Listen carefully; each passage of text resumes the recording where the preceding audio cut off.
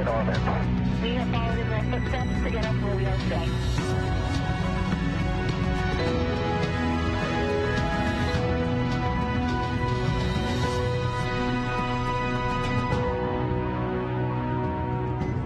Good afternoon. It's Saturday, August 1st here at SpaceX headquarters in Hawthorne, California.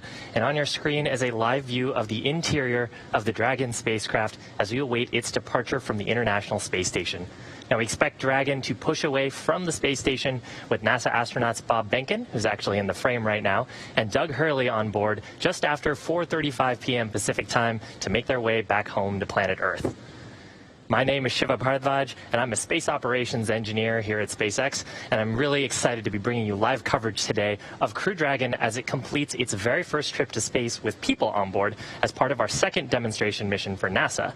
And joining me today is NASA Public Affairs Officer Leah Cheshire. Thanks for having me, Shiva. It really is great to be back here for this historic milestone moment in NASA's Commercial Crew Program.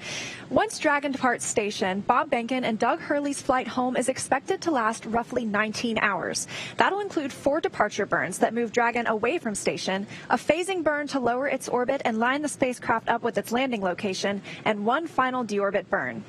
Their trip home will also include an 8-hour sleep period later tonight, where both crew members will be able to get some rest before their arrival back on Earth tomorrow after a little more than 2 months in space.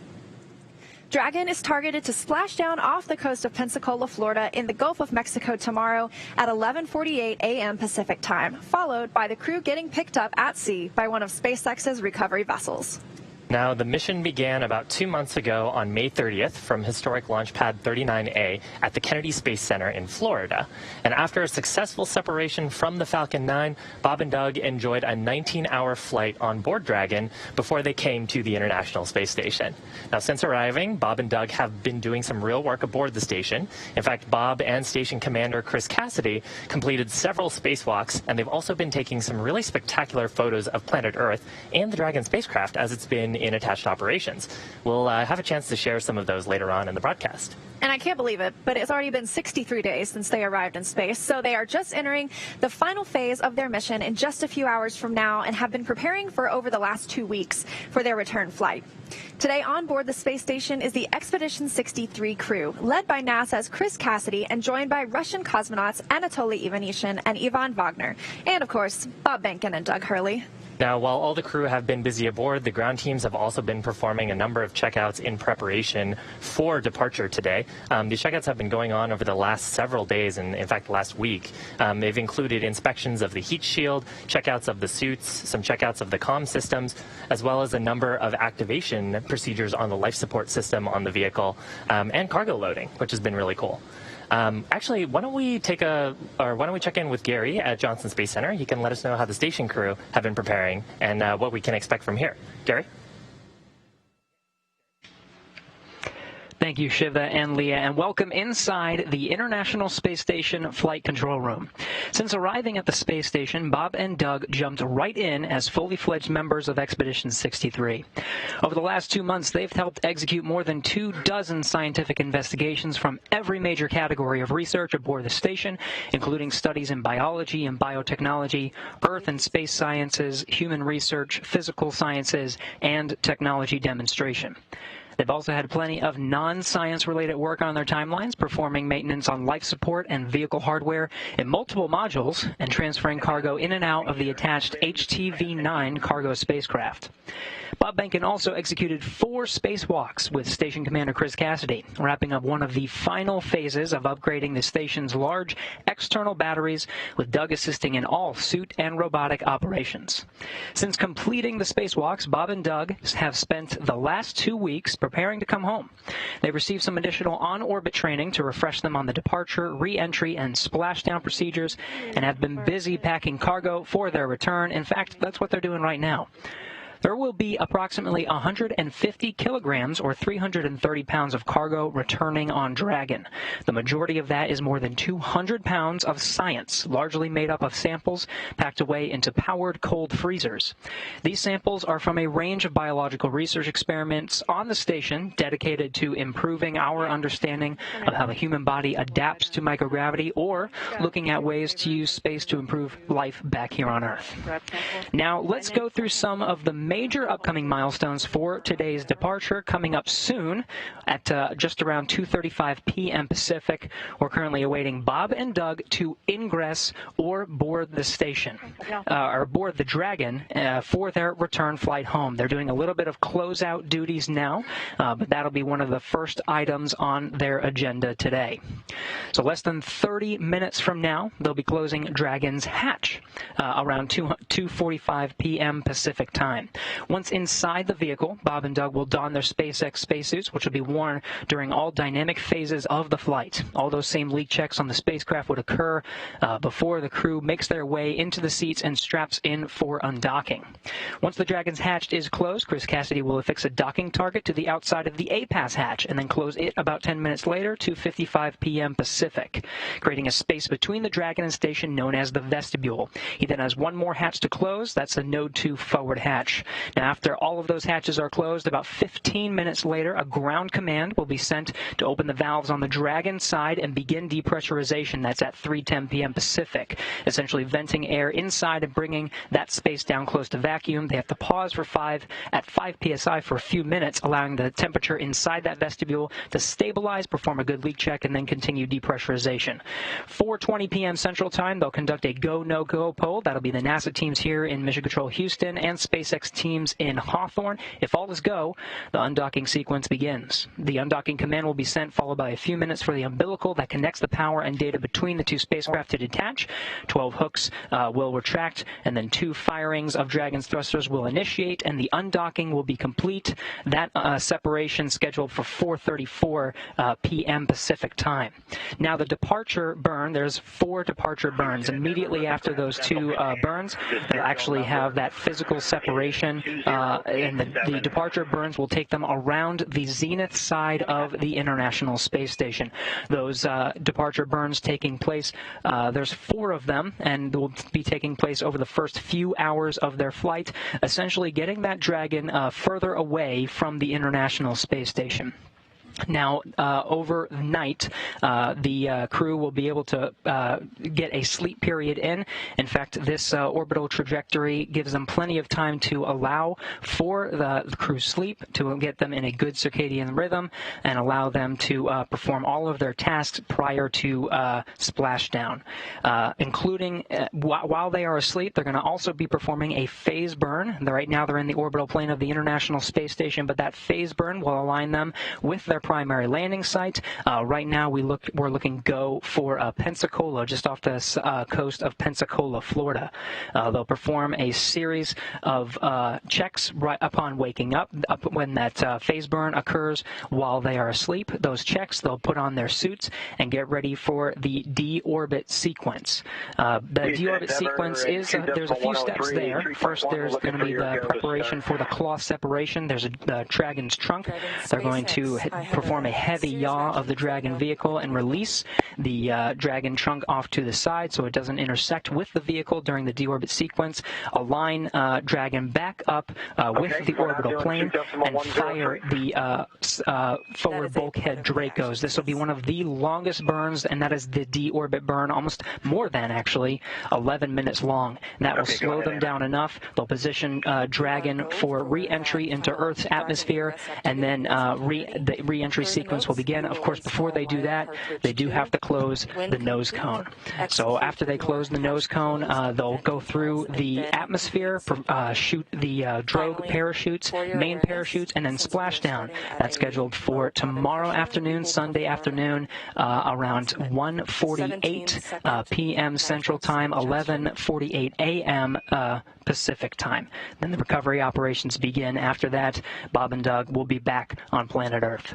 Now, Station Commander Chris Cassidy will be watching the undocking and departure burn from the cupola, but the prime monitoring role falls to Bob and Doug. Flight controllers in Mission Control Houston will be backing them up. Now, as you've heard several times, Dragon's flight is intended to be autonomous, but the crew on board has the ability to take control and maneuver Dragon during the departure if necessary. On the station side, we're looking good. Solar arrays are locked in place. We have good communication links, and all station systems are looking healthy. Attitude will remain on U.S. control until the time of undocking, when we'll switch to control moment gyros only. We're tracking no issues for an on-time departure here in Mission Control Houston. Now back to Shiva and Leah in Hawthorne. Good copy. And finally... So right now on your screen is a view of mission control. That's actually where the ground controllers are all operating. Actually, why don't we listen into the nets for a second? I think there's some chatter happening there. Copy. Thanks. We're going to start 2.103, assuming we have a go. You are go.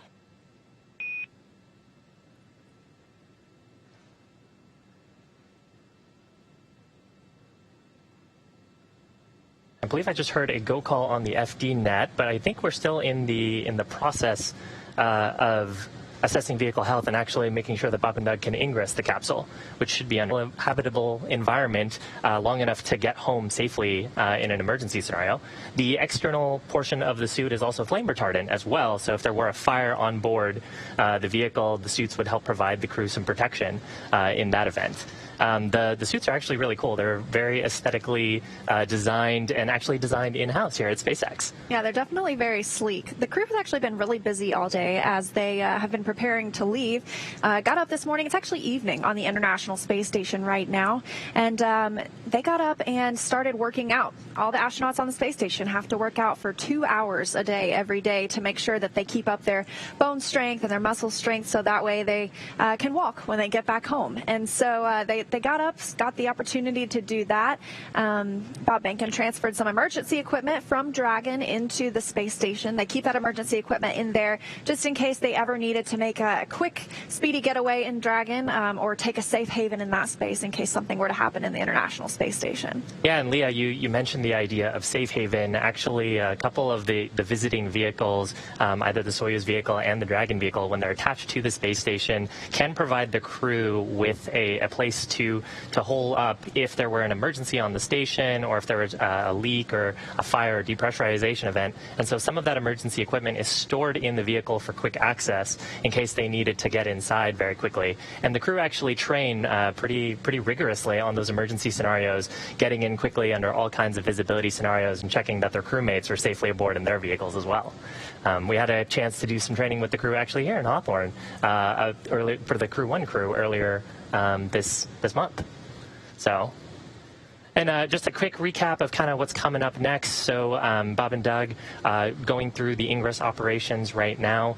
Coming up, planned about 2:35 p.m. Pacific time is hatch closure. So that's where we will close the forward hatch on the Dragon spacecraft. And then following that will be closure of the APAS hatch. And after we close the APAS hatch, that's on the space station side. We'll have the space station crew be working on that.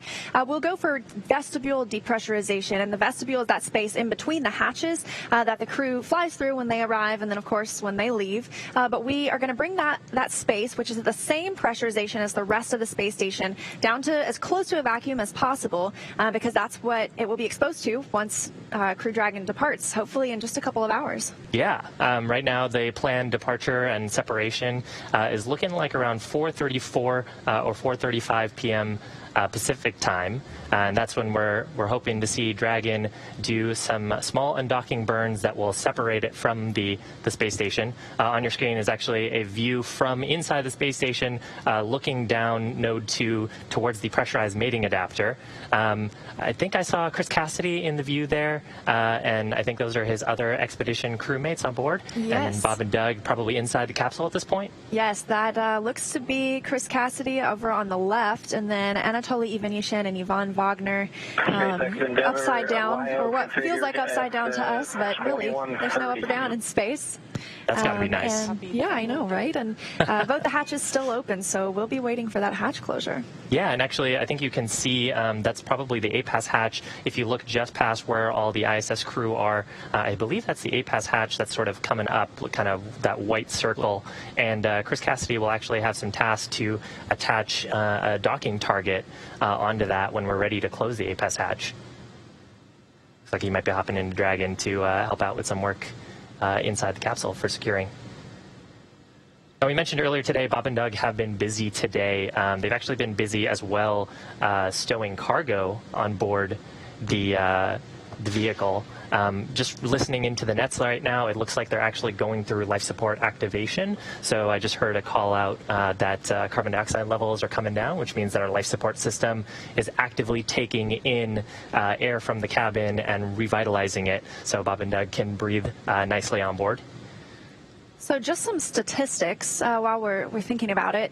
Obviously, we mentioned that Crew Dragon has been on board the station for 63 days now. Feels like yesterday. And during that time, Bob and Doug have traveled over 27 million statute miles around the Earth. So that's incredible. Frequent flyers, I would say. Yeah. Do you get is there a frequent flyer pass for Dragon? I hope so. Yeah, they're zipping around. I think on ground track they're going about 17,500 kilometers when they're at ISS's orbital altitude. That sounds about right. Yeah, I think it's 17,500 miles an hour. I'm sorry, miles per hour. Thank you. It's still extremely fast.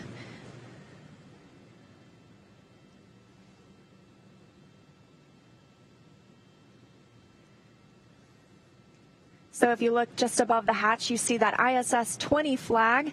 That is representing the 20th anniversary of the International Space Station, which we will actually be celebrating later this year.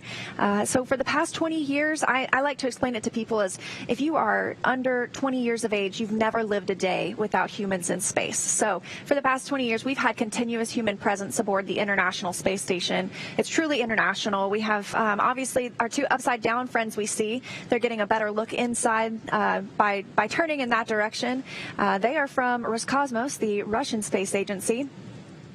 Looks like they are taking out the intermodule ventilation. That helps equalize the air in between Dragon's capsule and the rest of the International Space Station. Yeah, that's right. Actually, while Dragon has been attached to the space station, most of its operations have been in what we call quiescent mode. So that's really just a low power state where we've only got monitoring on the thermal system, the propellant system, taking a look at some parameters in case we were to see anything that would trigger the Dragon's onboard automation to wake the vehicle up and let ground operators know something needs to be addressed.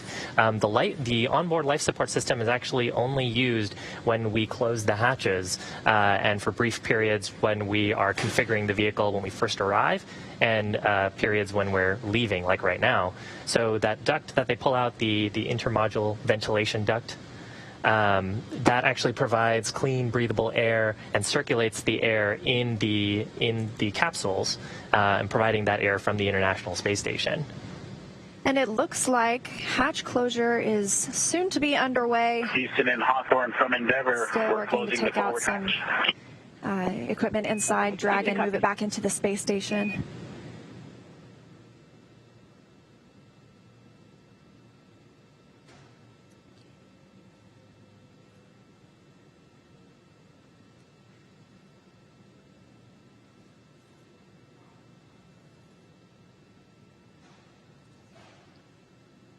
Yeah, so as part of those activities, moving the intermodule ventilation duct, they activated, of course, the lithium hydroxide scrubbers on board Dragon. Cabin fan has been running. And I think we're just waiting on confirmation of hatch closure. Yes, and I think they just called down that they are working on that, putting that into motion. We're getting one step closer to sending Bob and Doug home. Closed for Endeavour. SpaceX copies. And Houston copies.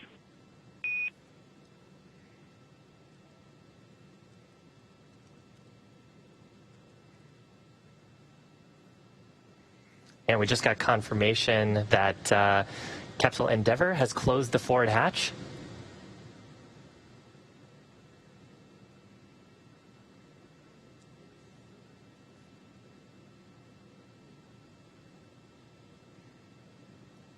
We can actually see on our screen the activities to close the APAS hatch as well. And that Crew Dragon hatch closure came at 2:36 p.m. Pacific time as the International Space Station was flying over the North Atlantic Ocean. As part of hatch closure operations, Bob and Doug actually inspected the seal on the interior surface of the of the forward hatch on Dragon. And we're talking about the forward hatch and the side hatch. The forward hatch is actually the part that's attached to the front, sort of the front portion of the International Space Station. So if you imagine the International Space Station flying in a direction around the Earth, the forward direction of it is what we're attached to. And that, if you were imagining the capsule sitting on the rocket, is actually at the very top of the rocket underneath the nose cone. So if you're imagining the rocket as it was on the launch pad, it's a little bit sideways right now. And there's a sealing surface on that forward hatch that Bob and Doug would have done an inspection on, just to make sure that there's no foreign object debris or FOD that could cause a potential leak. And looks like we may be stepping into a satellite handover. It happens commonly on the International Space Station, and it's called actually a TDRS handover, Tracking Data and Relay Satellite System. We're constantly moving from one to the next.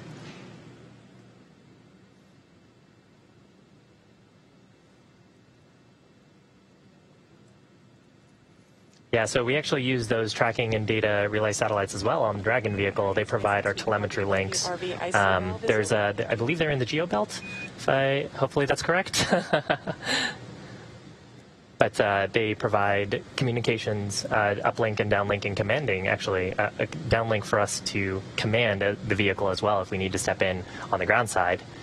Speaking of which, we actually have a view of mission controls in Hawthorne. So that is that's where our mission controllers are in Hawthorne. The folks who are issuing commands to the Dragon spacecraft are all sitting. In the third row there is the mission director, as well as, and here's an internal view of the Dragon spacecraft. We've got Bob in his, looks like his comfort garment, which would be what he wears underneath his suit. Nice to see the capsule getting all packed up. And then another view from the International Space Station side of things. Looks like Anatoly Ivanishin flying out of view, and Chris Cassidy down there in between the hatches in that vestibule area. He is working through procedures to soon be closing the A-Pass hatch on the space station side and prepare for depressurization.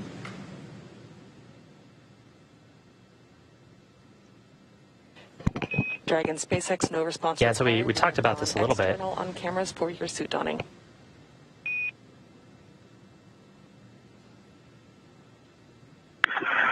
Copy, SpaceX. Thank you.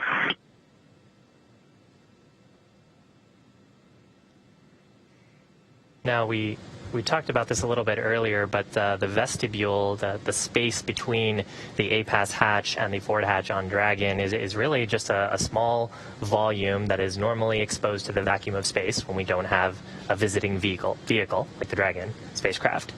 And we have to step through some depressurization steps once we have confirmed that all of those hatches are secured, both on the International Space Station side as well as on the Dragon side of the spacecraft. So we just heard the call that Bob and Doug are go for suit donning. So the Dragon hatch is closed.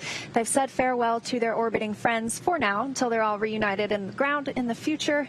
And they'll be going through that suit donning shortly. You did mention it looked like Bob Behnken was already in his comfort garment, that first layer of the suit. Yeah, the comfort garment is it's basically like an athletic garment.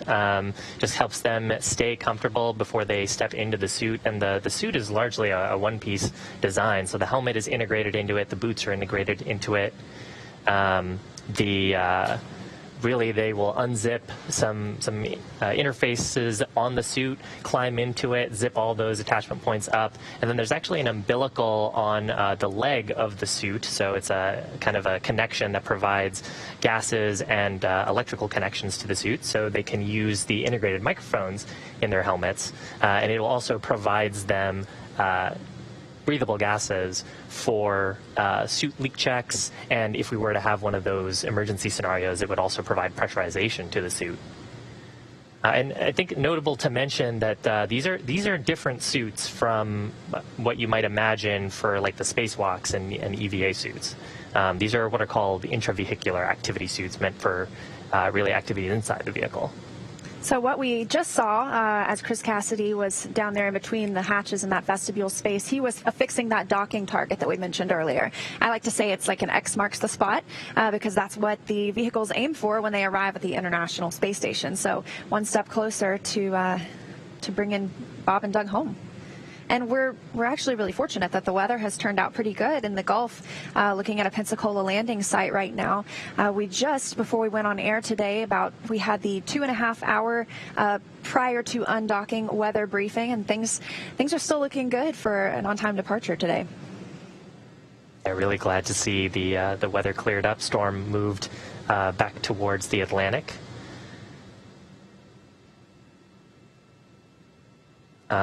Which opens up our opportunities for landing sites in the Gulf of Mexico, which Gary had actually mentioned earlier, Pensacola being the primary site today. Yeah, so as they continue work on the APAS hatch, let's check in with Gary over on the International Space Station Mission Control Room side of things. Thank you, Leah. We're watching the same view that you are seeing, Chris Cassidy working on that APAS hatch on the International Space Station side. As you saw, that hatch on the Dragon side closed. Now, this is an important set of procedures that Cassidy is working right now. You already mentioned the docking target. This is that rod with the X at the end of it. X marks the spot. As Leah mentioned, this is an important item to affix to that APAS hatch. Now, you see he set up a camera just outside of there, and he's also going to be taking some pictures for the ground teams to know exactly how the APAS was configured prior to closing, getting ready for some of those next crews. Now, you saw there was a white padding on the outside of it, too. That's just for a safety measure as the crew was moving in between the hatches, but everything going according to plan here. That APAS hatch expected to be closed about 10 minutes after closing the Dragon hatch, which was closed just about 10 minutes ago. So it should be closing very soon. The crew already just a little bit ahead of that timeline. So a few items coming up after that APAS hatch closure. Now you see that hatch is on the station side. There's going to be a space in between the Dragon hatch and the International Space Station hatch. That space is called the vestibule. So about 15 minutes after they close that APAS hatch, they'll give a go for depressurization of that vestibule that is all controlled from the Dragon side. But we'll be watching very closely here in Mission Control Houston. Now, the depressurization of that vestibule does take quite a little bit of time. It takes about an hour, actually, to get down to vacuum, but there's going to be a check at about 5 pounds per square inch. The check at 5 pounds per square inch is going to take some time. It won't take too long to actually get to 5 psi, but once they actually get there, bringing that vestibule down to vacuum creates a little bit of temperature swings. So we need that to dampen out a bit before performing a reliable leak check. That leak check will happen at the 5 psi mark, and then we'll continue down closer to depressurization towards vacuum. Now, that's all coming up very soon. The go, no-go for actual undocking to occur a little bit more than an hour after depressurization. That at about 4:20 p.m. Pacific. And if everything goes according to plan, so far the crew a little bit ahead of schedule. We'll get them undocked right on time. We're looking at 4:34 and 58 seconds p.m. Pacific time. Everything going great so far from the International Space Station side. Now back over to you in Hawthorne. Thanks, Gary. Now that Dragon's hatch is closed and Bob and Doug have donned their suits, we'll be looking for the APAS hatch on the station side to close very shortly. APAS is an acronym that stands for Androgynous Peripheral Attachment System. So you can see why we use an acronym, and it's an integral part of the docking system. Before closing it, we saw Chris Cassidy working to attach that docking target to fine-tune any alignment for the approaching spacecraft. So it's not something required for the undocking, but obviously we need it to be there for the next spacecraft that arrives at that port. Yeah, and Gary had actually given us a... Anna, I got you loud and clear. Good to talk to you again today. How's everything going? Things are great. I'm super excited to be here.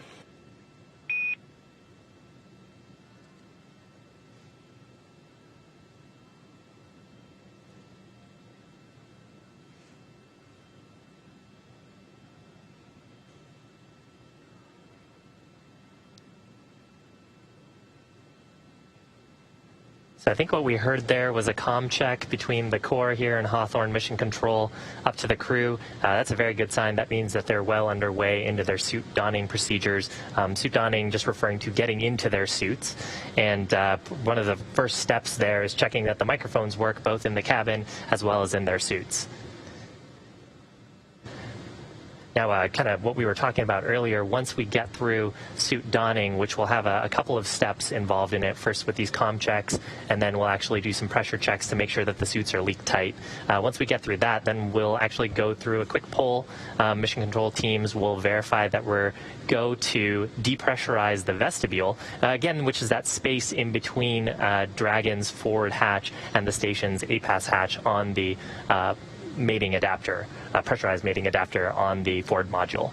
And as you saw, some flashes in that area down in the vestibule. That's Chris Cassidy, commander of the International Space Station, down in that space.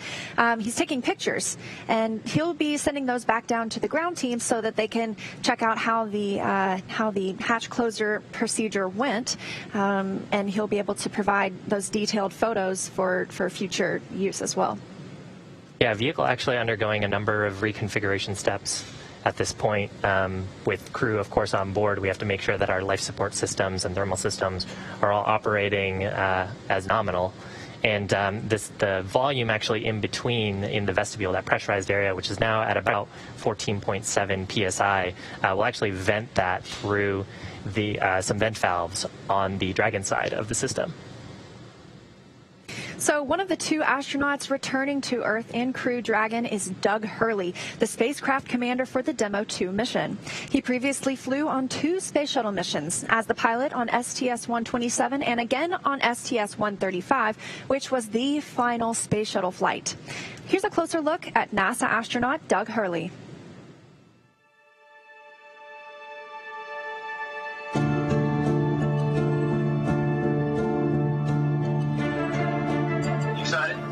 Very excited. Yeah, very excited.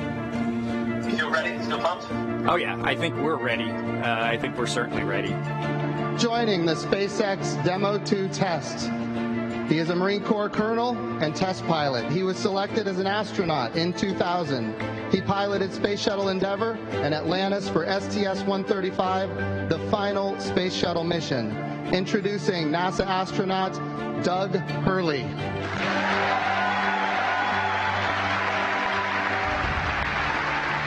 It's a life-changing process in so many ways to fly into space. It's just overwhelming in some respects. Just the sensations, the rumbling, the shaking, the acceleration when the engine shut off and you go from, in the case of the shuttle, you go from 3 Gs to 0 Gs instantaneously and things start floating. And I remember distinctly just thinking, what just happened?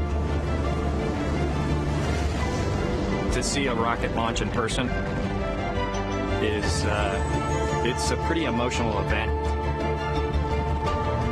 I remember the first time I saw a shuttle launch and it was amazing. And then when I saw a shuttle launch with my wife on it, that is quite the emotional experience. My name is Doug Hurley, and I'm the spacecraft commander for the Demo 2 mission to the International Space Station.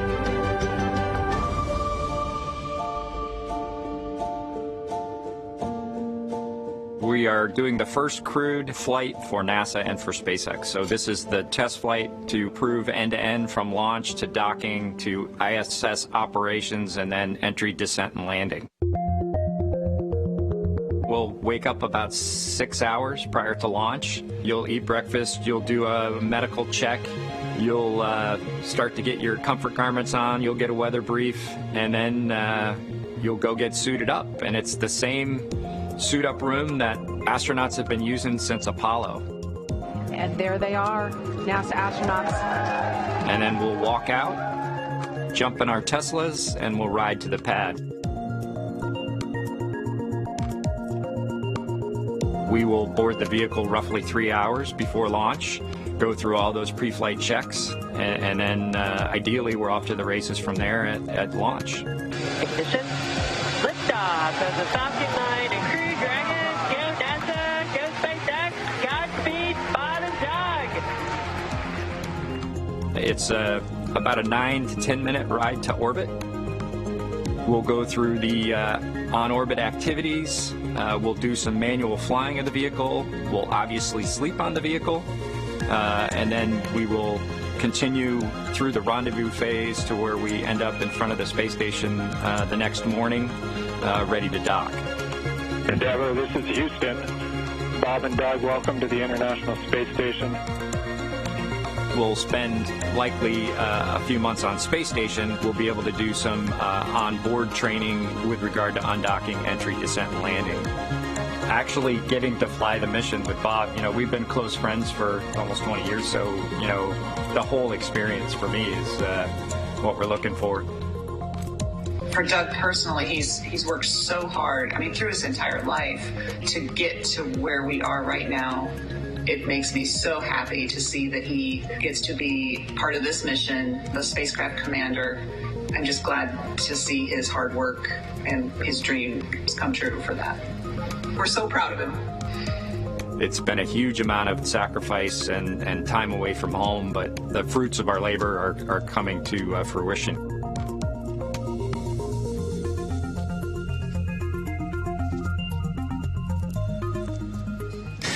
Now, with Doug is NASA astronaut Bob Behnken. He's the Joint Operations Commander for Demo 2.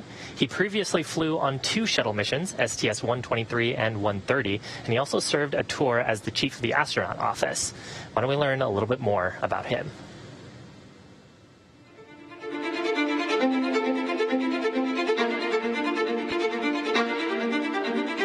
When you go through the launch day preparations, there's a lot of moments that kind of stand out to you. One is the kind of the celebratory piece of it, which is that you're walking out of the suit up room and getting in the vehicle that's going to take you to the launch pad. When you close the hatch, that's really when Doug and I are in the vehicle, and it's our vehicle, and we're really in control of the mission at that point.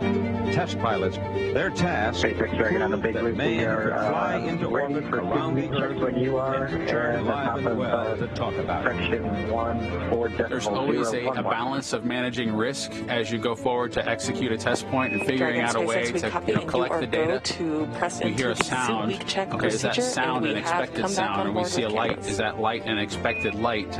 What's the source of it? Does it sync up with something else that's going on or not? So trying to dissect all of that in real time in your head is, a lot of things happen like that on launching of a vehicle. From St. Anne, Missouri, he is an Air Force colonel and flight test engineer. He flew aboard Space Shuttle Endeavour twice. Introducing NASA astronaut Bob Behnken.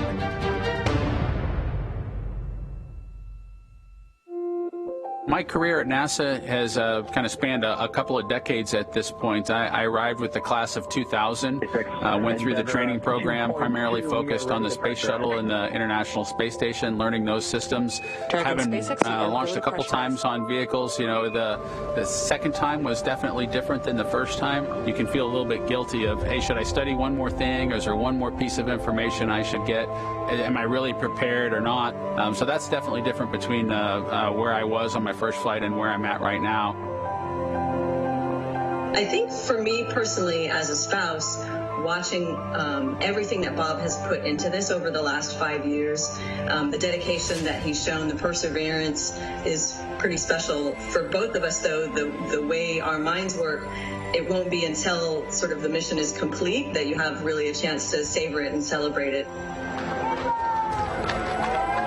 On a deeply personal level, I'm really excited that my son is going to get a chance to see me launch into space. Being an astronaut has been a little bit of an abstraction thing for him because he's seen me do it in old videos, but he hasn't seen me do it for real. And so I'm excited for him to see me launch into space. Really, my role on the Demo 2 mission is to make sure that we get this vehicle tested and evaluated so that we can move on to more operational missions at the International Space Station. 3, 2, 1, 0. Ignition. Liftoff of the Falcon 9 and Crew Dragon. Go NASA.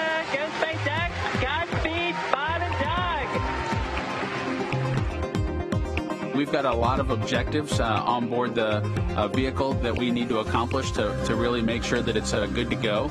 We'll do everything from actually talk from the Dragon vehicle to a Russian Soyuz. We'll dig out all kinds of hardware that's stowed in the nooks and crannies of the vehicle so that we have a good feel for how things are in place and getting them back in place. We plan to do all those things as just a part of our test mission. Welcome to Bob and Doug. I will tell you, the whole world saw this mission, and we are so proud. I'm looking forward to that moment when he enjoys the accomplishment, when he realizes we did this. We did a great job. We accomplished what we set out to do. Whenever he lets himself feel that and experience that success, that's what I'm really looking forward to for him. For me, I'm looking forward to when he touches down at Ellington in the NASA plane that brings him home again at the end of it. I think that the thing I'm most looking forward to is actually ending up in the water safely at the end of the mission. I'm expecting a little bit of vomiting maybe to happen in the end game. So when we get to that opportunity to do that, I'm looking for that kind of celebratory event for both of us in the water at the end of the mission.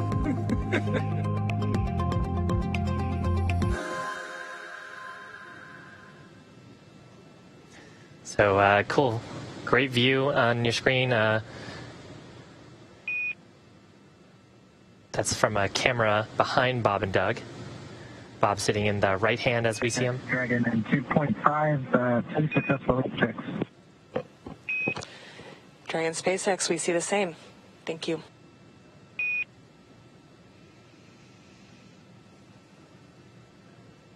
So there's confirmation of a couple of great milestones. Forward hatch is closed. Suit donning is complete. We just completed suit leak checks. Everything nominal. Bob and Doug just raising their visors, get a little bit more comfortable. I love this view because it makes me feel like I'm in the back seat of Crew Dragon, just going along for the ride. We did have, as you mentioned, APAS hatch closure during that brief video, as well as the beginning of suit leak checks.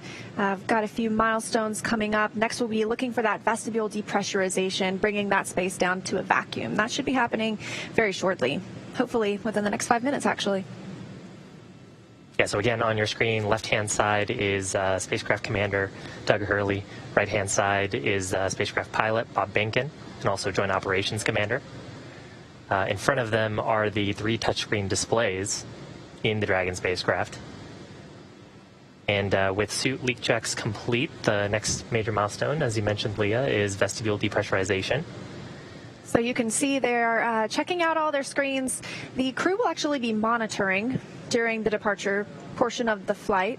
On the way up, they had a couple of opportunities to perform some manual flight tests by piloting the vehicle and checking those out and seeing how it would fly if you ever had to. But fortunately, it is an autonomous vehicle. So the goal is that the astronauts are along for the ride, there to monitor and there to step in case anything were to go wrong. But it should be an autonomous flight home. We're not stopping for any of those flight tests along the way. That's right.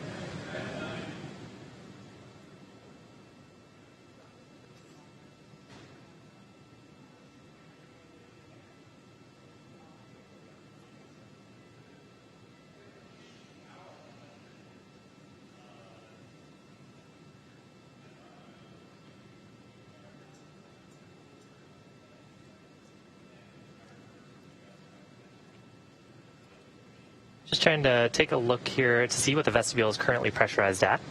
Taking a look at the data, it's about 14.1 psi, so pounds per square inch. For reference, at sea level on Earth, we're at about 14.7 psi, and if you're about 1,000 feet above sea level, then you're actually at about 14.1. Just happened to look that up earlier today. Looks like we might have lost the camera feed. Might be another handover. Probably so. We are waiting for that vestibule depressurization to begin.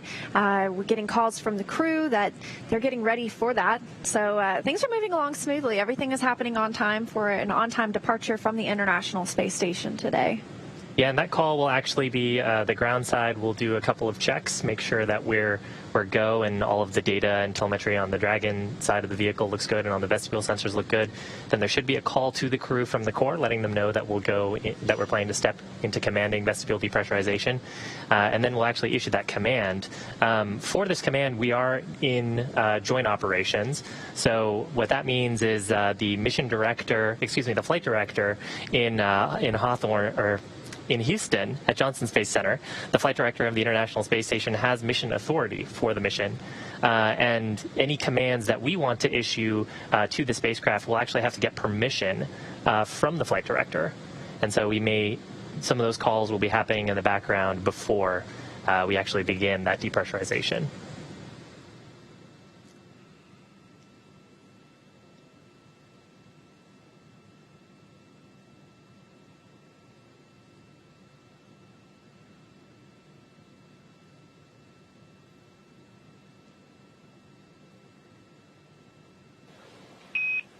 Dragon SpaceX for status.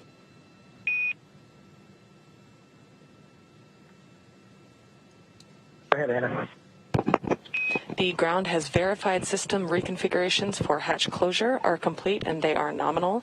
The ground will step into vestibule depressurization shortly.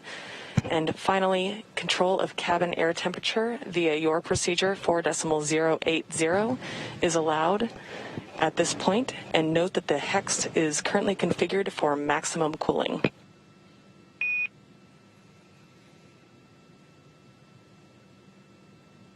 Okay, copy out 4.080 if we need to change the temperature. Appreciate it.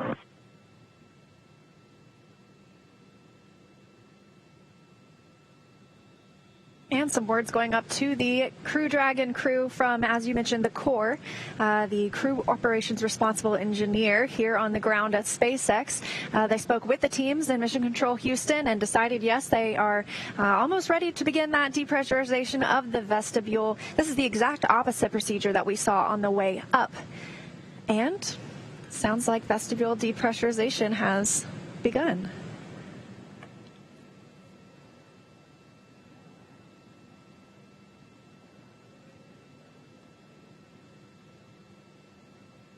So as we mentioned, working to bring that space down to a vacuum in preparation for Dragon to depart today. That depressurization call coming at 3:04 p.m. Pacific. And moving pretty quickly, data shows we're currently at about 12 psi in the vestibule. Just dropped below 12, and only less than a minute ago we were at 14.1. And should only take 5 to 10 minutes to drop down to that 5 psi holding point that Gary had mentioned earlier. And that hold will be for 25 minutes while the teams make sure the depressurization is due to the actual removal of the pressurized atmosphere and not a change in the temperature inside Crew Dragon. Yeah, a little bit of physics there. If you expand a gas, which is what's happening here, we're taking the gas in the vestibule and venting it away, and so taking the molecules in that vestibule and sort of expanding them out, the temperature tends to drop, and so we'll want to wait for that temperature to equalize, because as it warms up, the remaining gas will bump up a little bit in pressure, and that can look like a false leak from either the International Space Station side or the Dragon side. So we give it some time to equalize the temperatures, and once we feel confident that the pressure is stable in the vestibule, then we actually perform the leak check and look to see that we don't have a drop in cabin pressure on the Dragon side, as well as a rise in pressure in the vestibule. And things are moving quickly.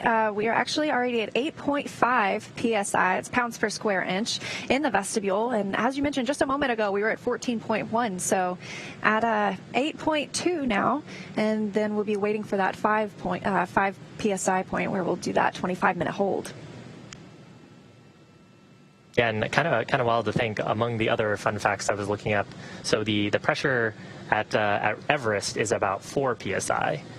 So that'll kind of give you a sense of this the pressure in the vestibule right now would be about similar to you being at maybe like 12,000 or 13,000 feet.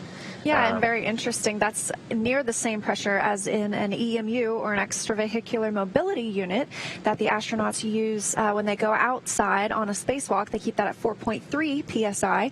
That way they are more able to easily move their fingers and their joints so that that work outside isn't as difficult.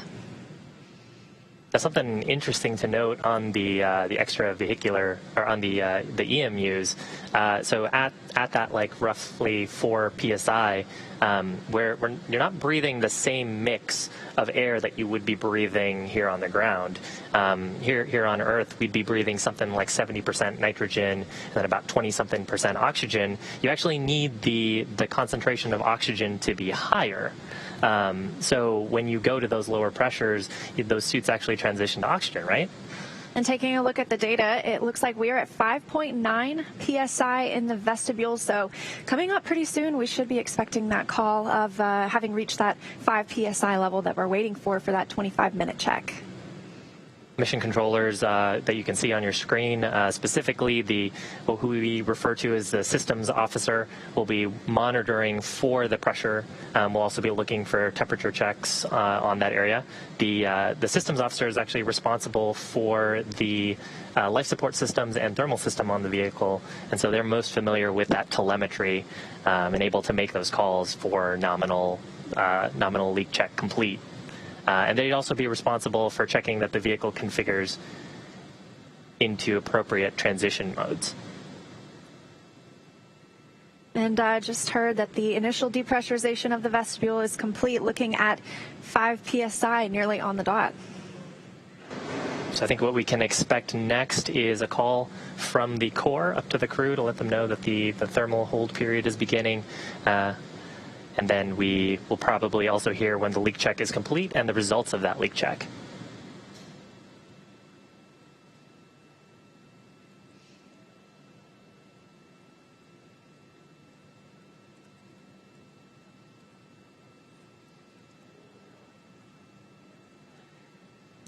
So we're kind of listening to the nets in the background. Just heard a conversation from the mission director prompting operators on next steps for start of this thermal hold period and then the leak checks. Bob and Doug really just sitting tight in the cabin at this point in their suits, able to monitor all this information from their 3 touchscreen displays in the vehicle. Yeah, and we heard that we're about an hour and 20 minutes from the opening of the undocking window, so they get more than one chance today to undock. On the way up, we saw the astronauts really only had that single second that they had to launch so that they would line up perfectly with the International Space Station. It's a little bit different coming home. Those burns will really be what help us line up with our targeted landing site. Right now, looking at Pensacola and a scheduled splashdown tomorrow.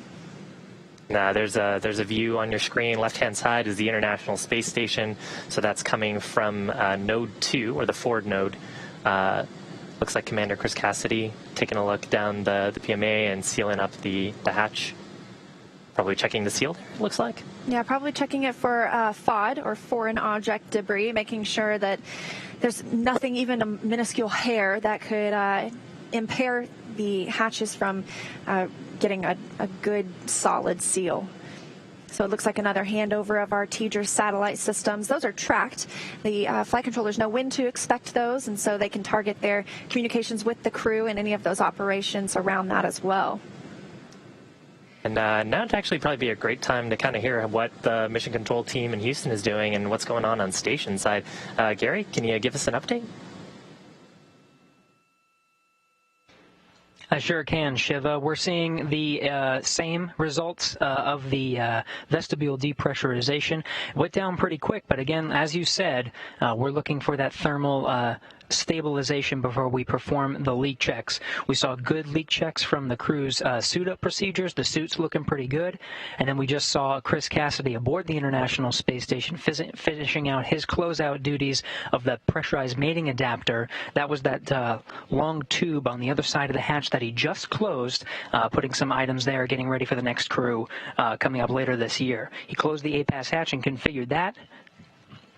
for closure and taking some closeout photos and checking for any foreign object debris, and then eventually closed that Node 2 forward hatch. That'll complete Chris Cassidy's duties really aboard the International Space Station for today. The primary role of undocking monitoring actually goes to Bob and Doug, with Mission Control Houston flight controllers monitoring from the ground. Chris Cassidy will be able to go inside the cupola. The shutters of the cupola windows are scheduled to be shut, but he'll be able to open them for situational awareness, take some good closeout photos of Dragon departing. Right now, we're just, again, in a holding period for that vestibule depressurization, holding rock steady at 5 pounds per square inch, 5 psi. That is the final step. That is the final check, really, for vestibule depressurization until we get down closer to vacuum. And then, of course, we have the go, no-go for undocking coming up in just about an hour, and then eventually we'll get to separation, right now scheduled for just after 6:30 p.m. Central Time, 4:30 p.m. Pacific Time. Everything looking good from the International Space Station side of things. Again, Cassidy's duties really wrapped up for today, closing both of the station hatches. With that, we'll continue to monitor this thermal stabilization, ready to continue depressurization of the vestibule coming up here shortly. With that, we'll pass it back over to you in Hawthorne. Thanks, Gary. Appreciate it. On your screen, a view from that camera looking at Bob and Doug's console. So when Dragon undocks today, it'll actually weigh over 27,000 pounds. We're looking at 27,600 pounds. Of course, in microgravity, that's nearly nothing. And they'll have about 3 days worth of food and snacks on board. So we're planning on them to get home tomorrow afternoon, tomorrow midday for us here on the Pacific Coast. And so those 3 days of food and snacks are there just in case there were to be some weather crop up that wasn't expected, and they can remain in orbit for a couple of days after undocking and be perfectly fine. Yeah, that's right. The supplies that they have on board are really there in case we had a wave-off scenario. So if we were to have some kind of weather come in or something happen to the spacecraft where ground teams would want more time to troubleshoot and understand and see if they could recover fault tolerance on the vehicle, that would give them time to do a couple more orbits and then try again at another opportunity. Right now, vehicle looking very healthy. It's been very healthy the entire time. It's been attached to station. Actually, the entire period while we were attached to space station, we were doing weekly checkouts on the vehicle of the life support system, thermal system, power system, and the prop system on board.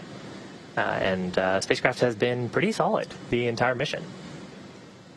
So while we are in this holding period right now of depressurization, we're holding at that 5 psi, 5 pounds per square inch to make sure that there is no difference in temperature that's really causing that to fluctuate. A look ahead at the undocking, we are expecting to see undocking last about 5.5 minutes. And during that time, undocking for Dragon looks a little bit different than for other vehicles. When the Soyuz is on the International Space Station, it undocks by using springs that push it away from the space station, and Dragon will instead use a couple of undock burns. So 2 small, short burns, about 1.5 seconds for one of them and 5 for the other, and those will just do just enough to bring Dragon away from the International Space Station so that it can conduct its departure burns later. Yeah, Dragon actually has 16 Draco thrusters on the base of the spacecraft, 12 in what we call the service section of the spacecraft, and 4 that would be underneath the nose cone around that forward hatch. The nose cone Dracos, the forward bulkhead Dracos, as we like to call them, are actually disabled for this portion of the mission and will be disabled for the next 3 expected burns, which would be that undock 1 burn, undock 2 burn, and then what we refer to as departure 0, which gets us on a path out of the approach ellipsoid and the keep-out sphere around the International Space Station.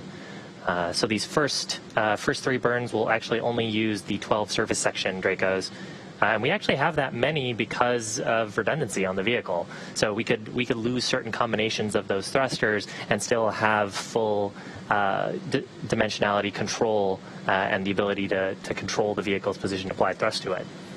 So if you're wondering what's keeping Dragon attached to the International Space Station right now, there are 2 sets of hooks, 6 on each side, so 12 hooks. And when that undocking sequence begins, the hooks will open and the umbilical, which provides power from the space station to Crew Dragon, that will detach, and then those short burns will fire and Crew Dragon will be on its way.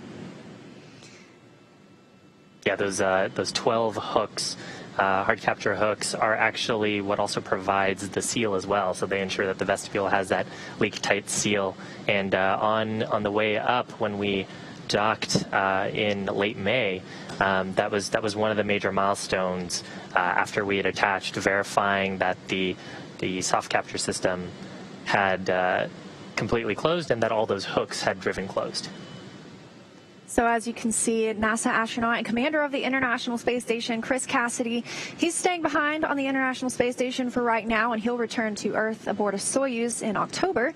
But he has just closed the Node 2 hatch. So the APAS hatch was closed earlier by Cassidy. The Dragon hatch was closed, and now just even creating a more firm seal by closing that Node 2 hatch. And as you mentioned earlier, that's on the front end of the space station, if it really had a front side. So so that's where they're at. And you saw him taking some pictures, recording that process, and he'll be able to deliver those to the ground later for analysis and just to check out at how everything went, this first departure for Crew Dragon with a crew. Good view from the interior of Dragon. We're looking at the pilot's side seat.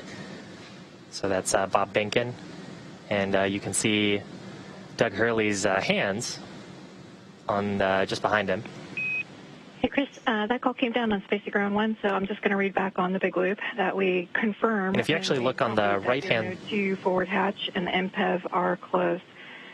And Chris, I owe you shortly what the undock sequence time is.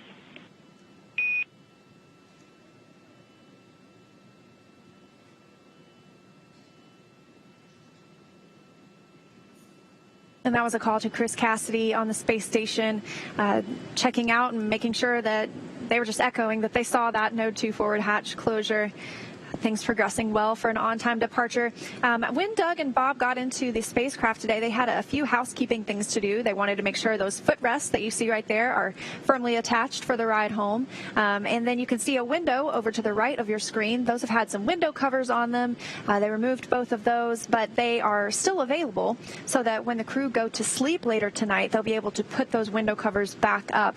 That'll keep them from seeing a sunrise every 45 minutes or a sunset, because the space station, as we mentioned, is orbiting Earth at 17,500 miles an hour. And so they see quite a few beautiful views, sunrises and sunsets every day, 16 to be exact. Yeah, and you can actually kind of get a sense for how bright that might be. Spacecraft and the International Space Station are currently not in the Earth's shadow, so in sunlight, and you can see how bright the window can get, almost rivaling the lights in the cabin. Now that window is actually right next to the side hatch, so you can see there's a black strip next to that window. That's actually a handrest, a handhold, and next to that is the side hatch. And that's actually what Bob and Doug will be egressing out of after they do, after successful reentry, parachute deployment, and splashdown. Yeah, so that's what we saw the crew climb in. Once they crossed that crew access arm, that last place that they were on Earth in that white room, they climbed in through that side hatch, but that's not what's attached to the International Space Station. The nose cone on Crew Dragon opens up and, as you said, exposes those thrusters underneath, and they actually floated through that hatch. So they arrived through that one and departed through that one, but once they get back on Earth, that side hatch is the primary egress or exit from the vehicle for Bob Behnken and Doug Hurley. Yeah, and actually one of the steps right when Bob and Doug had entered the vehicle on the launch pad was to do a leak check of that hatch. Hatch remains sealed the entire time while we're in space, and really only gets opened once we're back safely on Earth. So pretty noteworthy about this mission, there are a lot of firsts for this mission. It's our return to flight from American soil for the first time in 9 years, since the Space Shuttle program. And it's also going to be the first splashdown in over 45 years. So actually on July 24th, just a couple of weeks ago, that was the 45-year anniversary of the last Apollo capsule splashdown with the Apollo-Soyuz test project. So it's been a long time since we've seen a crew splashdown. That typically happens with a landing. Of course, the shuttle was an orbiter and could land like a plane. And then the Soyuz, which astronauts have been arriving in for the past 9 years, that lands on land in the steppes of Kazakhstan. So this one we're looking to land in the Gulf Coast. It means a much quicker ride home for Bob and Doug once they get back. Yeah, once we get through the Earth's atmosphere, we'll have 2 drogue chutes deploy and then 4 main chutes deploy, and then splashdown currently targeted for Pensacola, so off the west coast of Florida. And recovery actually looks a little bit different than it did 45 years ago. So we have some pretty cool recovery boats, have helicopter pads on them, as well as a what we refer to as as an A-arm, but it's basically a crane on the back of the spacecraft. So excuse me, on the back of the boat. And a couple of fast boat teams will go out to the capsule, verify that it's safe to approach. Then that boat will come up, scoop up the Dragon spacecraft, put it on the deck. They'll secure everything and then open up the hatches and help Bob and Doug egress on the recovery ship. If you've ever seen any of that old Apollo footage, the astronauts actually used to get out in the water. And so a little bit different this time. The crew will be waiting until that boat arrives with that crane to lift them up onto the deck, and they'll get the chance to get out on the boat instead of on the seas.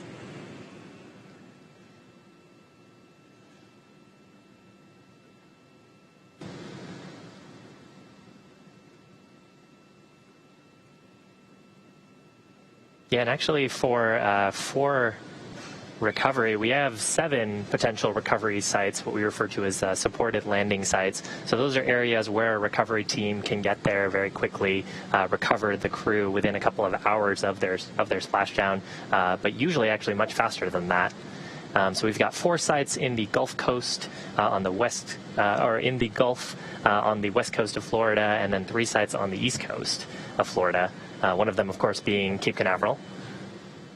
So as we were watching this past week, this tropical storm become a hurricane, there was some concern about returning today, because we do have some recovery criteria. Landing in the water is a lot more difficult than landing on land, because you have to consider things like wave height and wind speed. And so we're looking at those spaces in the Gulf, and they're looking pretty good compared to, obviously, the spaces on the east side of Florida. But yes, we have to take into consideration what the helicopters can arrive in, and what all the boats can withstand, and what the crew capsule itself can withstand. Yeah, that's right. The hurricane Isaias moving up, I think, the east coast of Florida now. So hopefully folks are staying safe out there. I know Doug actually took some photos from the cupola of this hurricane as it's moving up the east coast. But luckily, no major impact to weather on the west coast. Good winds, no significant lightning, no significant rain is projected for the area. And I think importantly as well, the wave heights, which are important for the spacecraft, but also for the recovery ship to be able to get close, and for teams to secure the spacecraft and ensure that it's safe for recovery. So currently we are in a hold period of the vestibule depressurization. That's the area between the hatches that the astronauts fly through, or float through when they arrive and float through when they depart.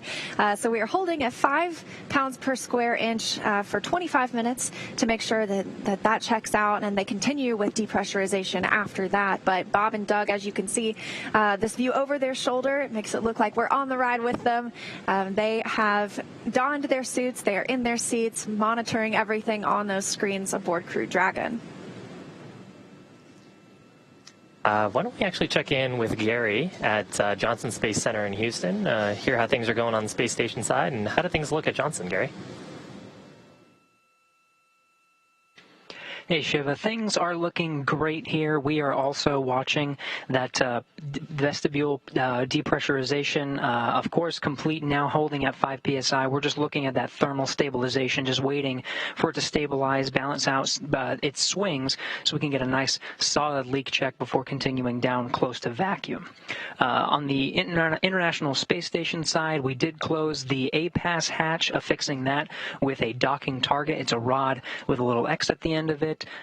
Chris Cassidy performing those duties and taking some closeout photos, just making sure that everything was okay, checking the configuration, and that'll be reported to teams here on the ground so they understand the configuration for future crews to visit.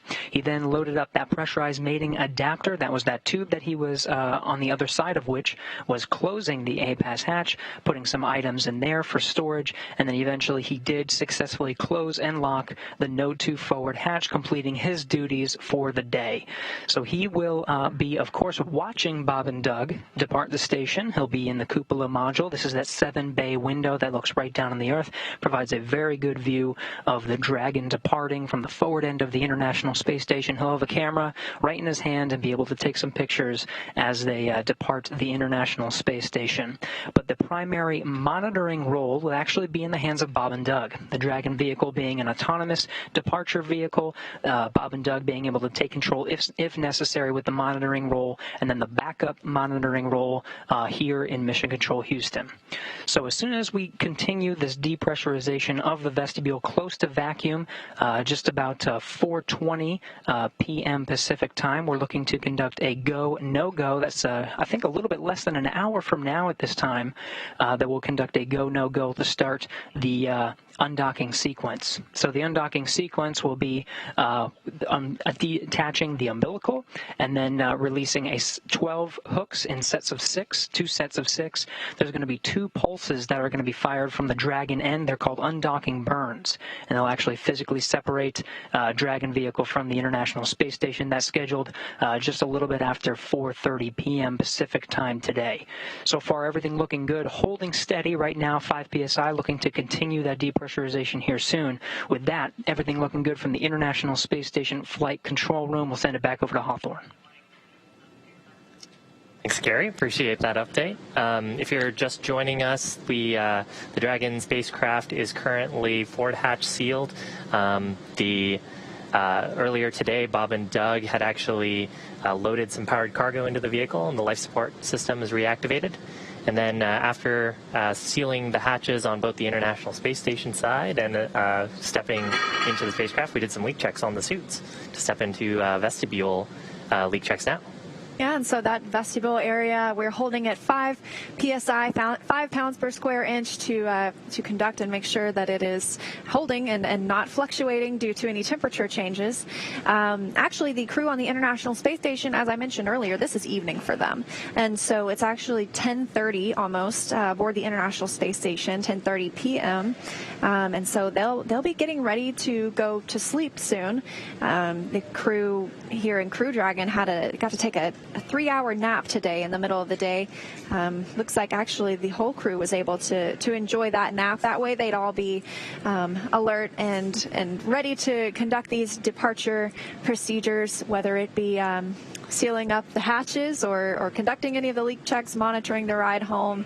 We want to make sure the astronauts are well rested, and even though the crew on the International Space Station will get their sleep period soon, we'll see Bob and Doug get theirs. They'll have about 8 hours later tonight to get some shut-eye.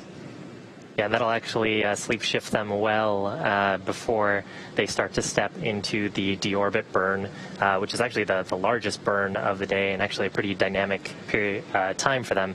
So I want to make sure that they are all well rested so they can monitor and step in if they have to take any contingency actions, and also read back on the status of the vehicle if ground control teams are unable to properly assess the health of the system. Of course, one of the nice things about having crew members aboard is they can see the health of the vehicle and they can respond.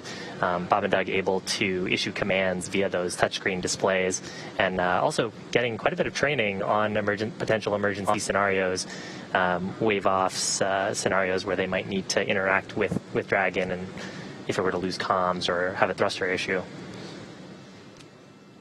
But right now, very healthy vehicle. haven't really seen any issues with Dragon during its 63-day stay at the International Space Station. And if you were wondering, once Dragon departs today from the International Space Station, we're not going anywhere. We're actually going to be live all the way until they come home to Earth tomorrow. So some of the bigger things we can look forward to after undocking, we've got a couple of departure burns. The first two are going to bring Dragon up and over the International Space Station, and then the next two will bring it down and in front of the space station before a phasing burn later this afternoon to help it really sync up with its landing zone for tomorrow. That's right. I might have heard a call. Heard a little something. Okay, there might be a call coming on Space to Ground. We'll be sure to keep an eye out for that. Looks like pressure in the vestibule is still holding.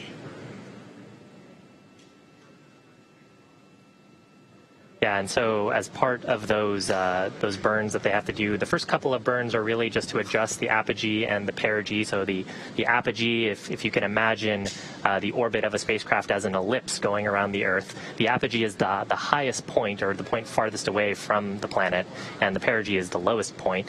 And so right now, Dragon and the International Space Station, of course, still docked, and they're in a roughly circular orbit. After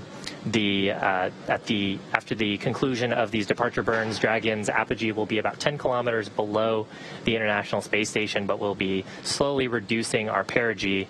And then later on tonight, Pacific time, we'll actually conduct what's called a phasing burn. And the goal there is to adjust the orientation of that orbit just so we get our orbital pathway to line up over the landing site, where we will, or line up with a path that will cross over the landing site, where we can, when we issue our departure burn sequence, we'll be able to line up landing off the coast of Florida near Pensacola. As you can see, Bob Behnken and Doug Hurley in their suits now, but after those first couple of departure burns, they'll actually be able to take off their suits, and they won't need to put them back on or don them again until tomorrow, just before the deorbit burn. And then they'll wear them the entire rest of the ride home. But for the majority of the rest of the evening after the departure burns 1 and 2, they'll be able to take off those spacesuits, relax a little bit more, enjoy their ride in Crew Dragon. And while Crew Dragon was on the International Space Station, we actually conducted some habitability tests. Of course, there's 2 astronauts flying today, but our future crews are scheduled to have 4 astronauts. So we brought in a couple of the space station's current residents to test out what it's like to have multiple people in Dragon once it's in microgravity. Performed lots of tests inside the vehicle. They had a little sleep period to see how it would be to sleep with 4 people in the vehicle, and things went pretty well. Looking forward to that first Crew 1 launch later this year. Yeah, so right now, Dragon and the International Space Station about 422 kilometers above the Earth's surface. And going about 7.6 kilometers per second. Should be close to that 17,500 number that you probably hear pretty often. Yes, and if you're looking at miles, it looks like we're about 261 statute miles above the Earth. And they are in the South Pacific Ocean. They'll be coming up across Hawaii not too long from now. There's a view from the International Space Station looking at the Dragon spacecraft. So Bob and Doug inside the portion towards the right of your screen. If you can imagine how they're seating upright, their displays would sort of be looking up towards the direction the nose cone is opened up. And behind them is the trunk of the spacecraft. So that top side, the black shiny part, is actually our solar panels on the body of the spacecraft. And below that, the white side of the spacecraft is the radiator. So that's where we're radiating away our heat generated by the avionics and the electronic hardware aboard the vehicle, and of course from Bob and Doug themselves. Generating a little bit of heat based on how much physical activity and exertion they're doing. Right now it looks like they're pretty comfortable, just kind of hanging out in their suits. And actually the vestibule leak check has started, and so they're testing to ensure the solidarity of those seals between the hatches. And as we saw earlier, they checked to make sure there was no foreign object debris or FOD, so that they would have a clean seal and be able to to complete this leak check successfully, another step toward undocking. These leak checks should be pretty fast. They'll be looking to see if there's any pressure rise on the vestibule itself, which would indicate pressure coming through the forward hatch seal. Dragon SpaceX on the big loop. Vestibule thermal stabilization is complete and the leak check period has started. Additionally, the Dragon to ground path is now available. If you would like to swap one of your audio destinations to Dragon to ground, I am happy to support a comm check at this time. Okay, Bob will do that.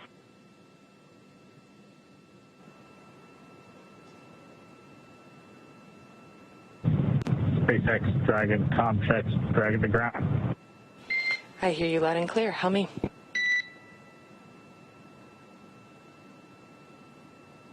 And Anna, you came in very quiet. I'll bump up that channel and maybe we could try it again. Copy. How is this?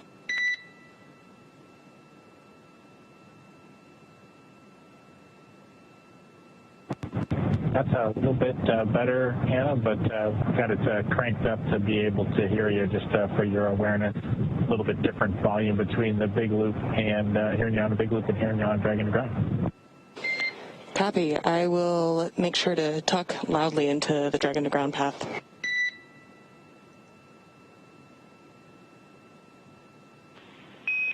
And Dragon, Houston on Dragon to ground for a comm check. How do you copy me?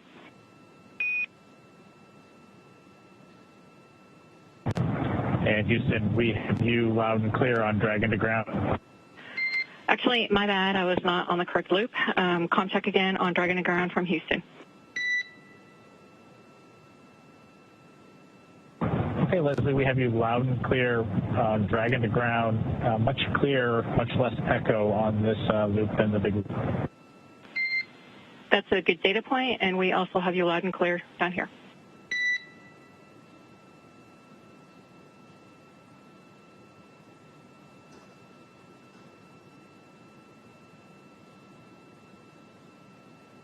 So we just heard some comm checks between the crew aboard the Crew Dragon and the core here on the ground, and then with the Capcom in Houston. They're two very similar positions. We call ours the Capcom because it stands for Capsule Communicator, and we are in a capsule once again.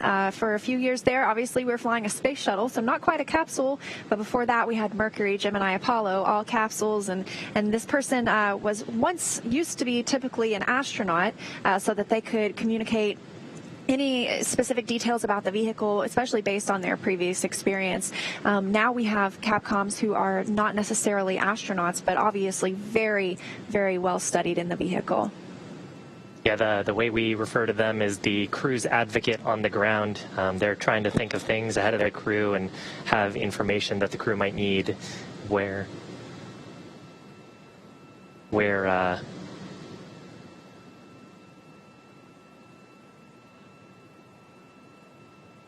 but they tend to act as the advocate for the crew on the ground, letting them know where equipment might be stored in the vehicle, letting them know of upcoming steps.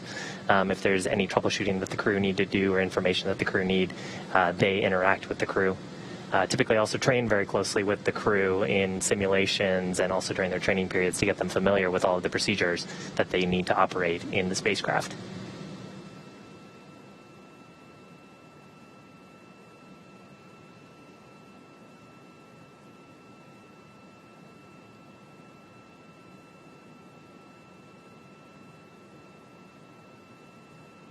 Now, during those comm checks, there was some discussion about the big loop and Dragon to ground and space to ground, a lot of different loops. Really what a loop just refers to is a communications link. Operators all have the ability to talk on these loops and provide real-time communication.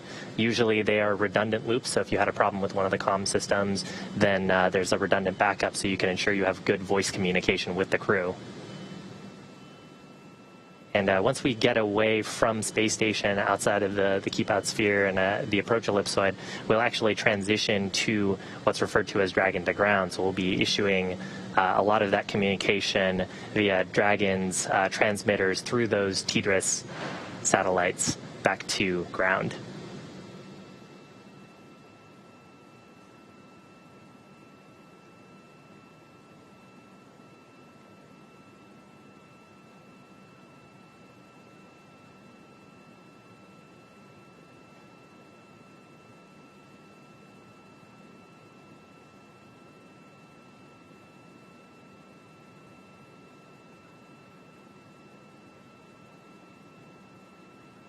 So as we mentioned earlier, 63 days aboard the International Space Station for these two spacefarers.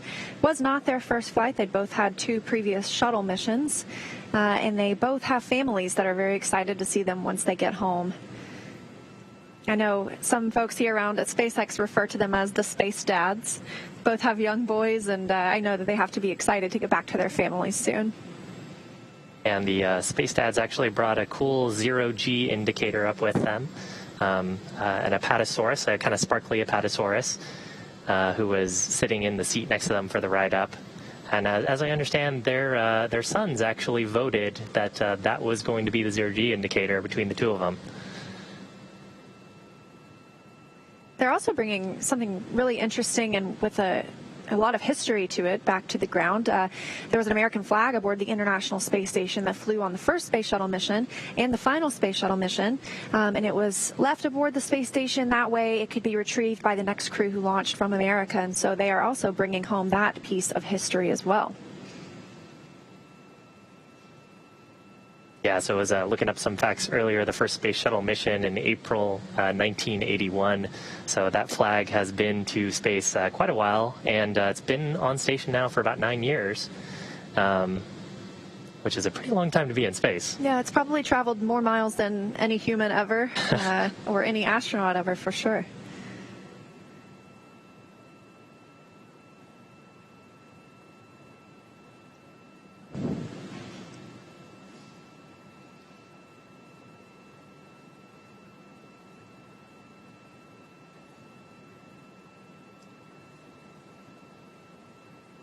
So if you're just joining us, we're currently looking at 2 views inside the Dragon spacecraft. Right now in the seats are spacecraft commander Doug Hurley on the left-hand side, or in the left-hand seat, and Bob Behnken, the Joint Operations Commander, in the right-hand seat.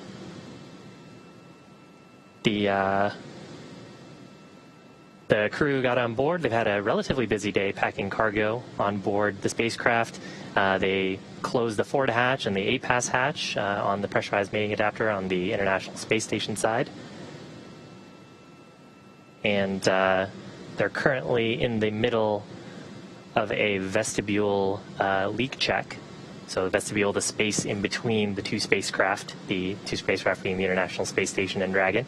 So we've brought that down to about 5 psi at this point, and verifying that there's no leakage from either side.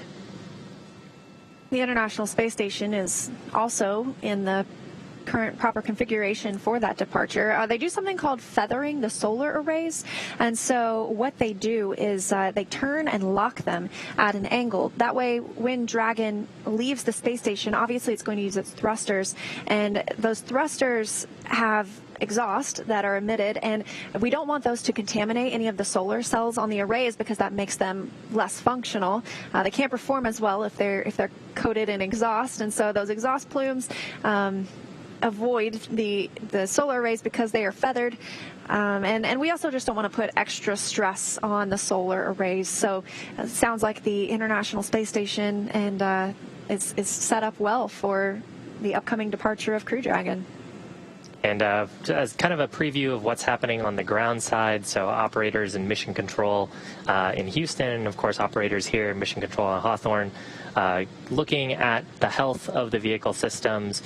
Right now we are in what are called joint operations because of our proximity to the International Space Station.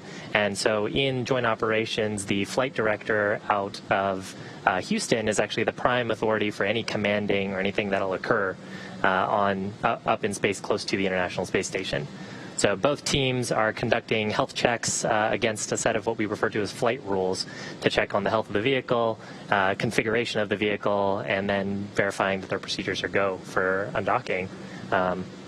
All those checks happening concurrently with this leak check. Yeah, and we'll be in those joint operations through the exit of the approach ellipsoid. So there are 2 invisible lines, sort of, that vehicles cross upon arrival and departure from the International Space Station, and these help us govern, we have specific rules for each one that the vehicle shouldn't cross if they violate any of those. And so some of those, for the keep-out sphere, that smaller sphere around the space station, we call that 4 orbits safe. So if the Dragon were for some reason lose control of any of its thrusters, it would be safe for 4 orbits if like not hitting the International Space Station if it's inside that keep-out sphere. And then the approach ellipsoid has a little bit of a lesser time frame. You need to be 24 hours safe.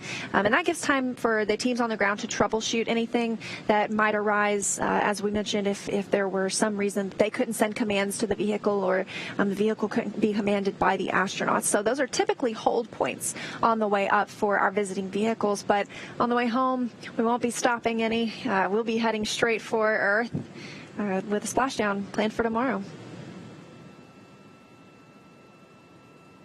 Here's an external view of the Dragon spacecraft from the International Space Station. That structure that you see, kind of hemispherical structure on the top, is actually the nose cone. And then on the right-hand side of your screen is that pressurized mating adapter that we saw the crew in earlier. So Commander Chris Cassidy aboard the space station, closing the APAS hatch and Node 2 forward hatch on those two. And of course, Bob and Doug closing the Dragon forward hatch. And much later on in the mission, right before we are planning to step into, right before we really re-enter the Earth's atmosphere, we'll end up closing that nose cone to protect the sensors and thrusters that live underneath it. Another thing we'll also see happen is the jettison of the trunk. And so the trunk was on the end of Crew Dragon. You could see it had the solar cells wrapped around it, helping Dragon gather power from the sun. And that'll be removed. You can see it again. It's got some fins on it back there. That will not return to Earth with the Crew Dragon capsule. That will actually burn up upon reentry into the Earth's atmosphere. And that's where, on the way up, we would be able to store any unpressurized cargo. So if there were something that we'd like to install on the outside of the International Space Station, that would be a good place to put it, and the astronauts could use that. It's an extra trunk. I mean, it's exactly what it is. So it's not for any of their personal luggage, but it's great for any of that unpressurized cargo. Yeah, those aerodynamic fins are actually pretty important. If there were a launch escape event, those aerodynamic fins provide stability to the vehicle as it were to separate from Falcon 9. Of course, we didn't need to see that during this mission, and hopefully we won't see that ever since the in-flight abort mission that happened. And the back on the trunk also contains the thermal coolant loops for the vehicle, so we radiate away heat to space. Of course, on planet Earth, you can sort of just push a breeze by you to get some nice cooling, but in space you have to radiate away all that heat because there's it's a vacuum around you, so you can't take advantage of convective heat transfer away from the spacecraft.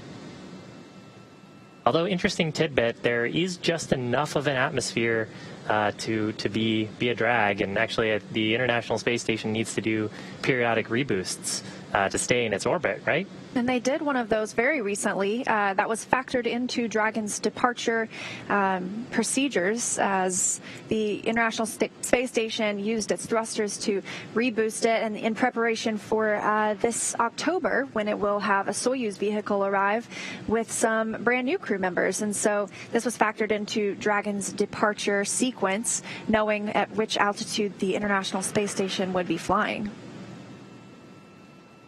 And it looks right now the International Space Station is flying 262 statute miles over the North Pacific Ocean. It looks like they will be crossing into North America soon, and specifically coming up over the coast of Oregon.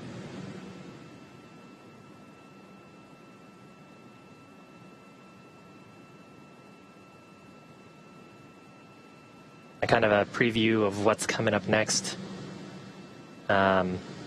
Currently conducting a leak check of the vestibule. Now, particularly important because any breathable gas that you bring with you into space is what you bring on your spaceship. So the International Space Station with a supply of breathable gases, and of course Dragon with tanks aboard that contain nitrogen and oxygen, and the life support system providing periodic injections of oxygen to keep the cabin at about 20 to 25% oxygen, which is about what we would have actually here on Earth. So doing a leak check, making sure that we're not losing any of that precious breathable gas through the forward hatch seal, which has been open really this entire time while we've been on space station. We've seen a few milestones happen so far today. Of course, we've got a lot to look forward to, but we saw the Dragon hatch close earlier after Bob and Doug were safely inside. Shortly thereafter, Chris Cassidy closed the space station side. That's the APAS hatch, and then eventually the Node 2 hatch. That allowed us to step into this vestibule depressurization period, bringing that space in between those hatches down to as close to a vacuum as we can possibly bring it before departure later. So yes, now conducting those leak checks, and then we will be looking for a go, no go for undock coming up at 4:20 Pacific.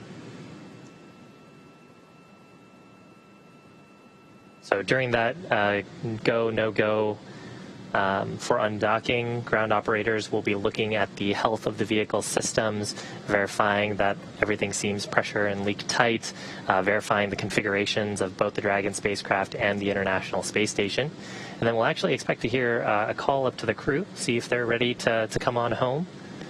And then ground operators here in Hawthorne will issue a command to the Dragon spacecraft that will begin the process of detaching the umbilicals that are providing power and telemetry from the space station to the Dragon spacecraft, and then actually removing those 12 hard capture hooks that are keeping the vestibule leak tight right now. And Dragon will do a couple of undocking burns as well, short little thrusts. Yes, two. From the service section. Very short. Well, actually, specifically be 1.5 seconds and then another for 5 seconds. So I think Gary described them earlier as pulses. I think that's a great way to describe them rather than necessarily as long as a burn.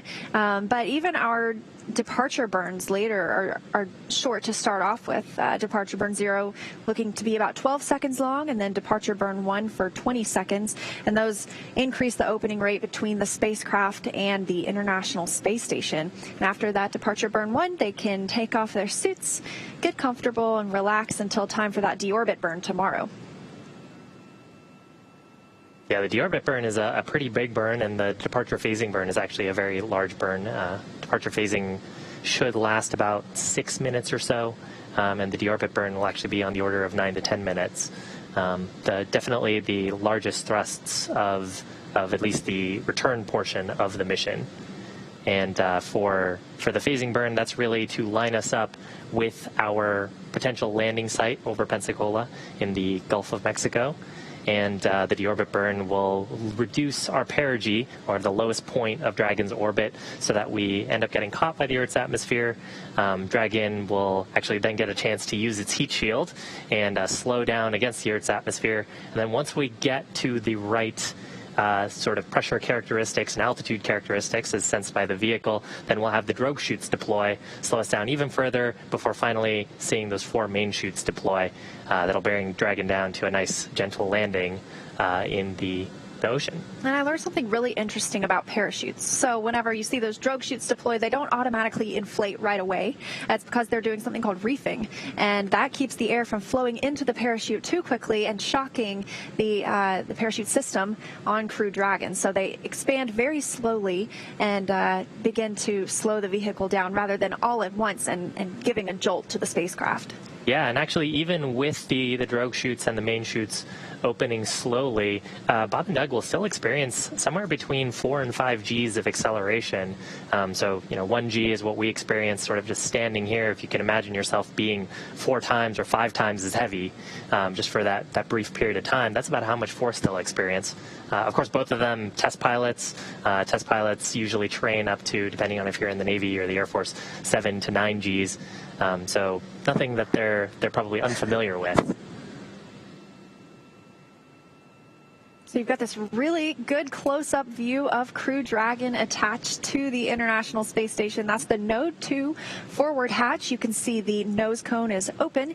That will be closed later after the departure burn and prior to re-entry, but that is how the astronauts ingressed or entered the International Space Station when they arrived 63 days ago, and how they exited the space station when they prepared to depart today.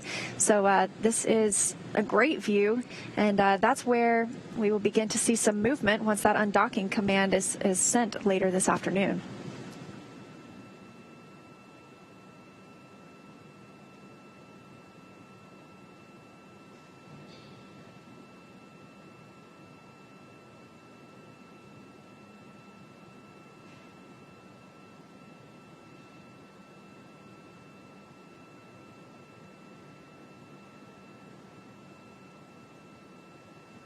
So some more facts about our astronauts today.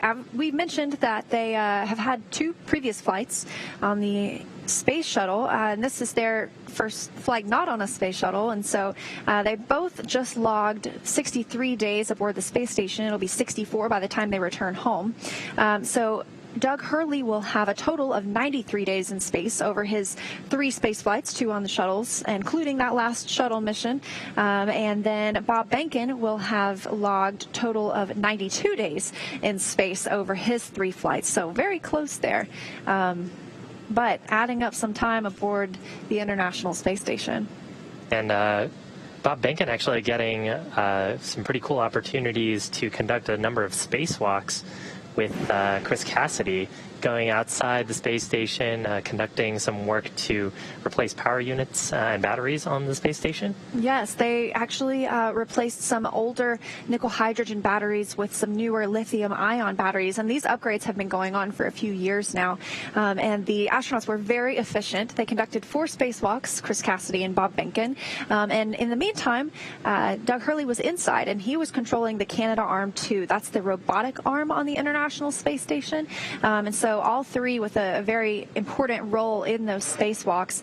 And it became quite a milestone for Behnken and Cassidy.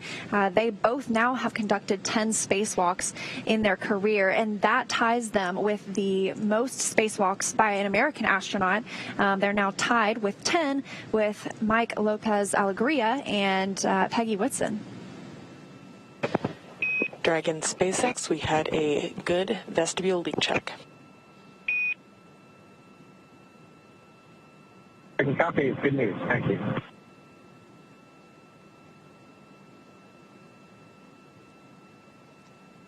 There's confirmation from the core of successful leak check on the vestibule. That means 1 more milestone down and getting ready for undock. Yeah, and that wraps up the completion of those leak checks, as you mentioned, in that small space between Crew Dragon and the space station, the vestibule.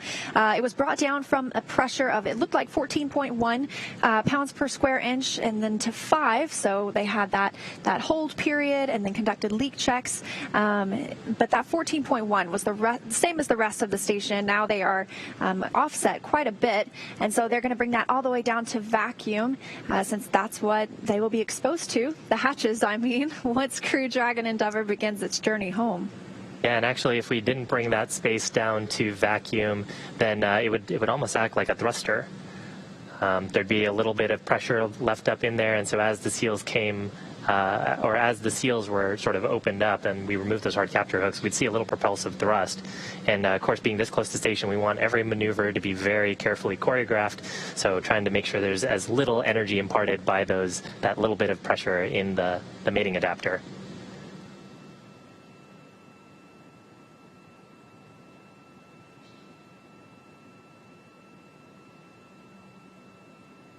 So actually, now would be a great time to hear what's going on at Mission Control Houston and get an update on the space station. Gary, can you let us know how it's going?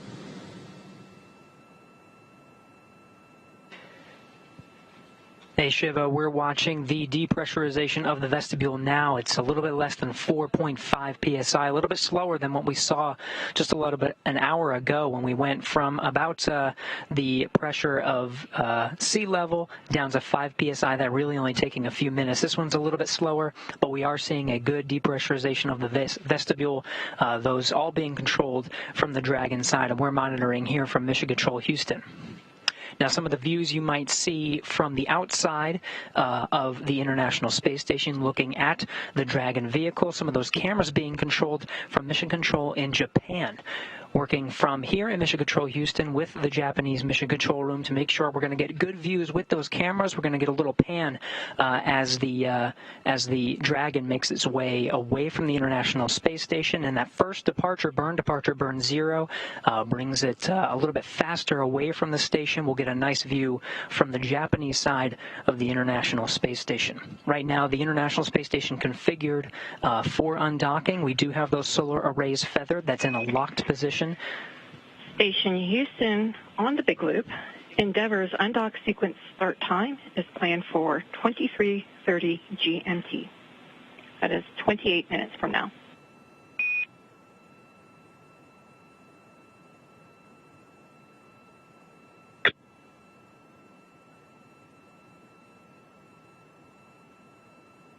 You heard that from Capcom here in Mission Control Houston. That is Leslie Ringo here in Mission Control Houston. That start time is 4:30 p.m. Pacific, 6:30 p.m. Central. That is the on-time start time for the undocking sequence. Once that kicks off, that'll be the initiation of the umbilical retraction, followed by 12 hooks that are keeping Dragon in place attached to the International Space Station. Those will drive and be released 6 at a time. They're in 2 gangs. And then, of course, there's 2 undocking burns, more like pulses, just short little burps, that are going to physically separate Dragon from the International Space Station vehicle. You can hear right now everything going according to plan. We're right on the timeline. That physical separation, as long as we're on the timeline, should happen at 4:34 and 58 seconds p.m. Pacific time. Everything going well. We'll continue to monitor the depressurization of the vestibule from here in Mission Control Houston. Until then, we'll send it back over to you in Hawthorne.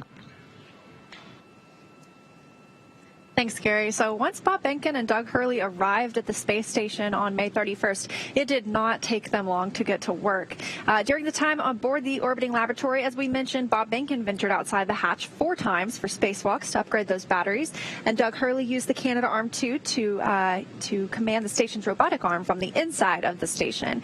But when they weren't focusing on the outside of the station, they continued science and research inside the orbiting laboratory. Of course, as we mentioned, they also exercised the mandatory 2 hours each day. And many of you have seen some of the incredible pictures that they took of our home planet. This is one beautiful view of a sun glint off the ocean. And then there's also one that we have from Comet Neowise in July. If you had the opportunity to see that from the ground, we saw our astronauts had a great shot of that from the International Space Station. Yeah, they had some really cool opportunities. We're sharing a lot of those photos on Twitter. And, of course, you know, earlier this morning as they've been preparing for undocking, they had some work to do as well in packing cargo into the Dragon spacecraft. So underneath their seats, they've got room for powered and unpowered cargo. Right now they're bringing home about 150 kilograms or about 330 pounds of cargo. Most of that is science and sampling hardware. About 94 kilograms or about 200 pounds of it is science that's happening aboard the space station.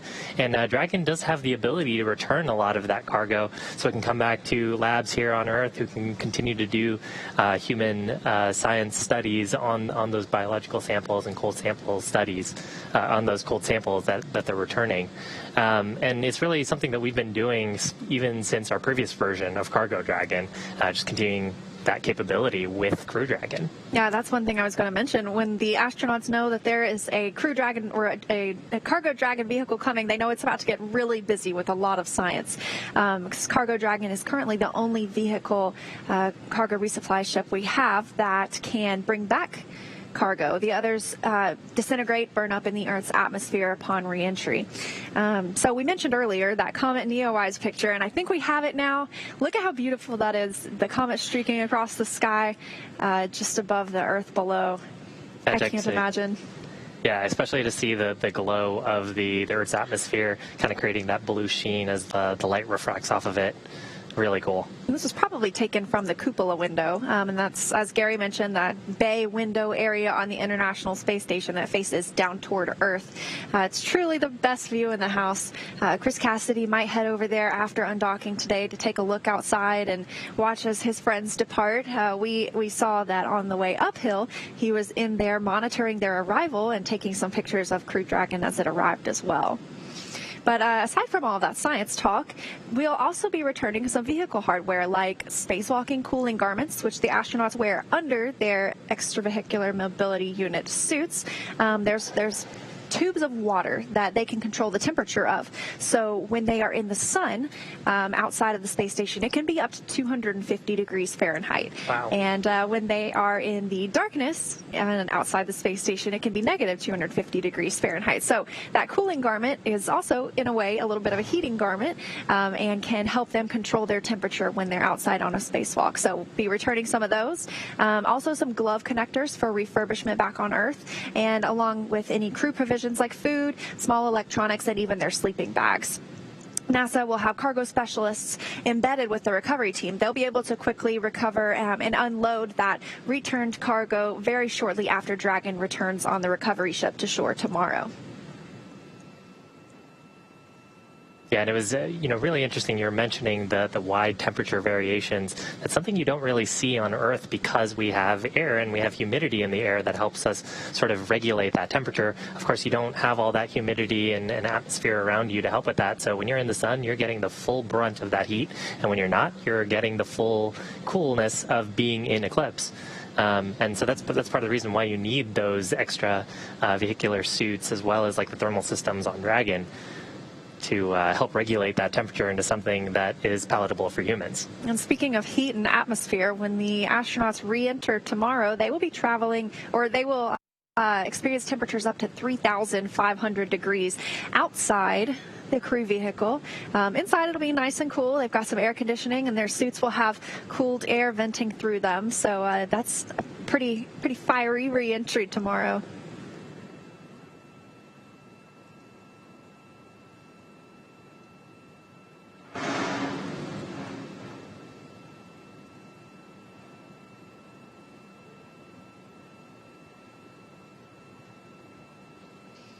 Another view on your screen of the Dragon spacecraft, and now looking at a camera that's positioned just behind Bob and Doug.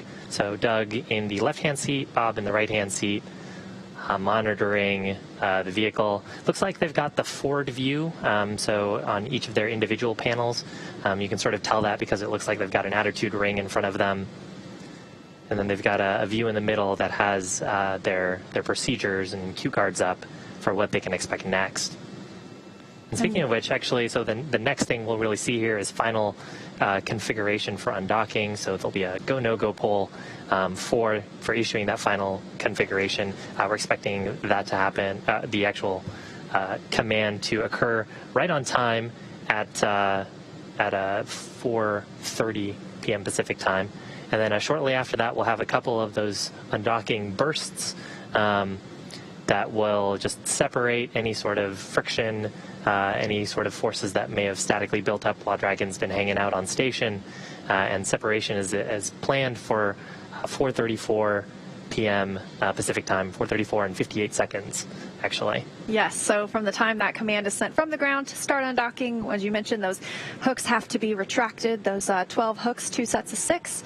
The umbilical that has been providing power to Dragon from the International Space Station will detach, and they will use those 2 short bursts to begin their journey home. Yeah, and a lot of those steps are automated. Once we issue the command for undocking configuration, operators here in Mission Control will be monitoring that Dragon performs the correct state transitions. Dragon has flight computers aboard that they're triplicated for redundancy, so if one of the flight computers gets out of sync with the others, you still have the other two to make a good call. And of course, we have ways of resetting them and trying to understand those faults. That's part of the job of the mission controllers, to make sure they understand the health and status of the vehicle. So those flight computers will transition the vehicle through a number of states and then activate those thrusters. We'll have a couple of short bursts from the service section Draco thrusters. So those are the thrusters on the lower part of the vehicle, just above the heat shield and the trunk. And we won't be using the forward bulkhead Draco thrusters that are underneath the nose cone. So we'll see those two bursts that'll help take Dragon up and above, away from the International Station into a slightly higher orbit, letting Space Station move ahead.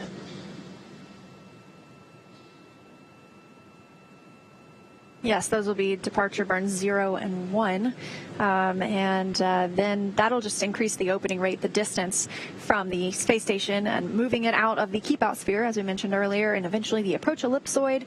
And then after it's out of the approach ellipsoid, it'll have departure burns 2 and 3. Departure burn 3, as you mentioned earlier, is like a co-elliptic burn, so it puts it on the same orbit all the way around, rather than necessarily having a widely varying apogee and perigee, or higher point of the orbit and lowest point of the orbit. Yeah, and we were talking a little bit about the keep-out sphere and the approach ellipsoid. So those are imaginary spheres. The keep-out sphere being a 200-meter radius, I believe, sphere around the International Space Station. So that represents a space where any spacecraft that are in those operations need very choreographed maneuvers with the flight director before they issue any commands or perform any thrusts. Station and Dragon crew on the big loop. I want to let you know that at this time we are removing ISS power to Endeavour.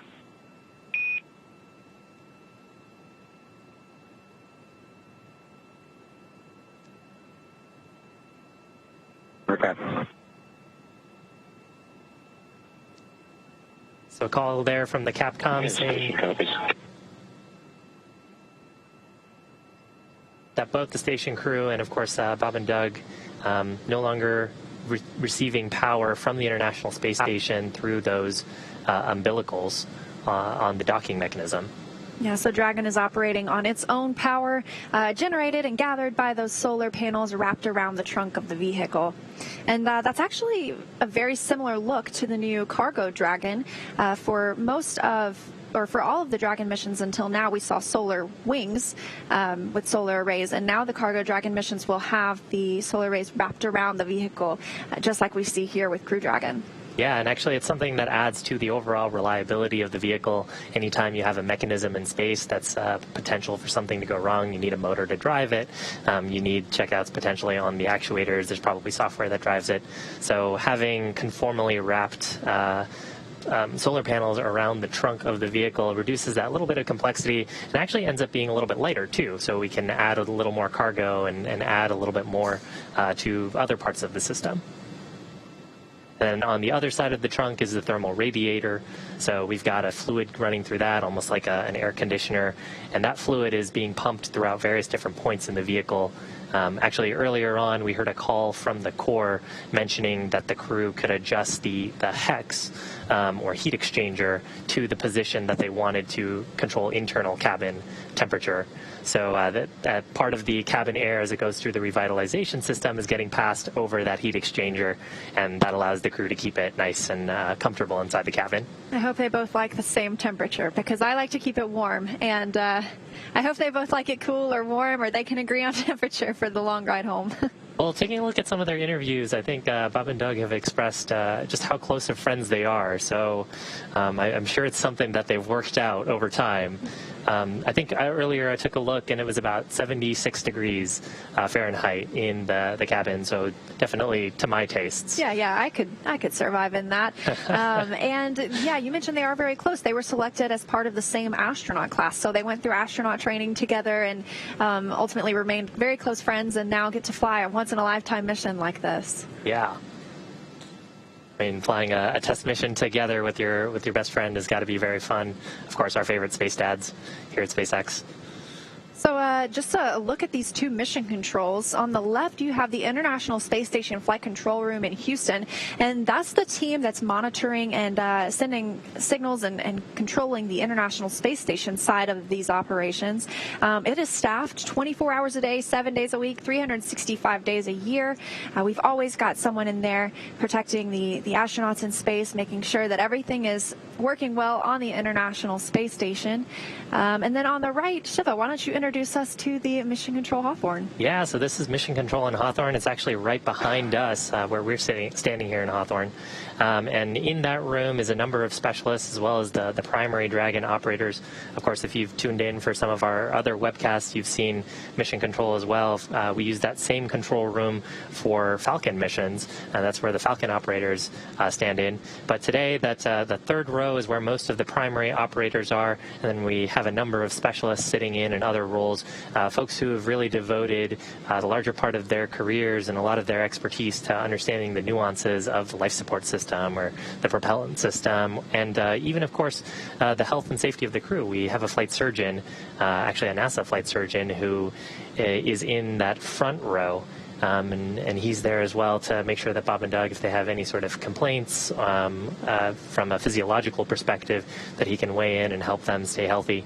So really a big team to help make sure that Bob and Doug get home safely, both from the vehicle performing well as their own individual health. Yeah, and speaking of the vehicle, that vestibule pressure looking now at less than 0.3 psi, so getting down there as close as it can to a vacuum. But yeah, I'm glad you mentioned that the astronauts have a flight doctor. They have somebody who's specifically assigned to them for all of their pre-flight medical and their in-flight medical and their post-flight. Somebody that is able to speak with them at almost any time and conduct health checks and just wellness checks and make sure that everything is going well while they're in this very, very rough environment of space. Yeah, I mean, among the cargo that they have aboard is emergency medical kits and actually medical sort of medicine and like trauma kits that they would use if there were a significant medical emergency. And so the flight surgeon can help them as they're working through first aid and give them specific instructions, since if they need to do anything in an emergency scenario, it's those two taking care of each other. And of course, when the hatch was open, the entire International Space Station crew of this expedition taking care of each other. So at this point, we're about 13 minutes away from the transition for undocking, and then about 5 minutes after that, we'll have the two undocking burns happen, really just short little bursts from those service section Dracos. We're expecting separation to happen around 4:35 p.m. Pacific time, just a few seconds before that. Heard a go, no-go poll earlier from the mission control teams that we were talking about earlier. So just like it's during its approach to the International Space Station, Dragon's departure and deorbit is designed to be fully autonomous, so it requires no action from the crew on board. Station Commander Chris Cassidy, he won't be the prime for monitoring Dragon's departure. That'll be done by the crew on Dragon. They'll be able to monitor with these screens you see here, and they'll be backed up by flight controllers on the ground. But as always, Bob and Doug will have the ability to send commands manually to the vehicle if they need to.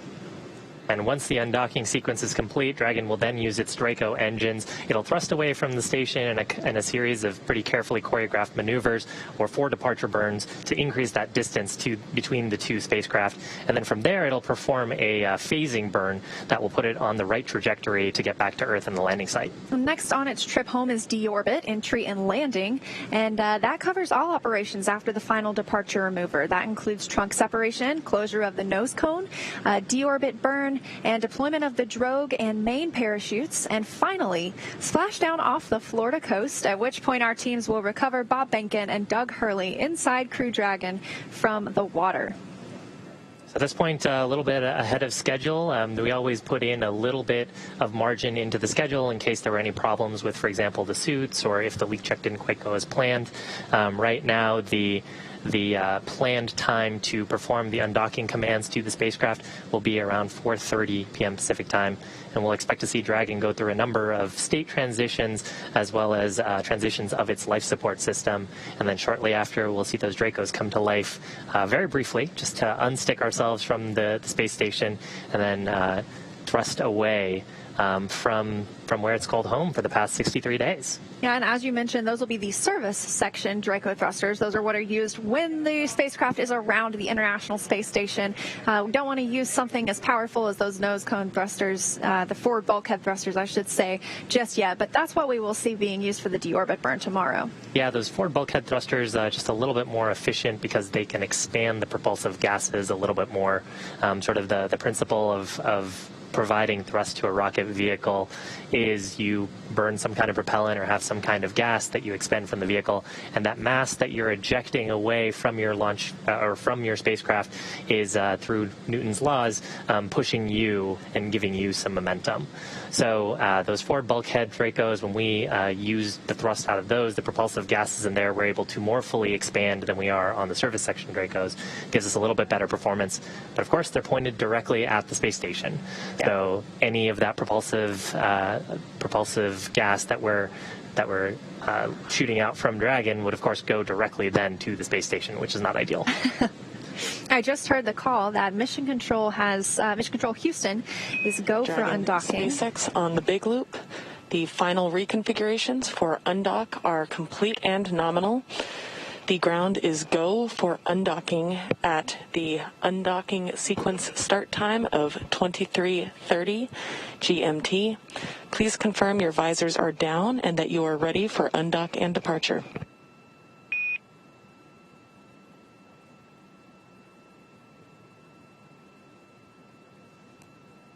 Dragon copies, go for undock on time. Our visors are down and we're ready for departure.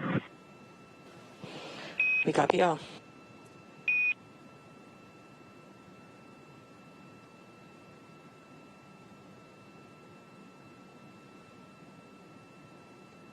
And we just heard the confirmation. Dragon is a go to undock. So now we are waiting for the undocking sequence to actually begin, and they are targeting that for 4:30 p.m. Pacific time, so it looks like 8 minutes from now. And once that begins, it'll take less than 5 minutes for Dragon to separate from the International Space Station, which has called home for 2 months now. Now, the first step in the undocking sequence, which is, again, automatic, is for the umbilicals that are providing power, telemetry, and commanding capability between the space station Dragon for those to retract. Once those retract, we'll actually have Dragon perform an unlatch from the space station, releasing 12 hard capture hooks that are around the vestibule. Those hard capture hooks are what are providing that airtight seal around the vestibule, and they'll actually come in 2 separate phases. So we'll hear a call for 6 of those, and then we'll hear a call for all of those being detached. And then finally, after that entire process, which takes about 4.5 minutes, then Dragon will be ready to actually depart and push itself away and separate using its Draco thrusters. Yeah, and so Dragon's initial departure from station is a little different from any of the other docked vehicles like the Soyuz, because that relies on springs to push them away from the docking port. In this case, Dragon will actually execute those 2 short thruster firings to undock. That uses a combination of those 12 Draco engines around the base of the capsule, with the first breaking any stiction between Dragon and the docking port, and the second slowly backing the spacecraft away. And so we're expecting the call for undocking sequence to begin in the next few minutes. And the crew aboard, they will be able to see those transitions. So what will be happening here is the flight computers on the vehicle will issue themselves into a state when that command is issued. And actually on the crew displays, on every display, they've got a prominent location that shows what the current states are. They're also able to follow along and see what the state of the vehicle is. Those are the displays that they've got pulled up on their screen right now. That middle display actually has the cards that describe what they can expect to see, along with some inline telemetry that they're getting from the vehicle directly, as well as their current positioning relative to the International Space Station. And then they've also got some views on the side that are each of them in their respective displays that are showing a forward view of the spacecraft as well as the status of those docking hooks.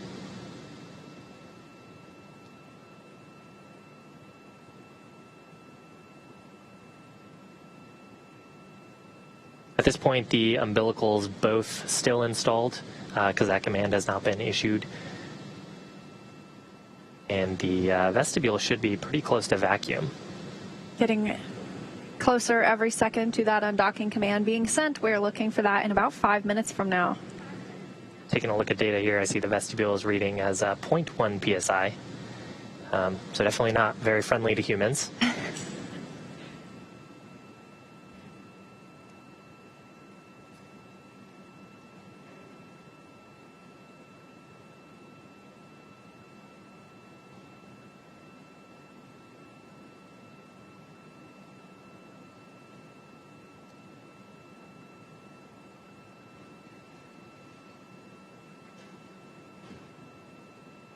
Everything moving smoothly throughout the day to bring us to this point with the crew ingressing Dragon, donning their suits, getting in their seats, closing the hatch, and then Chris Cassidy closing the A-Pass hatch on the station side, along with that Node 2 forward hatch, bringing that space down to as close to a vacuum as possible, and that's where we're at right now. Conducted some leak checks to ensure the seals between those hatches were solid. Everything looking good for an on-time departure today. Pretty comfy in the cabin right now. You know, that vestibule is pretty near vacuum, but in the cabin it's actually pretty close to what we would see at sea level, and still about 76 degrees in there. So pretty comfortable. Of course, Bob and Doug are only partially seeing that. Earlier they closed down their visors, and so the suits that they're wearing protect them in the event of a depressurization event. They also protect them if there was a fire on board, as they're made of fire-resistant materials. And so as we're getting to this critical step of separating from the space station, if something were to go wrong here, those suits would provide that critical life support to them, pressurizing if the cabin pressure were to unexpectedly drop. It's actually part of the reason why we've spent so long in this vestibule depressurization. The operators, both on the space station side and the mission control Hawthorne side, scrutinizing the data for any indication of a leak through the forward hatch. Of course, that leak check performed earlier with no findings, showing the vehicle is nominal and ready for undocking.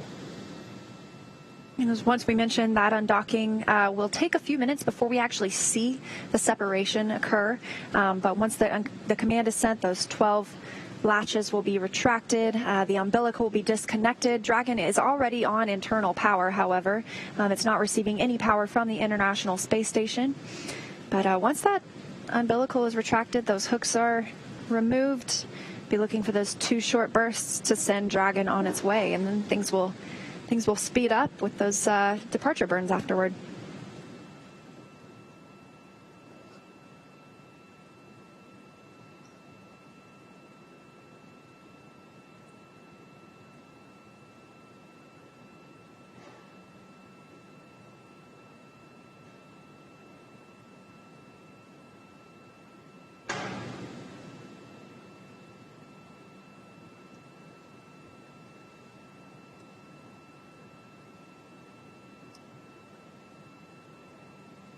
Just a couple of minutes away from that on-time undocking. That'll be 4:30 p.m. Pacific, 11:30 p.m. GMT, or the time that the astronauts use aboard the International Space Station.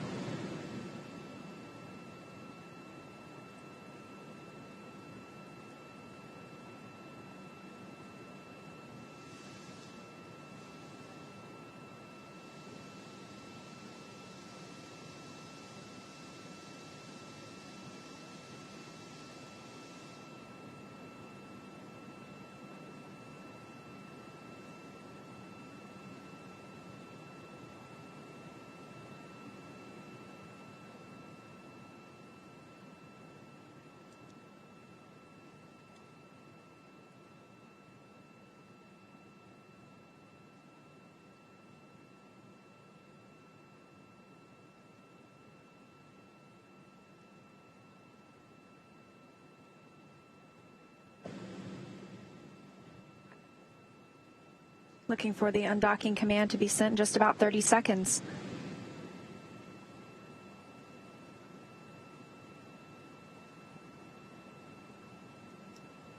again, a quick preview of what we expect to happen.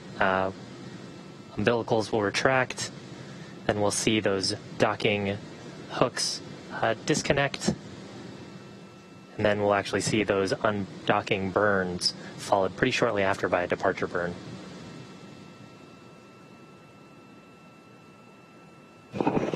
Dragon SpaceX, undock sequence commanded. Pepper copies.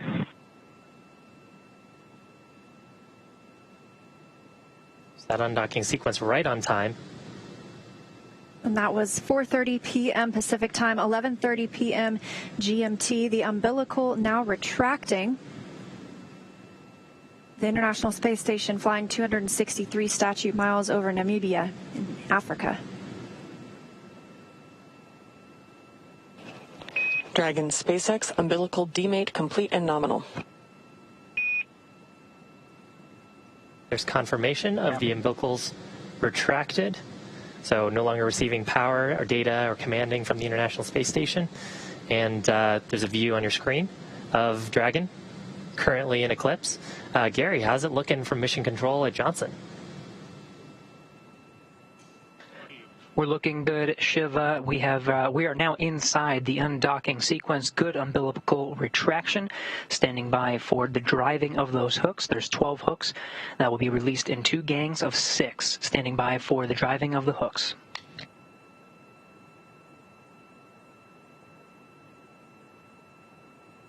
Here we have good motion on the primary set of hooks.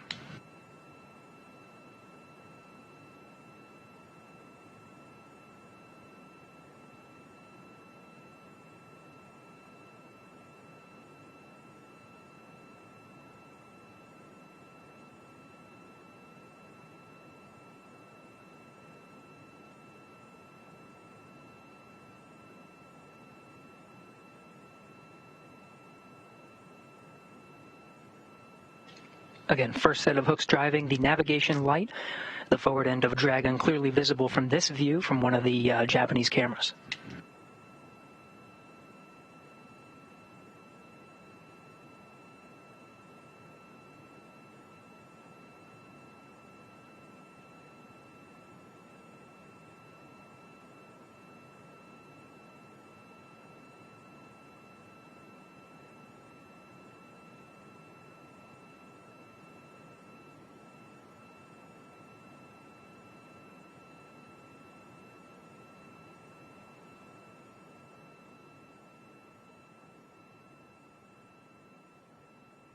Again, we are inside of the undocking sequence now. Good umbilical retraction, and we're driving the first set of hooks.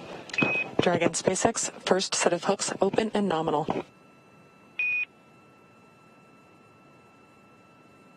Copy nominal hooks in the first set.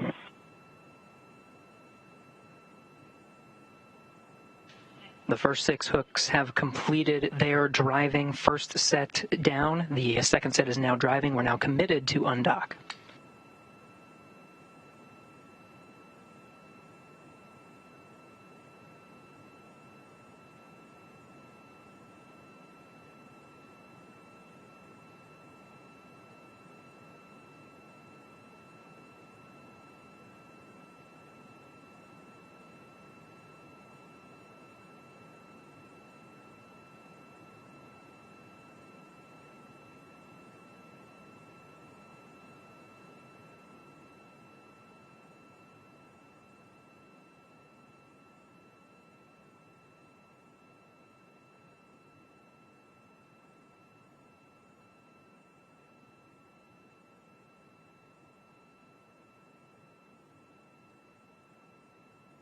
Seeing good motion on that second set of hooks.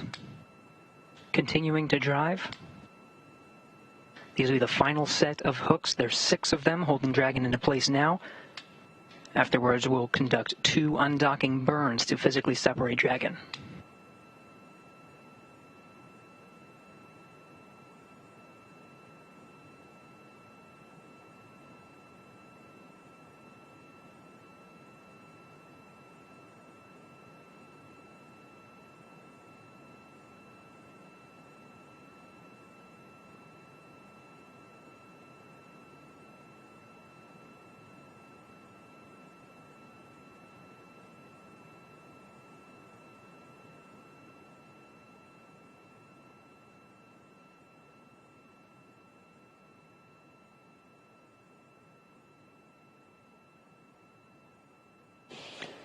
Dragon SpaceX, all hooks open and nominal. All hooks open. Dragon departing. Dragon SpaceX, separation confirmed.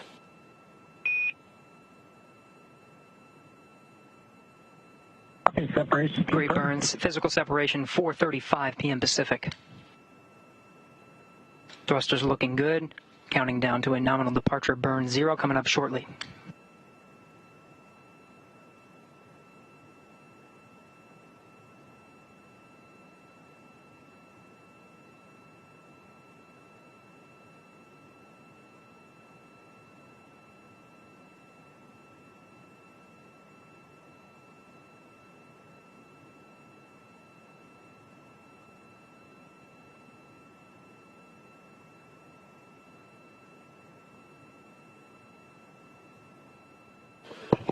Dragon SpaceX, depart burn 0 complete. Copy complete. We're visors up.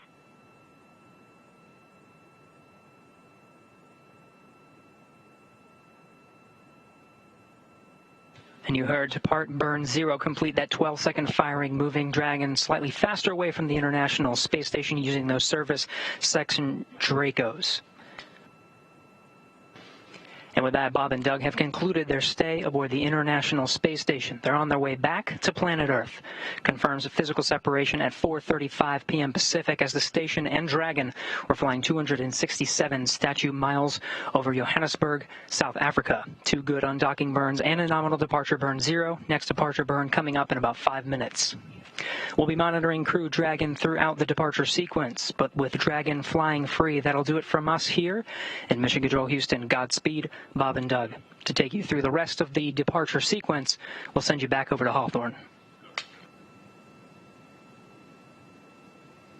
Thanks, Gary. Departure burn 0 sets Crew Dragon, Endeavour, and Bob and Doug on their journey home. Dragon ship Endeavour is now on a trajectory to head up and over the station before additional maneuvers will change its orbital path to take it below and in front of the station. Dragon will autonomously accomplish that through 3 additional departure burns, with that next one coming up in just a couple of minutes to get Bob Behnken and Doug Hurley well away from the space station and on their way home. Beautiful view. Just had a beautiful view there of the relative navigation sensors providing an infrared view of the International Space Station as Bob and Doug drift away from it. And of course, as they are drifting away, going into that slightly higher orbit, just because of balancing the force of gravity along with their centripetal acceleration, they will move a little bit slower than the space station. And so we'll expect space station to sort of drift ahead, and then as they conduct those additional burns, getting out of the approach ellipsoid and the keep out sphere, then they will come back down below space station, with their apogee being about 10 kilometers below space station and slowly reducing their perigee. Next up in just a couple of minutes, scheduled for 4:40 p.m. Pacific time and 11:40 p.m. GMT will be depart burn 1. That's a 20-second burn to further increase the opening rate between Crew Dragon and the International Space Station. Yeah, and that view, what we just previously had, and you can actually see it on the right-hand screen of Bob's display, is a relative navigation sensor that's providing an infrared view from the forward hatch of Dragon, looking back towards the forward module of the International Space Station. That's where Dragon has been for the last 63 days. Coming up in less than a minute is departure burn number 1. This burn coming just about 5 minutes after separation, and this is going to increase that opening rate between the space station and Dragon. And separation occurred on time today, as with everything else occurring on schedule, sending Bob Behnken and Doug Hurley back toward Earth, back toward home. So very, very exciting moment. We should expect to hear a call out here for departure burn number 1. Departure burn number 1 is pretty short. It only lasts about 21 seconds, but it's the burn that's going to get us on our way up, out, and away through the keep out sphere and through the approach ellipsoid. Again, the keep out sphere about 200-meter sphere around the International Space Station, and the approach ellipsoid, 4 by 4 by 2 kilometer ellipse. If you imagine 2 Central Parks in New York City next to each other, that's about how big that is. Just guidance references for visiting vehicles. And we're seconds away now from departure burn 1. These are autonomous burns. Bob Behnken and Doug Hurley are not pushing any buttons to make this happen. These are programmed into Dragon, and we will be looking for that in just a few seconds from now.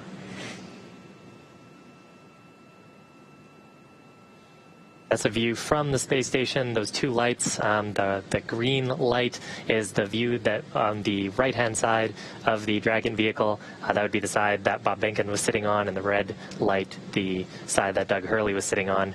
It's actually made pretty quick work getting away from the station. Gonna look up some data, see if I can get the actual distance to station right now. And departure burn 1 has begun, that 20-second burn. This will also take it outside of the keep-out sphere and outside of the approach ellipsoid, and after complete. Dragon SpaceX, depart burn 1 complete. Nominal burn, you are go to doff your suits per procedure 4.012.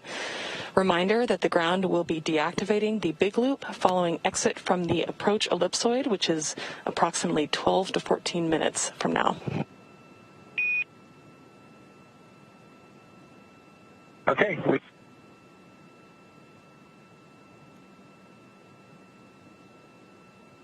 Station Endeavor on the big loop. Go ahead, Endeavor. Chris, we just can't thank you enough. It's been an honor and a privilege to be part of Expedition 63 with you, Anatoly, and Ivan.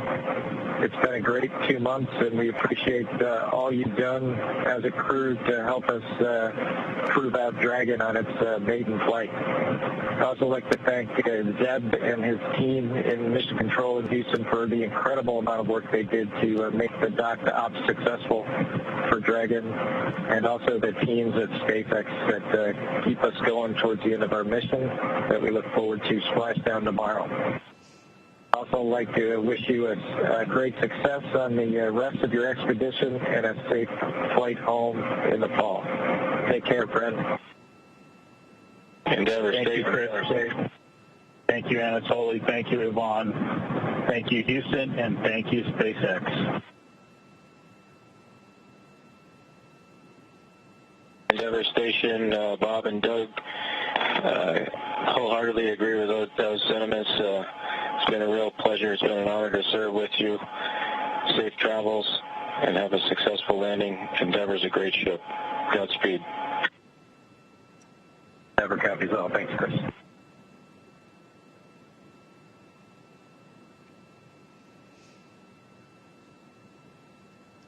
And we just heard some kind words exchanged between Crew Dragon Endeavor with Bob Behnken and Doug Hurley now on their way home. ISS and Dragon on the big loop. Endeavor has exited the keep-out sphere. See you guys when you're back home.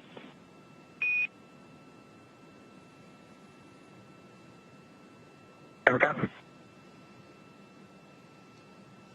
Behnken and Hurley leaving behind 3 people aboard the International Space Station that will return this October. That's Station Commander Chris Cassidy, Anatoly Ivanishin, and Ivan Wagner of Roscosmos. So you just heard they exited the keep-out sphere. That's an imaginary sphere, 200 meters in diameter, and that is around the space station. So it's one of the several safety zones set up to govern any visiting spacecraft either arriving or departing the station. Before moving into the keep-out sphere, spacecraft have to be configured where they would not cross that boundary for at least 4 orbits, even if, as we mentioned, the spacecraft were to, for some reason, lose all of its maneuvering capabilities. Yeah, and that capability, really what we're looking to hear is that the spacecraft is what's called on what's a, I'm having such a hard time saying that. You'll get there. It's on a 24-hour safe free drift trajectory, and that's what the call that we're hoping to hear from. So exactly as you mentioned, Leah, if we were to completely lose commanding authority over the spacecraft, we would want to make sure that we wouldn't potentially re-interact with the International Space Station in an uncontrolled way.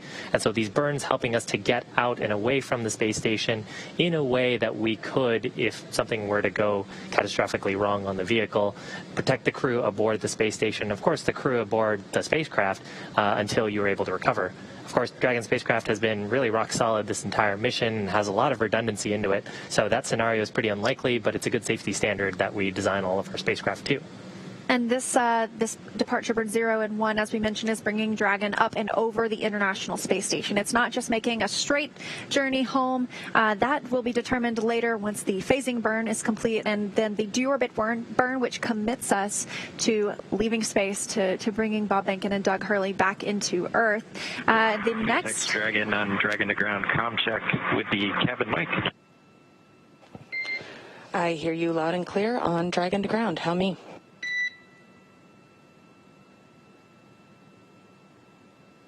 Loud and clear, Anna.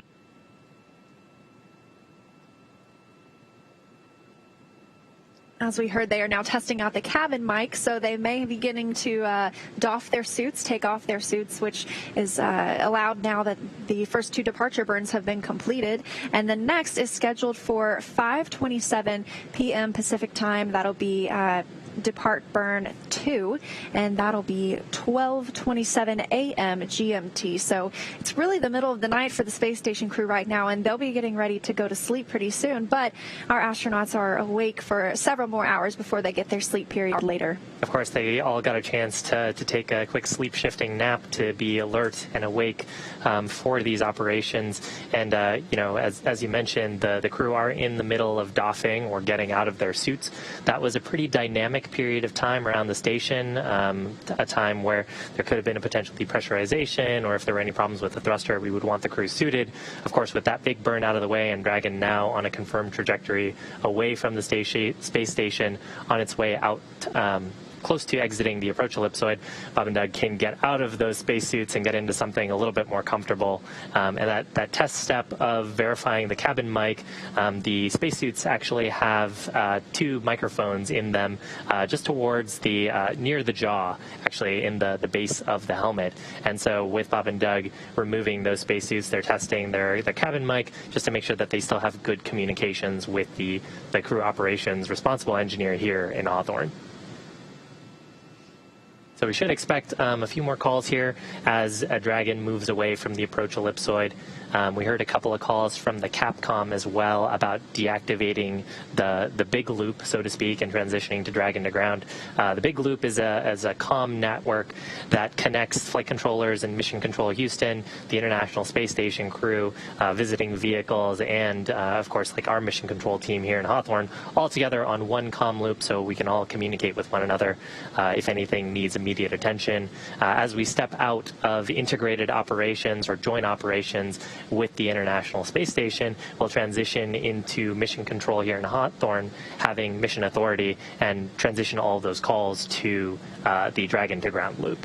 Yeah, so life on space station is kind of back to normal now that Dragon has departed, and they are still monitoring the departure. The crew on board Crew Dragon is specifically, and I can imagine that the astronauts aboard the space station might be looking out and getting a final last view of Dragon before it returns to Earth, maybe in those bay windows, that cupola window we have on the International Space Station.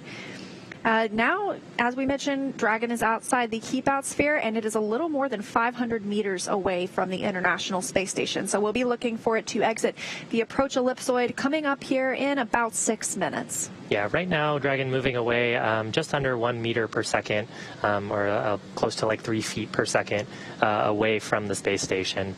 And as it really starts to get further and further away, that speed will pick up a little bit until we get into an orbit where eventually we will have our highest point of our orbit be about 10 kilometers below the space station.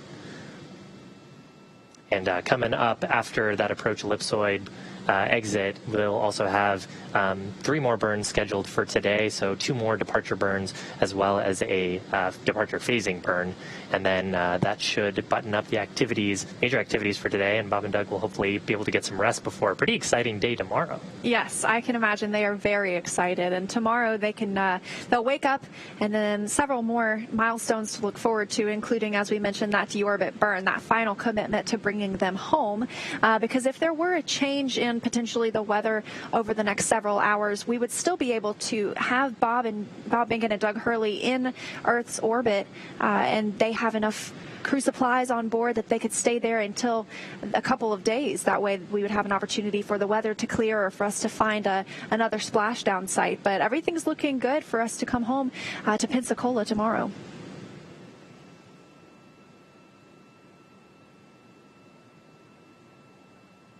Right now on your screen, views of Mission Control. On the right-hand side, this team is Mission Control in Houston, and on the left-hand side of your screen is Mission Control in Hawthorne. Currently still in joint operations as we're still in the approach ellipsoid, and as we transition out of that 4 kilometer by 2 kilometer ellipse, we will transition Mission Authority to the Mission Director here in Hawthorne. While we've been in integrated operations and while we've been attached to the space station, any commands, any operations that we wanted to do on the Dragon spacecraft, of course, we're getting permission from the flight director in Houston to conduct those commands, because the flight control team in Houston really responsible for the health and safety of the crew aboard the International Space Station, as well as the safety and performance of the International Space Station. It's kind of wild to think about it. Sometimes I think about the International Space Station as a destination, but it's really a spaceship. In fact, earlier this, I think it was about 2 weeks ago, the space station had yawed completely around by adjusting its orbit, and so it was flying backwards, so to speak. So it's a spacecraft just like Dragon, just bigger. Oh, definitely a spacecraft. It's actually an orbiting laboratory. And so while they were on board, we talked about some of the science that Bob Behnken and Doug Hurley conducted. And while they were there, they completed 114 hours approximately of scientific research aboard the International Space Station. And it's really amazing how much of that benefits life on Earth. The space station obviously is in microgravity, and that gives us an opportunity to test things and to look a little closer at phenomenon that we can't when we're here on Earth. And so the International Space Station has provided countless medical advances and technological advances for us over these past 20 years. And as we mentioned earlier, this is the 20th anniversary of the International Space Station this year. And so it's a big milestone. We'll be celebrating that later in November. And that means there have been people living in space continuously for 20 years. So that's quite a feat. I love that it's international. I love that this is just such a good example of how when we work together, we accomplish something that at one time no one could have ever dreamed of. Yeah, just reading some of the books by former crew members, I know they like to talk about the food aboard the space station and the sort of the international cultural events that they do between crews. They really consider themselves a big family, and those kind words that we heard between Bob, Doug, and the station crew as leaving sort of shows just how close they became over just a short period of time, just a couple of months. Of course, I'm sure they all knew each other pretty well from training in Houston. Yeah, but something about being there with a common goal, and those are your family when you're there, you know. And so, of course, our astronauts get the opportunity to speak with their family pretty regularly because we want them to not get too homesick. Of course, they get a pretty good view in exchange. But yes, so we actually are coming up very shortly now. It looks like about a minute until we exit that approach ellipsoid and joint operations end between Mission Control Houston and Mission Control Hawthorne, which is just right behind us. Again, that approach ellipsoid, a 4 kilometer by 2 kilometer by 2 kilometer imaginary ellipse around the space station, really designed as a marker as spacecraft, as their trajectories enter into the space around the space station. They need to coordinate their operations with the flight control teams at Johnson Space Center. The way that we do that is, of course, through the loops and the nets that we have. So on your screen, a shot of those 2 mission control centers, and also through a set of what we call flight rules. So both mission control teams will establish operating principles, philosophies, procedures, sometimes even going down to specific failures. For example, if a specific engine was failed, or if a certain attitude capability was lost, or even the state of the life support system on board the vehicle, they'll come up with go, no-go criteria that are very specifically analyzed, and when it comes time to actually perform the operation, they'll check those lists against the health of the vehicle and then make those go, no-go calls before performing operations in close proximity with one another. So the next call we do expect to hear up to the crew is that they will have exited the approach ellipsoid.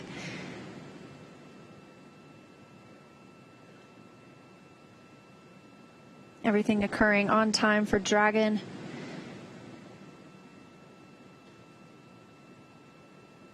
And the International Space Station currently flying over the Indian Ocean, 269 statute miles above us all, about to come up on the southern coast of Australia. And really the next major event for Dragon will be around 5:27 Pacific time, or that'll be tomorrow morning at 12:27 UTC, and that will be the next departure burn. So a little bit of time before any significant milestones. And we are outside of the approach ellipsoid.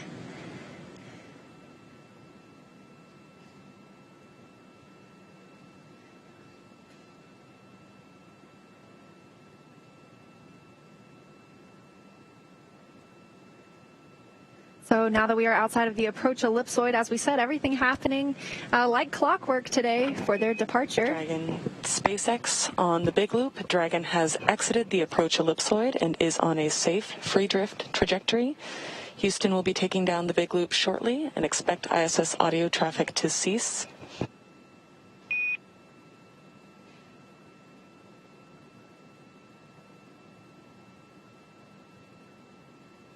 Dragon copies on the Big Loop.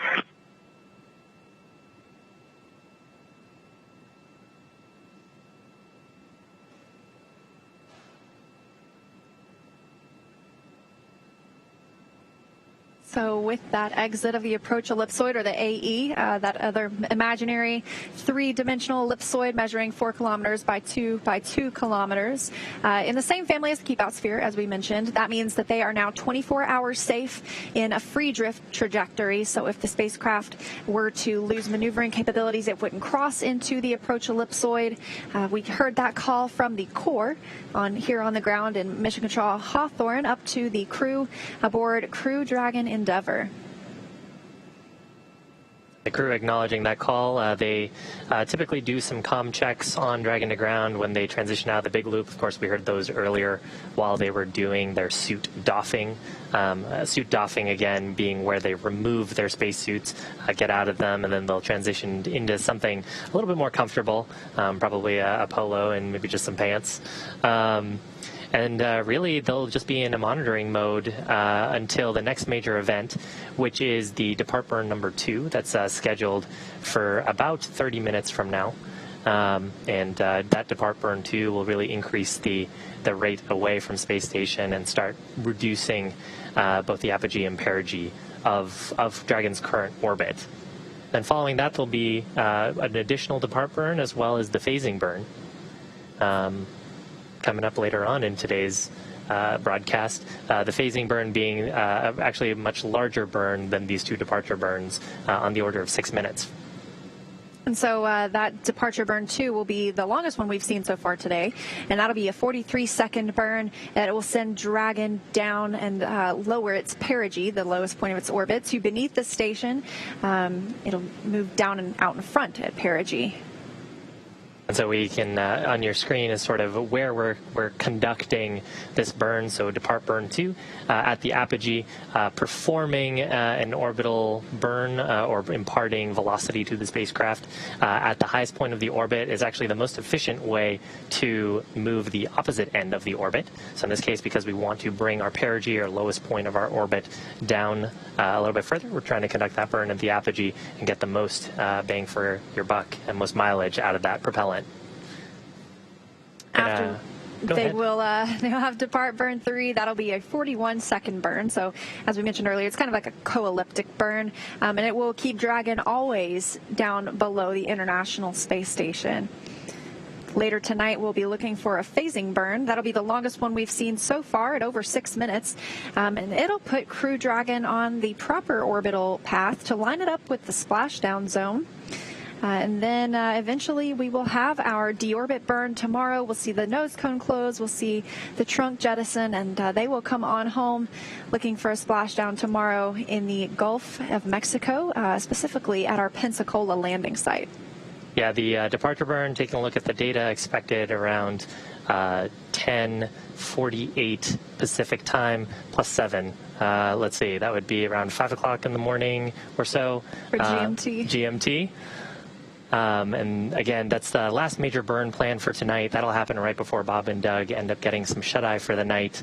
They'll get about 8 hours of sleep, and then tomorrow morning get a wake up from the Corps to get them started on preparation steps for the final burn of the mission, which will be that deorbit burn, and then hopefully a successful re-entry. I don't know if you heard when they arrived on the International Space Station, Commander Chris Cassidy asked Bob Behnken and Doug Hurley how the ride was, and of course they said it was very smooth, and asked how if they got any sleep, and they said yes, they did get some sleep. So I'm hoping they get the same opportunity tonight that will leave them very refreshed and ready for their splashdown tomorrow, their reunion with their families, and tomorrow they will also arrive back in Houston. So they will fly back to Ellington Field, and that's part of the Johnson Space Center. It's where we do a lot of our astronaut training in the T-38 aircraft, and so they will arrive back there tomorrow, have a welcome with their families, and then it'll be, 3 people on the International Space Station until October.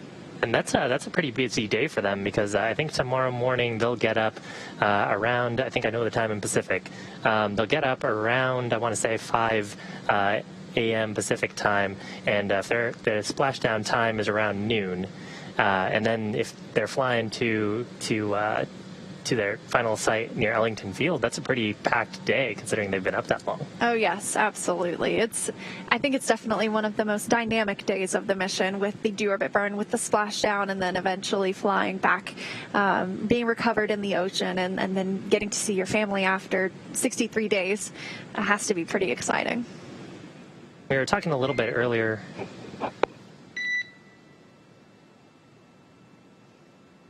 Looks like no call that time.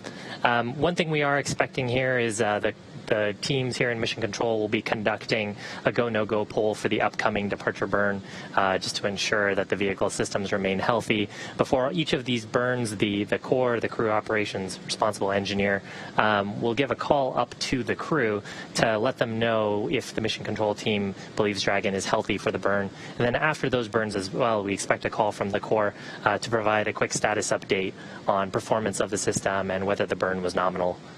Some of the things we're looking for there are, of course, performance of the engines, as well as the amount of impulse transmitted to the vehicle. The navigation officer, of course, paying close attention to the amount of momentum transferred to Dragon, as well as the current orbit as described by onboard navigation sensors. It's all part of the responsibilities of the Mission Control team.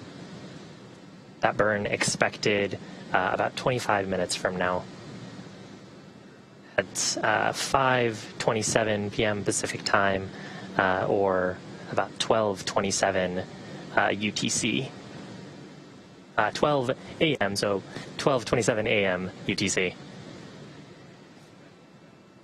So we don't have a signal from Dragon at this moment, so we're not getting those views that we had earlier, but we are taking your questions. So if you're watching and you are on social media, specifically Twitter, feel free to use the hashtag AskNASA, and we will try to answer your question here on air. This one comes from Amal, who asks how much time it will take for the Dragon spacecraft to reach Earth after undocking from the International Space Station. Well, Bob Behnken and Doug Hurley have begun that journey, and they are on their way, scheduled for splashdown tomorrow at 11:48 a.m. Pacific time, and that would be 6:48 GMT, or Greenwich Mean Time. Dragon SpaceX on Dragon to ground. Friendly heads up that your audio destination is on ISS, so if you are calling us, we will not hear you.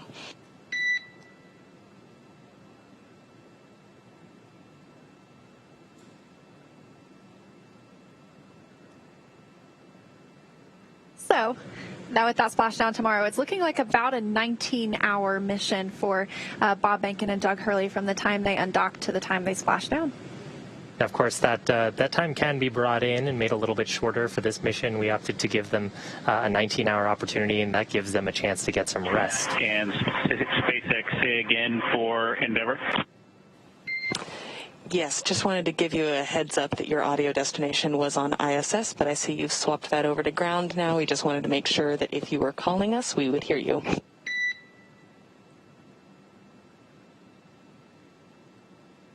Okay, Anna, thank you. I appreciate the heads up. That fuzzy little dot is a view from the International Space Station looking at Dragon, currently on its way away from the International Space Station. Speaking of the International Space Station, another Ask NASA question, this one from Colin, who asks, how do you keep time on the ISS? Well, you've heard us working to convert that in our heads. The International Space Station uses GMT, or Greenwich Mean Time. It's kind of the in-the-middle space between Russia and Houston, and so since those are two of the major partners in International Space Station operations, we use that time aboard. Some cool views from the cameras on board the International Space Station. And one other note there, GMT is also sometimes referred to as UTC, or Universal Coordinated Time. They both mean the same thing, just slightly different nomenclature. And you may hear some of those calls over the nets and from the core.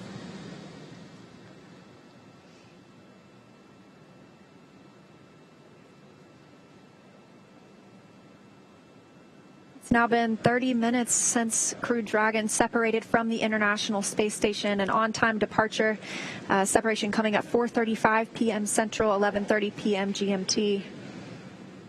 It has completed its first two departure burns, Depart Burn 0 and Depart Burn 1. And the next will happen in about 22 minutes. We'll be looking for Depart Burn 2. The astronauts, Bob Behnken and Doug Hurley, are now out of their spacesuits. They won't need to put those back on until tomorrow, just before the deorbit burn. So another question on social media right now lines up well with the view we have of Dragon. From Michelle, why is Dragon glowing right now? And actually, Dragon isn't glowing. What we're seeing is the reflection of the sun. So right now, both Dragon and the International Space Station not in the Earth's shadow. And just from this view on the camera, compared to everything else being so dark in the background of space, Dragon is just coming out looking a little bit whitewashed just from the exposure. So not glowing, but just seeing the reflection of the sun as we sort of adjust the white balancing.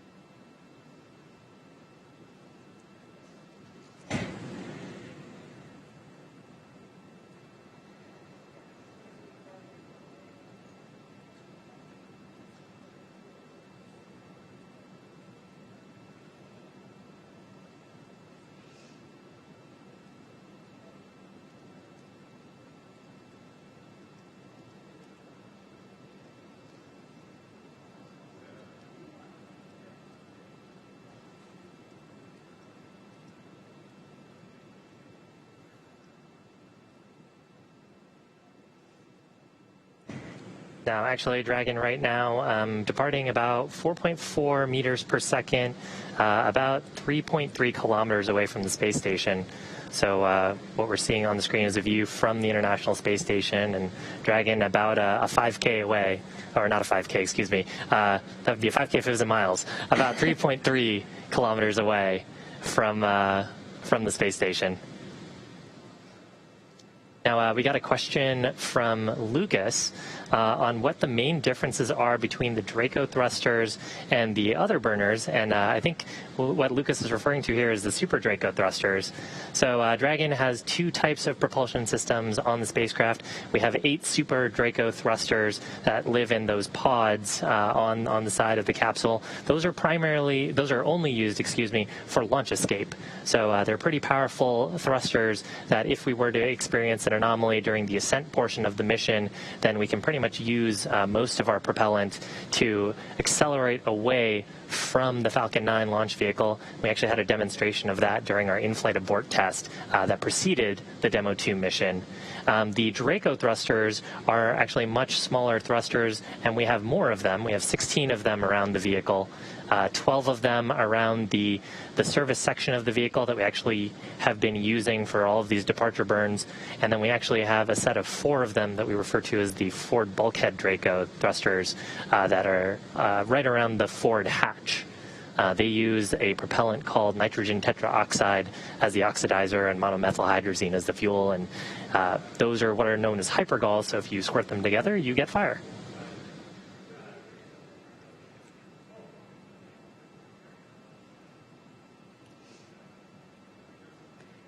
And we have another question from Kate, actually from her 4-year-old son, Fritz. Hello, Fritz. He would like to know if the astronauts on the space station can feel how fast they are flying on the space station or Dragon. And if not, why not?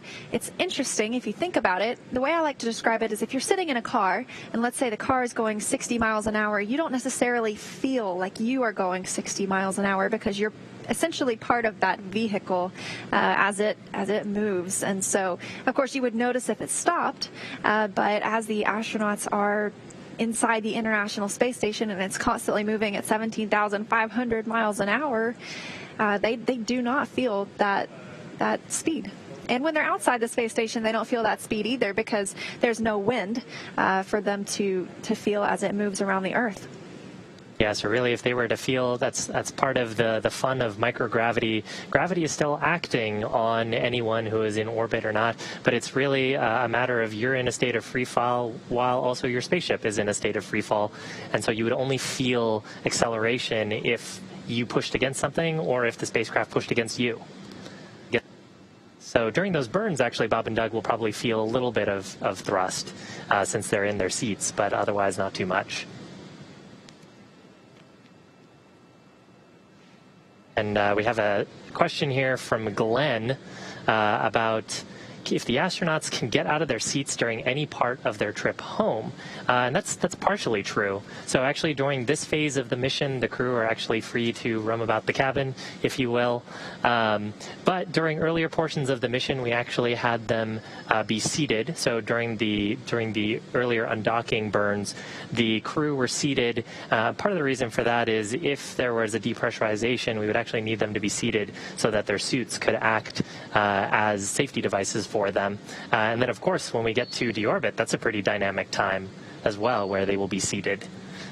But as for this moment right now, they actually have the opportunity to be out of their seats, as you mentioned, roam about the cabin, and out of their suits as well. So they may have donned or put on some much more comfy clothes for this relaxing portion of the ride, all up until deorbit burn tomorrow.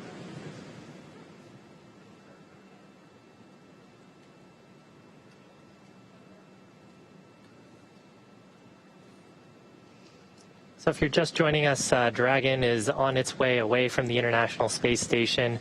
We separated from the space station around 4:30 p.m. Pacific time, 4:34 p.m. Pacific time. And actually, is that right? Do I have my time wrong?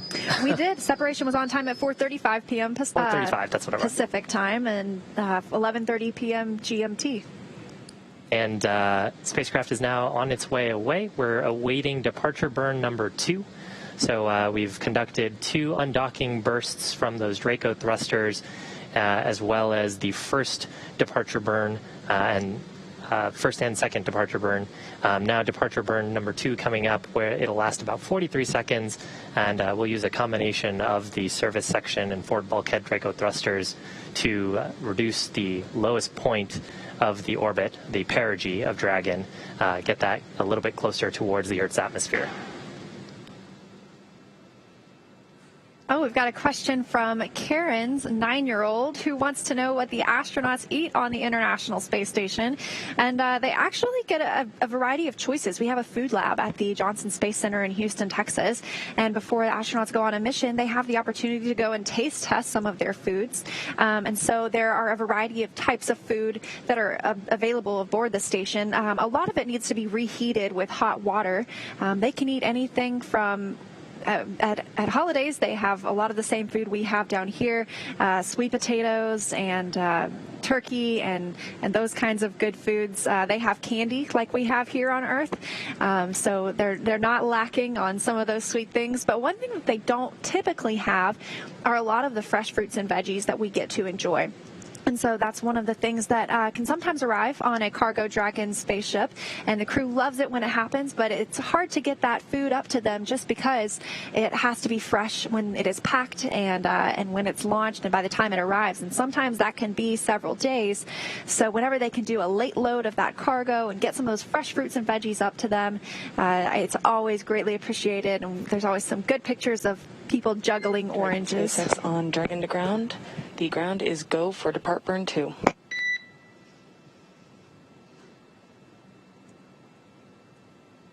SpaceX, we copy, go for depart burn 2.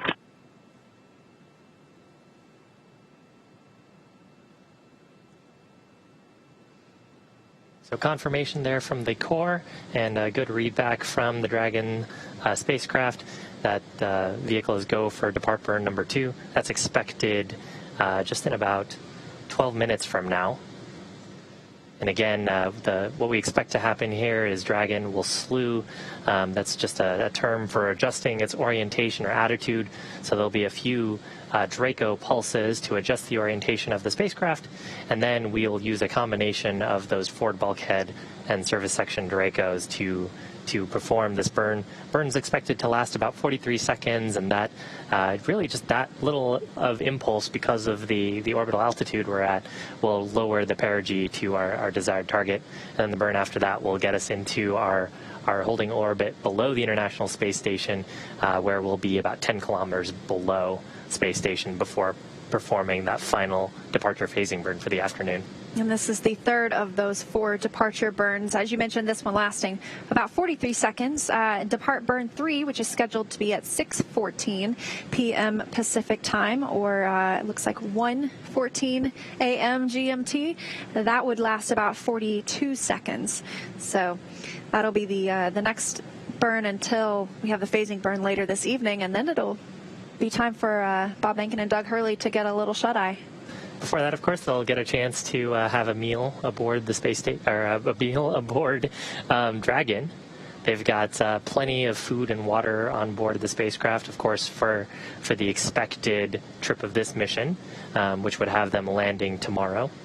And they really have like meal ready to eat on board the Dragon spacecraft. We actually have a question here from the Denver OG. How many Gs do they experience on reentry? So Gs here referring to the gravitational force that they'll experience from the reentry forces. Took a look at the data earlier from the Demo 1 mission as well as some of our simulations, and we're expecting the crew to experience somewhere around 4 to 5 Gs during reentry. A lot of that will actually happen when the chutes deploy. And on the way up, I believe they experienced on the order of 3 to 4 Gs during Falcon 9's ascent. So nothing too far out of family for the crew members.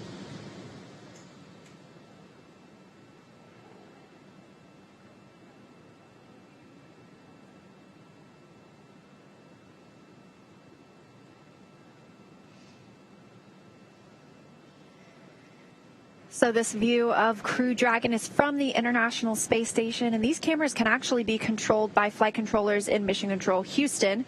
Joint operations with Mission Control Houston have ended now that Crew Dragon is outside of the approach ellipsoid.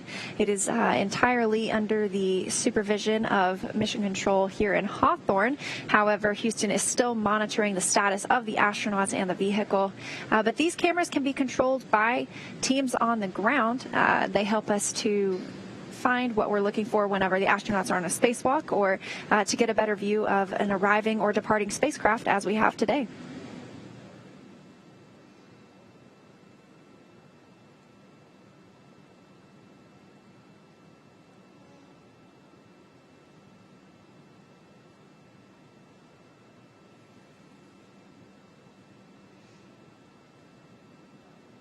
Crew Dragon looking pretty small compared to how we saw it just even 40 minutes ago. Just before undocking, you can see the trunk there near the top of your screen, and then Crew Dragon's capsule down at the bottom, and that's the only portion that will return tomorrow and splash down in the ocean.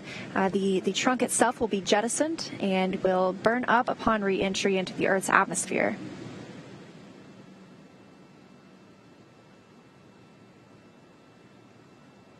So we got another question from David Hernandez about if the Dragon crew vehicle will be visible from Earth. There were actually some really cool photographs when the ISS had passed in front of the sun while Dragon was attached, and you could actually make out on those photographs from a telescope the silhouette of the Dragon vehicle. I think right now, if you had a telescope pointed at the right direction, you might be able to see it, sort of depending on whether the sun was behind the vehicle or not.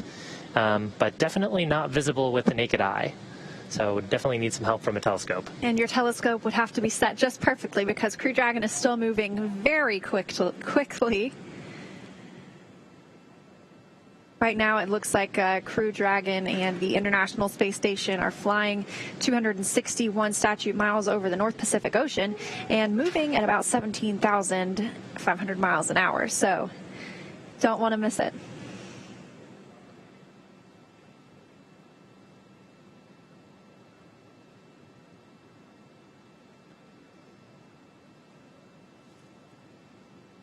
So we have a question from Supermom HK fan, actually from their 5-year-old. Why does the rocket need a heat shield? And in this case, I mean, Dragon technically it does have rockets on board, although we usually refer to it as the spacecraft. But Dragon has a heat shield on board to handle the intense heat from re-entry. So as Dragon hits the Earth's atmosphere, we're going to slow it down a little bit, but we really use the atmospheric drag to slow down the spacecraft.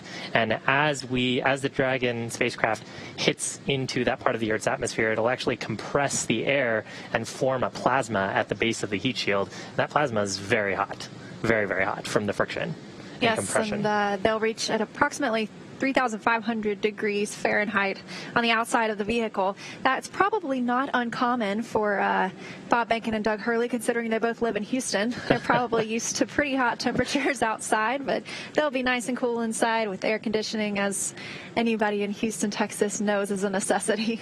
Yeah, actually, when we get to that phase in the mission, ground controllers here in Hawthorne will do a check on the internal temperatures, potentially run some cooling, because before we get to that phase, we'll actually detach the trunk, and with that goes our ability to radiate away heat. So we'll actually do some pre-cooling on the cabin and flow some nice cool air to Bob and Doug during that pretty toasty portion of the mission. And a cool little glimpse right here, you can see Crew Dragon and the nose cone open, and that will remain open until after the deorbit burn tomorrow. They'll be using those forward bulkhead thrusters to make that burn. It'll be the longest that we see throughout the return home to slow Crew Dragon down enough to drop it out of orbit and bring it back into Earth's atmosphere. It'll then close after that burn, and it also serves as some protection for the vehicle upon re-entry. Yeah, it protects those navigation sensors on the top of the vehicle, the ones that we were getting those cool infrared camera views of the space station with, and what we also use for relative navigation when we're in proximity ops with the station. All of those underneath there. And actually, just coming up in about 4 minutes from now, we'll get a brief glimpse at those forward bulkhead Dracos. They'll be used during this next burn, departure burn number 2. Again, expected to last about 43 seconds to bring or reduce the perigee, get that a little bit lower. So we'll be looking for that burn at 5:27 p.m. Pacific time, or 12:27 a.m. GMT. That is the time zone the astronauts have been used to when living aboard the International Space Station, but now that they have departed, they will begin shifting their time zone back to life on Earth and back to that of Houston, Texas, which is Central Time. Got Got another question here from Kevin Shannon about who the Corps is and what their role is in astronaut and vehicle health. The Corps is a position here in Hawthorne Mission Control, very similar to the Capcom role at Johnson Space Center. Stands for Crew Operations Responsible Engineer. And really, they are responsible for understanding all of the procedures that the crew run, as well as looking out for the crew and providing them updates on the status of the vehicle. They synthesize information from the other mission controllers, as well as think ahead to things that the crew will need to know to conduct their actions on orbit and transfer that information over the comm loops. So we heard a bunch of that earlier. I think on the Capcom side, that role has traditionally been an astronaut, although that may not be the case these days. It was at one time solely astronauts who held that capsule communicator position. Nowadays, it does not have to be. It's always, though, someone who has extensive knowledge of the vehicle or of the space station or of the task at hand. So at one time, it was always an astronaut because they do have that experience in that vehicle, but now it can be any other very experienced individual.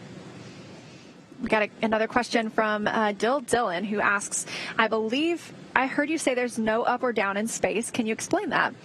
Well, it's when you're in microgravity and you can orient yourself whatever which way, there's not really the same up or down as we have on Earth. I'm standing on the floor right now, but when you're on the International Space Station, that floor could also be where some of the research racks that you're working on are located, and so you just flip upside down to get better access to them. So there's not necessarily an up or down because there's that gravitational pull is not as strong. They're in microgravity, and so direction really goes out the window when you become an astronaut on the space station. Of course, orientation is still very important, so we have frames of reference defined for the spacecraft. If you noticed when we were showing views of Dragon attached to the space station, the nose cone was up, so to speak. Dragon fits to the pressurized mating adapter in a very specific way. So the guidance officer and the prop systems officer and the team here are, of course, understanding the orientation of the vehicle, but up or down is sort of a relative sensation. And we are about a minute and a half away from departure burn 2. And this one's going to bring Dragon, it's going to lower Dragon's perigee, or the lowest point of its orbit, to below the space station. We've had Dragon above the space station at this time, but it'll be bringing it back down and in front of the space station's orbit. So it'll be a 43-second burn. And we'll be looking for that here in just about a minute now. Really cool to still be getting these views from the International Space Station. Dragon right now is about 10 kilometers away from the space station, still retreating at a rate of 6.3 meters per second. So we probably have a pretty good lens on that camera that's giving us these views. So a 10K. If you ever run a 10K, that's how far Dragon is from the International Space Station. And they've made pretty good time, too. They separated about at 4:35 p.m. Pacific, 11:35 p.m. GMT. So under an hour for their 10K so far.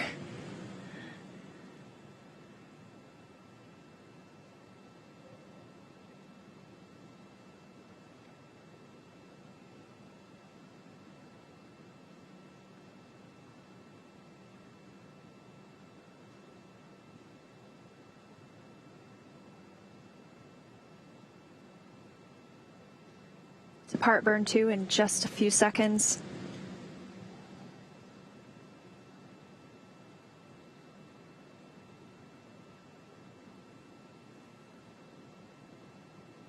And the burn has begun. We'll be looking at a 43-second burn using a combination of service section thrusters and thrusters on the forward bulkhead, which is the area of the nose cone, or that the nose cone would be covering when it's closed.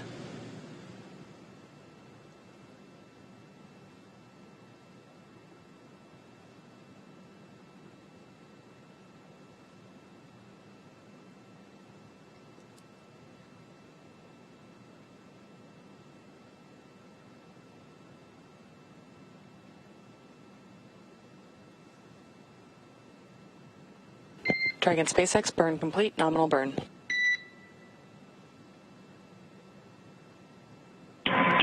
nominal burn. There's confirmation from the core of a nominal burn, that burn happening just off the west coast of the United States, out over the Pacific Ocean. And the next burn will be Depart Burn 3. That'll be almost 42 seconds, specifically 41.8 seconds. And that will occur at 6:14 p.m. Pacific, 1:14 a.m. GMT. That'll be the last of those 4 Depart burns, and then we'll be looking later tonight to the phasing burn. Yeah, and in between them, Bob and Doug will get some time to get a meal, and of course they'll start into their sleep preparations. They get about an hour before they actually go to sleep to get some time to sort of collect themselves, do whatever pre-sleep activities that they need to do. As I understand on the space station, that is also some time for them to go hang out in the cupola, take photos, maybe talk to folks on social media. Yes, and they love to talk to their families as well. They are able to video conference with their families every so often. It's very important to us that we keep the astronauts connected with their families. It's important for mental health, and we've seen a lot of this on Earth recently with going through the coronavirus pandemic, people being apart from each other, and we've seen people connecting virtually now more than ever. And so that's something that the astronauts have been doing for a long time, and dealing with isolation. And so we have teams on the ground that research how they are able to deal with that. And it also feeds into the future of spaceflight. You know, looking at when we go out on these missions to the moon and eventually Mars, that the astronauts will be gone for extremely long periods of time. How do we give them the opportunity to feel at home, to feel connection with people back here on Earth? Yeah, especially interesting problem when you consider that Mars is just the light and signal delay can create either anywhere from a 25-minute delay to about a 45-minute delay, which is actually part of the reason why it's even more impressive about like Perseverance and the other Mars rovers that have to do everything totally autonomously. There's really no time for a ground operator to issue a command and then see if it worked. But that adds an interesting aspect to connecting with your families, because that's a long time to have to wait for a reply. It would be. Now, a lot of the research we're doing right now on the space station is in preparation for that. We've got the Artemis missions coming up. We're looking to go back to the moon for the first time in almost 50 years, and that's scheduled to be in 2024. We'll be putting the first woman and the next man on the moon, and so a lot of the research we're doing on the International Space Station is paving the way for how we're going to establish a more permanent human presence on the lunar surface. So next expected burn is departure burn number 3. That's expected at 6:14 p.m. Pacific time, or that would be about 1:14 a.m. UTC or GMT or Greenwich Mean Time. And again, as mentioned previously, 41.8-second burn that will use a similar combination of service section and forward bulkhead Draco thrusters. Those service section thrusters to really provide attitude control, make sure that the forward bulkhead thrusters are pointed at the correct location, and then those forward bulkhead Dracos providing the majority of the impulse for that burn to reduce, to finalize us in an orbit that is co-elliptic with the station, so on a similar ellipse, but with the highest point being about 10 kilometers below the current space station altitude.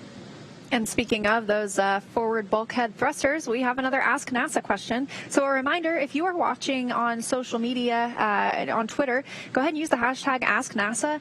Send us your question, and we'll see if we can get that answered on air. So this one's from Gary. He wants to know why the nose cone can't be closed now, and it's because we're not done using it yet.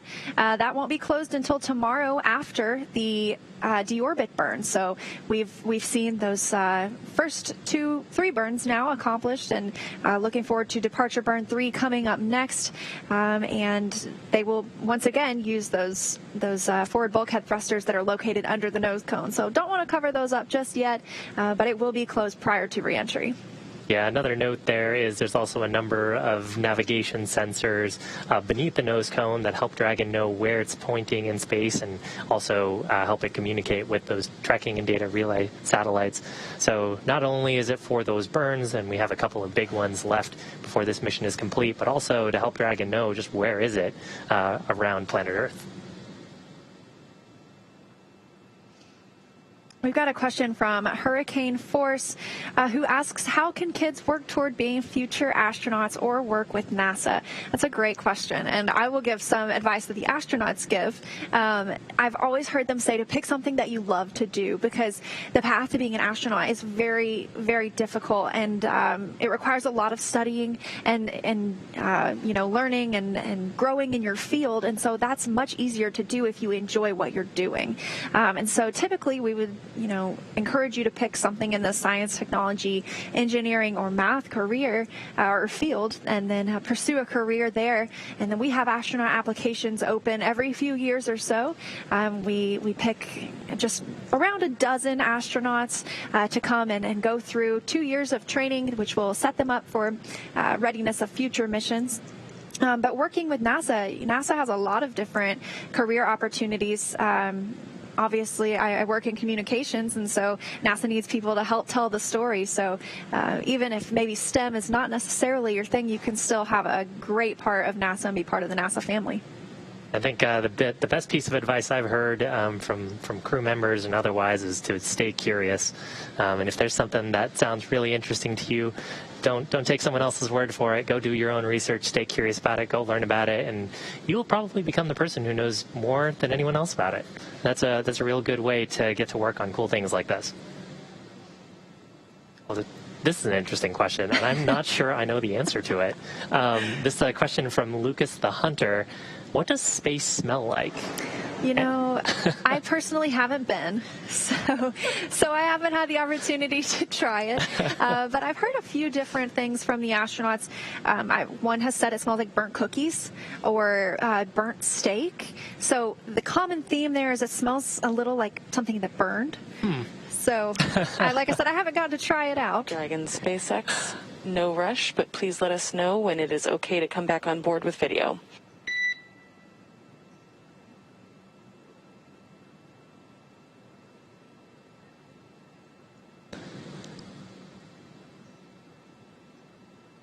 So the core there, just relaying to the crew. We have cameras, of course, aboard Dragon that we've been looking at earlier. Relaying to the crew that we've had those off for their privacy so they could doff their suits, and requesting if we could come back aboard. And SpaceX here, welcome to come on board at this time, and we've just wrapped up our timer for suit drying. Copy all. Thank you so much. And Doug there referring to the drying time for the suits. So, of course, any perspiration, any wetness in the suits just from having people in them, we want to try to dry that out, make sure that the suits are nice and clean, wouldn't have any possibility of getting kind of gross or building up any sort of microbes. In fact, when we got first to station, we did a longer drying period, and the crew wiped down the suits with some cleaning wipes just to make sure that there was nothing that would grow in there for the 2 months that we were on station, and conducting a similar operation right now. So another walkthrough of everything that's happened today. If you're joining us now, or if you weren't here for the start of our broadcast, we joined the International Space Station while the astronauts were still on board the space station with their other three counterparts. That's NASA's Chris Cassidy and Anatoly Ivanishin and Ivan Wagner of Roscosmos. And then we saw the crew board the Crew Dragon, say, farewell, and don their suits or put their suits on and close that hatch of Crew Dragon, followed up shortly by NASA astronaut Chris Cassidy closing the hatch on the space station side, known as the APAS hatch. We then stepped into the vestibule depressurization. That's the space in between the hatches that was exposed to vacuum whenever Crew Dragon departed. And we saw an on-time departure. Separation occurring at 4:35 p.m. Pacific time. That's 11:30 p.m. GMT, or the time used aboard the International Space Station. We had those two short bursts using the thrusters on Dragon and the umbilical detaching, those hooks releasing, the 12 hooks releasing Dragon from its home for the past couple of months. So after that, we saw the first three departure burns of Crew Dragon, those first two bringing bringing it up and over the International Space Station. The astronauts were then able to take off their spacesuits after that burn was completed, and then we just saw departure burn 2, which has lowered Dragon's perigee and brought it down below the International Space Station at all times. So next up for us will be departure burn 3. We're looking for that at 6:14 p.m. Pacific, 1:14 a.m. GMT. Been a pretty busy day for Bob and Doug aboard Dragon. They managed to. There's actually a view of inside the cabin. So Bob and Doug out of their spacesuits. You can actually see one of their spacesuits. It's that sort of white and gray item on the left-hand side of the screen. And then it looks like that might be Bob on the right-hand side of the screen. And we're looking at a view. You can kind of see the cargo, so the seats in front of them. Looks like they've got a spacesuit in the way of this camera. But beneath the seats, they've got some storage room where we've got about 150 kilograms of cargo. A lot of that, more than half of that actually, is scientific experiments and samples coming from the research program aboard the International Space Station, which is, of course, a national laboratory. You actually had a number earlier. I think Bob and Doug combined had done 114 hours, approximately 114 hours of science in the lab while they were on the International Space Station. And of course, that doesn't count towards the upgrades that were completed outside with those battery changes that enable us to keep going further. But yes, it of course tripled the amount of time we were able to do because that's the U.S. lab. And Chris Cassidy was, prior to the arrival of Crew Dragon, doing all this work on his own. And so having Bob Behnken and Doug Hurley come on board for a couple of months really expanded the amount of scientific research that was conducted during that time. Yeah, some cool views of the interior of the cabin. We got a sort of a sweep around of the cameras. So right now we're looking at a camera that would sits ordinarily right behind the crew members, looking up at their displays. The view that we actually had previous to this was a view looking towards Doug Hurley's seat. And actually, when on the uphill portion of the mission, we got a quick tour of the interior of Dragon from Bob and Doug, and they gave us some insight and a quick tour of the cabin. And it looks like Bob just putting his suit away in his suit storage bag, suit drying complete. They were wearing those suits earlier just in case they needed to. The suits really for their protection if there was a depressurization or a fire in the spacecraft. Now that we're past some of those dynamic moments close to the space station, the risk of one of those events is pretty low. The suit storage bags, though, of course, will be kept in close proximity, so if there were any sort of anomaly later on in the mission, Bob and Doug could quickly get into them. And pretty cool. They're actually pretty much a single-piece design. They can be put on within less than 15 minutes. As you mentioned, I think you made a good call. It looked like a polo and some khakis to me, so they're now out of those suits and able to relax until before the deorbit burn tomorrow. Probably a lot of Velcro on those as well, I'm guessing. I know on space station side they tend to have a lot of Velcro on pretty much every surface. Yes, it's interesting. The astronauts use Velcro on, their pant legs will have strips of Velcro, and anything that they work with, their spoon or some, like their drink bags might have a little spot of Velcro on the other side, so that way if they need to put it down, they can't really put it down, and they don't want it to float away and become lost in the recesses of the vastness of the International Space Station, and so they can just tack it to their little Velcro spot on their little pants leg and come right back to it. Yeah, and you might wonder how something would float away. There's actually a couple of things. One, it's really hard to impart something with no force. If you've watched videos of crew members on the space station sort of playing with their food or playing with drink bags, they might put something and it'll start to twist and turn, move. They'll grab it, move it close to them, and it'll start to twist and move. And the other, there's actually a life support reason for doing that as well. As the crew members are exhaling carbon dioxide, unless you have really good circulation in the life support system from all the fans and scrubbers on board your spacecraft, that carbon dioxide will tend to sit and bubble and create pockets of unbreathable air. So the life support system is also providing a lot of positive pressure and moving gases around the cabin just to make sure that we are circulating and revitalizing that air, running it through our scrubbers, and of course regular injections of oxygen so it's nice and breathable. Really cool views inside Crew Dragon.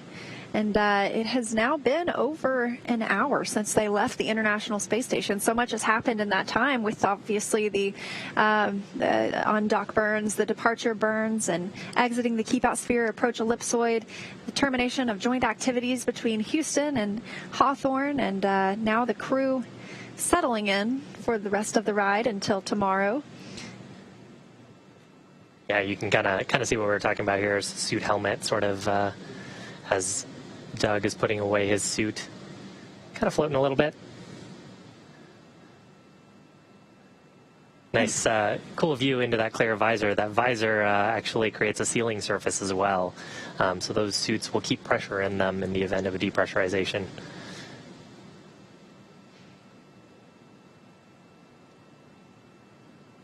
It looks like we have a good Ask NASA question. I think it's tailor-made for you, Shiva. Yeah, this is a good question. So a question from Anir. My 9-year-old son has a question. What is Dragon's outer layer made of, like the material you used to make it? So I think what Anir might be referring to here is our heat shield material and our thermal material. The external surfaces of Dragon are actually made of a material called pica, which I think is phenolic impregnated carbon ablator. So pica material is something that that actually NASA developed, and Dragon and SpaceX have actually done some work to upgrade it over both the crew program as well, over the cargo program and as well as over the crew program. And so we're using something called Pica 3, I believe, on the Dragon spacecraft. A cool example of kind of the partnership between the NASA teams and the SpaceX team in developing the spacecraft. Looks like the windows outside or to the outside of Crew Dragon are a little bit dark now, and that is the case because the International Space Station is now in an orbital nighttime, or I should say Crew Dragon Endeavour, flying over the Atlantic Ocean, about 261 statute miles above us all. As I mentioned earlier, the space station orbits the Earth sees 16 sunrises and sunsets a day, so currently constantly moving at 17,500 miles an hour, and Crew Dragon is about on that same trajectory at this moment. Yeah, again, this next upcoming burn, which is scheduled for about, 28 minutes from now. This next upcoming burn will put us into a co-elliptical orbit with the station. So all that means is the station is on a slightly elliptical orbit, mostly a circle, but not quite. And Dragon will be on a very similar ellipse to the space station, but just with its highest point of orbit about 10 kilometers below the space station.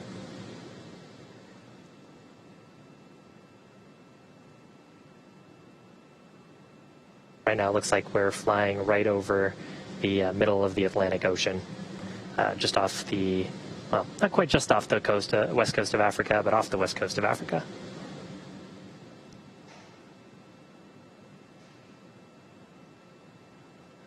One fact I love about the International Space Station, perhaps not, maybe not Crew Dragon Endeavour as we discussed. You might be able to see that with a telescope, but for the International Space Station, you can see that with the naked eye. You don't need a telescope.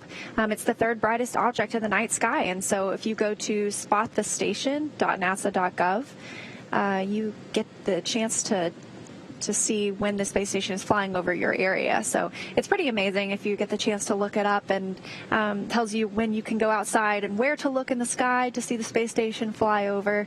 Every time I get the opportunity, I love to go and try and see it, and I wave at whoever is on board the International Space Station. It's funny for me to think that they're only about 250 miles above us. Of course, they're in outer space, but 250 miles is not that far when you think about it on Earth. So that's a pretty short road trip, honestly. Exactly. But pretty hard to get there. Need a lot of thrust and power to get through that, and that's why we need something like Falcon 9 to be able to get us into orbit. And of course, once you're in orbit, that's not the end of the story. The Dragon spacecraft as well, in this case, had to provide quite a bit of thrust to then rendezvous with the International Space Station.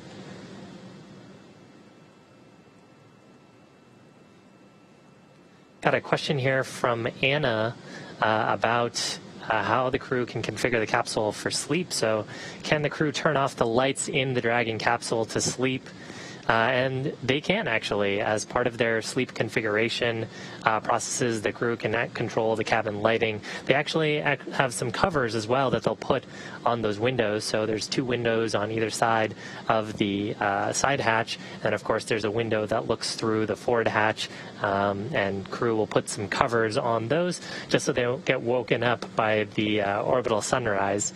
Right now, I believe, as you mentioned, we're currently in orbital nighttime, so a little bit dark in the cabin without those lights.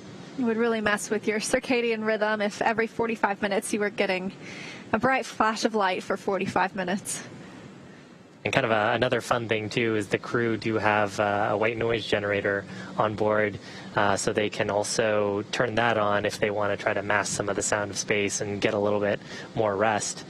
Seemed like they enjoyed their sleep period. It sounds like I would sleep pretty good on Crew Dragon Endeavour, honestly. To have a white noise generator, that's a nice perk.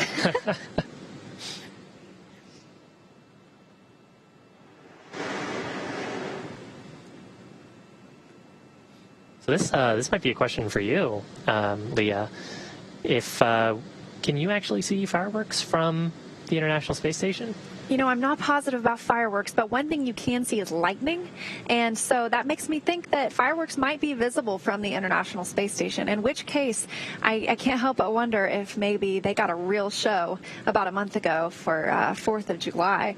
But yes, they can see lightning on the International Space Station, and especially it's just amazing to see the photos they send back of the forces of nature. I can't remember if it was Bob Behnken or Doug Hurley this morning that posted a picture of Hurricane Isaias, and, you know, it just looked like a monster on Earth. Luckily, moving away from our landing sites, though, that was actually one of the concerns for the flight control teams. We were monitoring the weather, checking if Hurricane Isaias was going to move into the Gulf of Mexico or whether it was going to move up the eastern seaboard into the Atlantic. And until we had some certainty on that, we actually didn't have our go decision for undocking. Luckily, the storm does seem to have picked a direction and is moving up the East Coast, so hopefully everyone is staying safe out there. But that does open up the opportunity for Bob and Doug to come home towards a primary landing site pretty close to Pensacola, and that's the primary landing site, and there's a backup landing site actually near Panama City, also off the coast of Florida. And this was no rush to come home today. This was really the beginning of opportunities for Crew Dragon Endeavour to bring Bob Behnken and Doug Hurley back to Earth.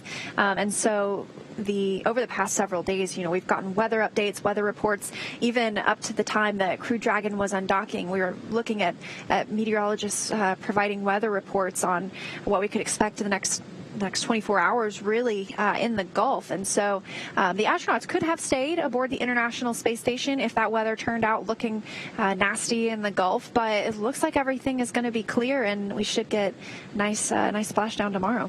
And of course, still no rush. The crews aboard, we're continuously performing weather monitoring on the landing sites. We get those reports, I think, about every 6 hours. And so if something were to turn up unexpectedly, poor weather, of course, we always have the opportunity to do a deorbit wave off. And so that would then set us up for our backup landing opportunity, which would be a little bit later, not quite on the same time scale, but about 2 days later. And of course, Bob and Doug have plenty of supplies on board if that were to happen. But right now, both the primary and alternate landing site looking healthy and go for splashdown attempt tomorrow. And right now we are awaiting the next departure burn that's scheduled at 6:14 p.m. Pacific, 1:14 a.m. GMT, and so that will round out the departure burns for the evening. We've had 3 so far. This will be the 4th. And that has brought Dragon out of the keep out sphere, away from the approach ellipsoid. The first 2 took Dragon up and over the station, and then this next one brought it underneath, and then the last one will circularize Dragon's orbit, and it makes it roughly co-elliptic with the space station. We saw it burn like this on the way uphill as well. And it's interesting you mentioned that this is the fourth burn, but it's called Depart Burn 3. And actually, we saw a little bit of this on the way in. So there are 3 hold points and a hold 0, 1, and 2 on the way to the International Space Station. All of those depend on the distance that you are from the space station. So it can be a little bit confusing when you consider the nomenclature here. Part of it is sort of the counting scheme, and part of it is also, are you at that point that is known as hold 0, hold 1, hold 2. So Depart Burn 0 being that first burn that we conducted, and then the Depart Burns 1 and 2 we saw earlier today, getting us out of the approach ellipsoid. And then Depart Burn 3 being our fourth burn of the day, if you don't count those 2 undocking burns that we saw.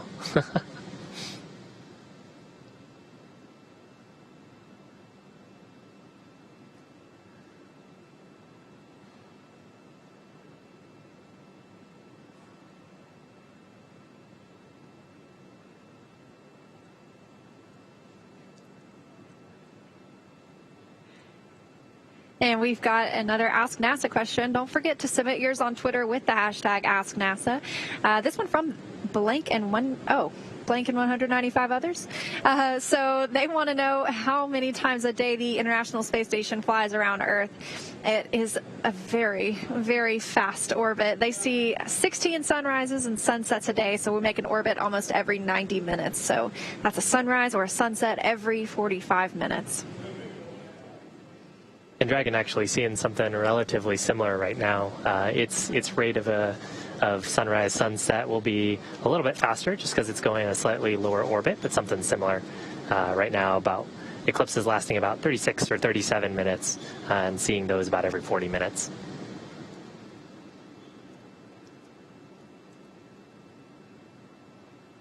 So we've got a question here from Merv about how we keep Dragon oriented in the proper reentry position to make sure that the heat shield is deflecting heat properly. And that's a great question. The spacecraft actually will have some aerodynamic forces on it. So part of the way that the spacecraft is packed will have the aerodynamic forces balancing with the force of gravity on its center of gravity, which really just depends on the sum of all of the mass in the spacecraft. And so that'll help it orient in the correct direction. It's designed aerodynamically to put the heat shield down. And for small correction maneuvers, we'll actually be able to use the Draco thrusters to provide small orientation burns while we're going through reentry. And then once we actually get through the reentry portion of the mission and get to drogue deployment, the positioning of the drogue chutes on the vehicle will keep Dragon in the correct orientation. Although at that point it's less about heat rejection and more about making sure that the capsule splashes down with the heat shield side facing towards the ocean.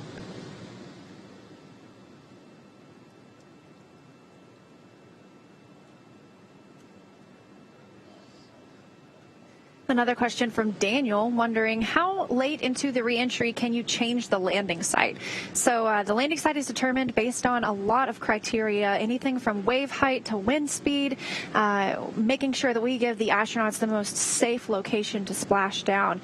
And so if for some reason at this point we saw that Pensacola site that we're targeting tomorrow was starting to look like maybe a no-go area, we already have backup sites identified. And so even though Crew Dragon has already departed and already conducted its first few burns, it's not really committed to one site until its deorbit burn tomorrow.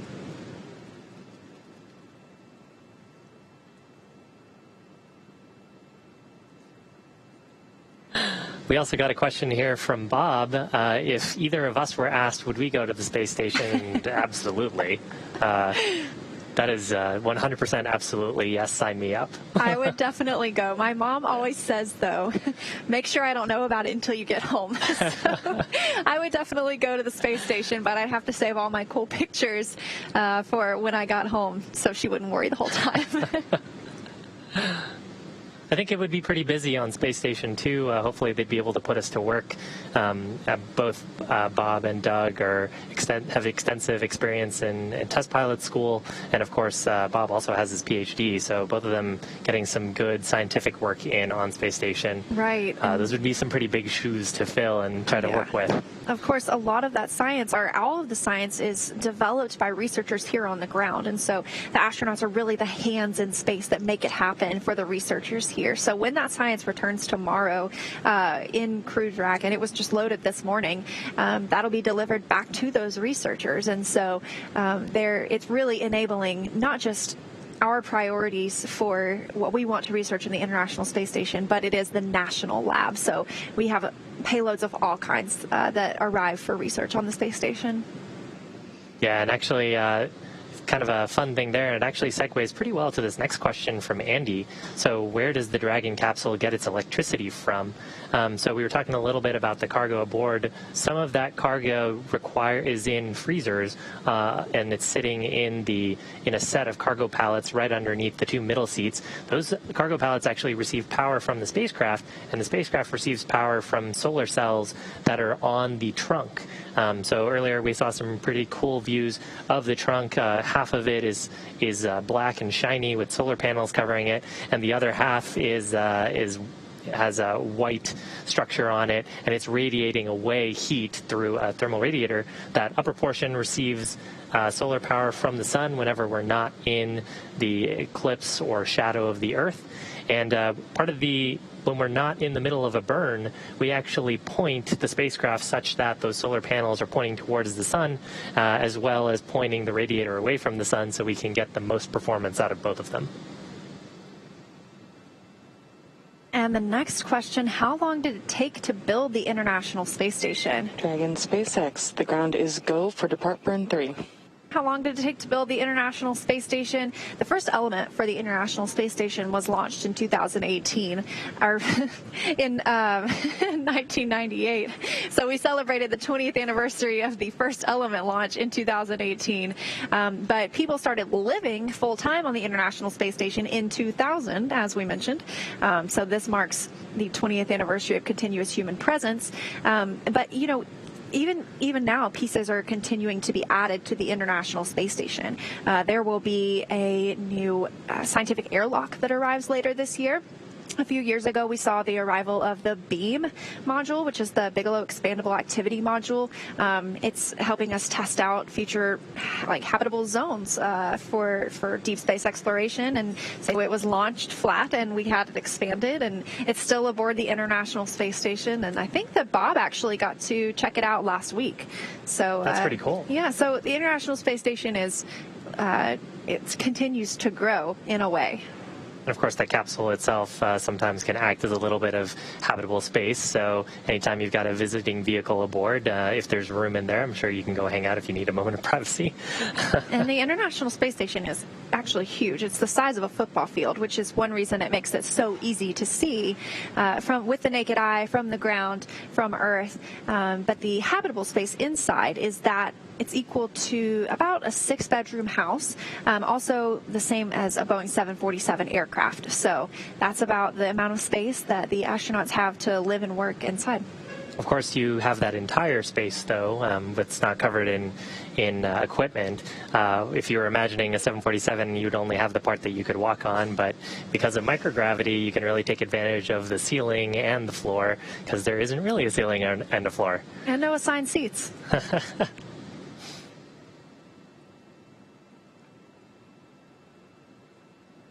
So here's another question from What the Bug Said. Appreciate the explanation of the core role, but who is she today? Listening in feels like she could be Anna Menon, who so impressively took the reins in May. Is it? And yes, actually that is. That is Anna Menon. She handled the docking portion of the mission. Earlier in May. Actually, part of the way that the mission control shifts are structured, each of the shifts practice every portion of the mission. So every console operator is capable of performing a phasing burn or a departure or a deorbit opportunity if an emergency required it. But specific shifts focus on portions of the mission so they can be the most prepared. So Anna is on the shift that focuses on proximity operations. That includes the docking portion of the mission and the undocking portion of the mission. And we'll actually see a few other folks today who operated during the phasing portion on the back in May, who will be bringing Bob and Doug home through entry, descent, and landing.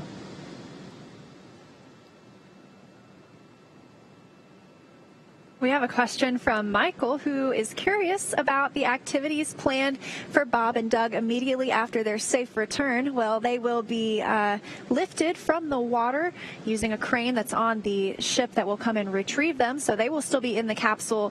They'll be lifted out of the capsule and placed onto the ship. Once they are on the ship, they will actually be lifted. They won't be walking just yet because, let's be honest, it's been a couple of months and they need to regain their center of gravity because they have been out of gravity. This is a common occurrence and something that we practice with all crew members that arrive back home from a Soyuz capsule as well. Additionally, they will be landing on the water, and so even somebody who is well accustomed and has been walking on Earth their whole life sometimes needs to gain their sea legs. And so once they get out of the capsule, they will be taken to have some medical checks, as we always do with our returning crew members, just to make sure that they're feeling well and they can share any of their concerns. And then they will be taken to by helicopter back to Florida, and then eventually they will board a plane and head back to Houston, Texas. So home sweet home, all by tomorrow evening. They will be welcomed to Ellington Field, which is part of Johnson Space Center and where we conduct a lot of our astronaut training in the T-38 jets. So another busy day, even once they've splashed down. Yeah, it seems like they don't get too much rest in there, but I guess that's why it's so important that they're getting some rest on the spacecraft. And I do wonder if they'll take a nap on the airplane or something, depending on how they feel. You mentioned a little bit about the inner ear deconditioning that they experience. It's actually part of the reason why the crew members, that deconditioning from being in microgravity is part of the reason why they exercise so much on station, to try to keep their muscle mass up and try to keep their heart rate up. It's very interesting. In your there's a feedback mechanism between your brain and your heart, and so when you get to space, because of sort of fluid shift in your body from microgravity, you get slightly higher pressure in your head, and your heart and brain will basically reduce the rate at which your heart beats. And it takes a little bit of getting used to, depends for each crew member, when you get back into gravity on Earth, for your system to readjust to that. Actually, another question here from Baraket. Why do we need to do a burn to get back to Earth? Why not just use gravity or free fall? So that's actually an interesting question.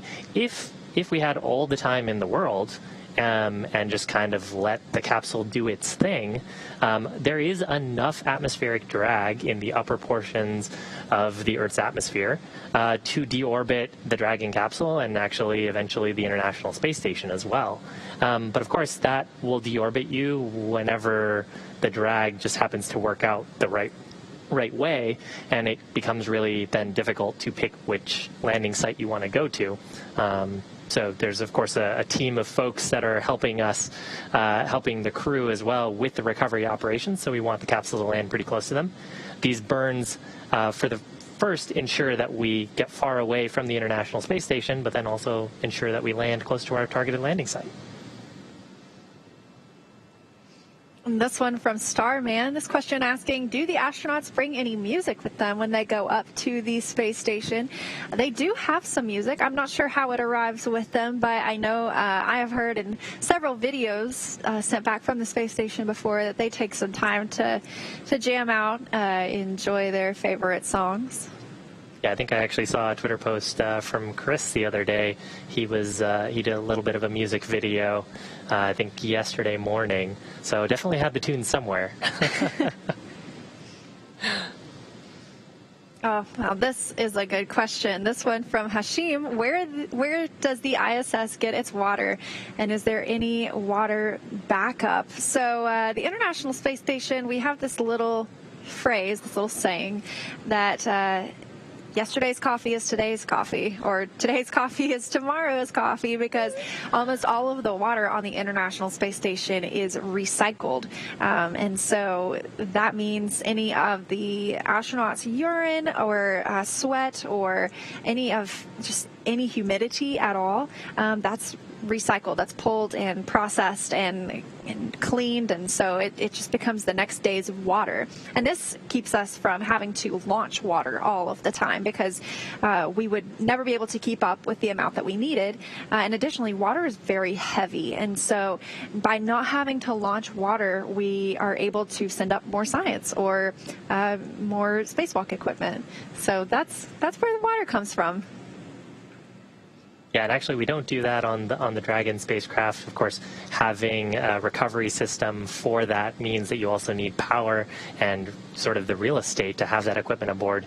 So because we know the durations that the Dragon spacecraft is intended to operate, we actually carry food and water bottles for the duration that we expect to go, replenishing those and adjusting the storage of those based on the consumption for the uphill portion and the downhill portion. And of course, Bob and Doug have more than enough food and water for the next couple of days for a splashdown attempt tomorrow. And of course, if they had to do a wave off on orbit, or if they needed to go into an emergency recovery scenario and use that as emergency supplies.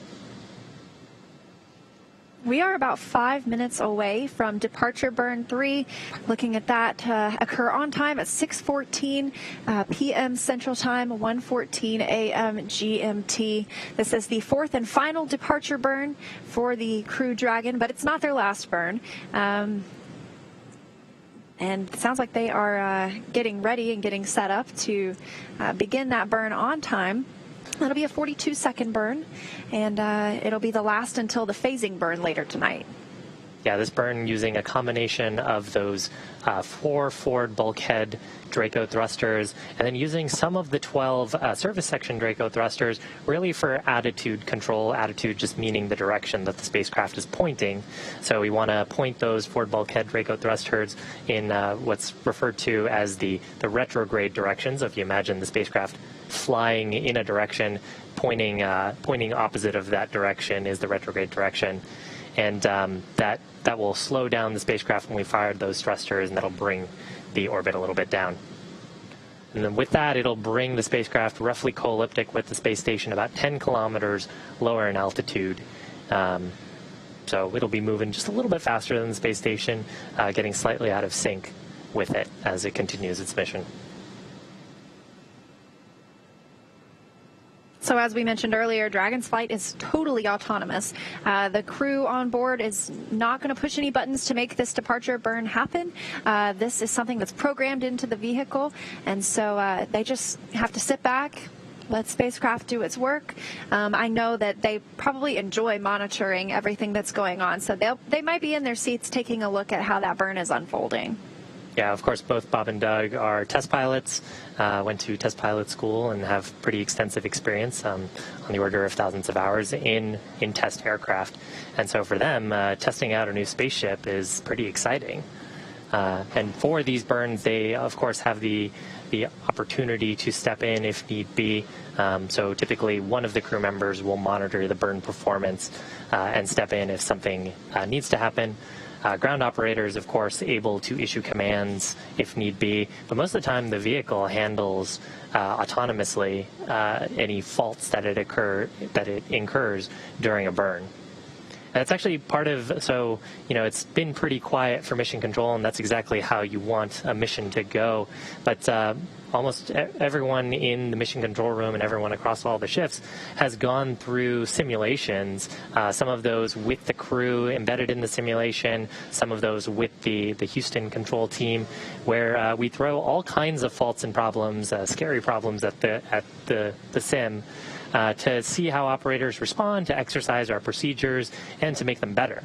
So today, nice, quiet mission, just the nominal events happening exactly as you'd like to see, but everyone in that room and, of course, the crew aboard prepared to step in if need be. I've had the privilege to sit in on some of those sims and help prepare to be here, and it is so nice to hear some peace and quiet on the loops, on the nets, everything going pretty well so far. And we are just under a minute to departure burn 3.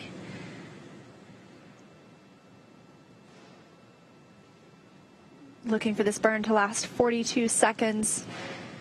Bring it roughly co-elliptic, in a roughly co-elliptic orbit with the space station, meaning it's not got, or it'll be constantly about 10 kilometers lower in altitude.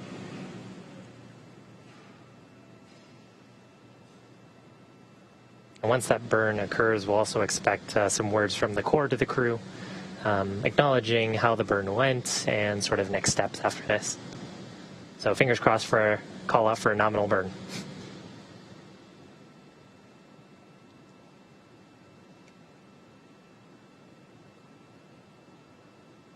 That's sort of, it's worth noting what some of the other folks in Mission Control are doing during a burn. Even though the vehicle is actively monitoring its health and systems, there's also operators monitoring those health and the health of the systems aboard. Notably on burns, the systems officer will be checking performance and health of the Dracos, and the navigation officer will be doing analysis on the burn performance, as well as what Dragon reports its current attitude, velocity, and orientation are. And that burn is now underway. We can actually expect it to be complete in just a few seconds.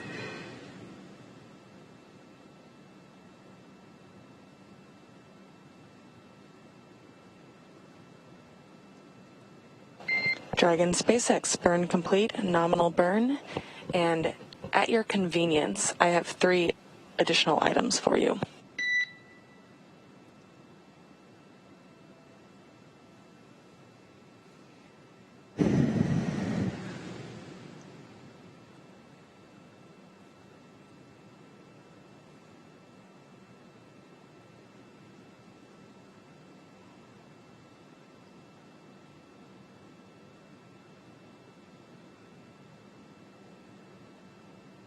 Okay, Anna, we're ready to copy. All right. The first is that we understand that you would prefer to report food and water consumption and movement after each of your meals. At your convenience, we're happy to take your evening meal report. Just let us know.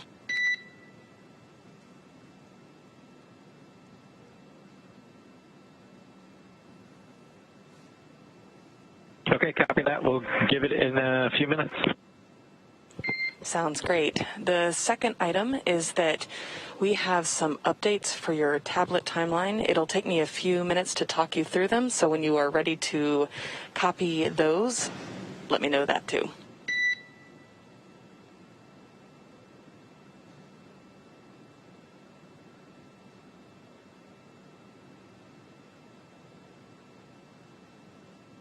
Okay, we have the tablets open to the timeline in the anchor section, and we're ready to copy. Copy. So on your day 1 primary timeline, please scroll to crew pre-sleep day 1, and I am requesting that you add 30 minutes to the 6 continuous events, beginning with crew pre-sleep day 1 and ending with GSC collection entry.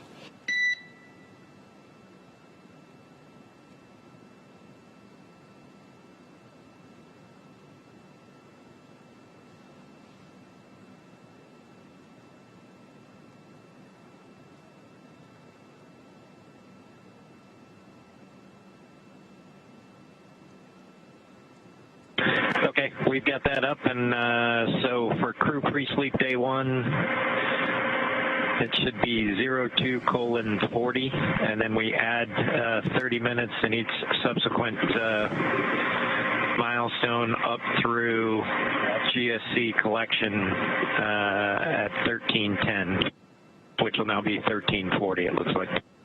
Good readback. The second change to make is to please subtract 15 minutes from your scheduled fluid load start and fluid load end events. Your new fluid load start time is 1448.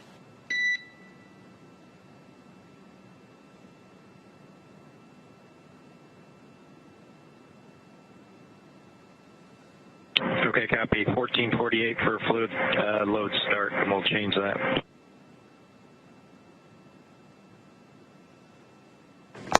And you copied the fluid load end subtraction of 15 minutes too, correct?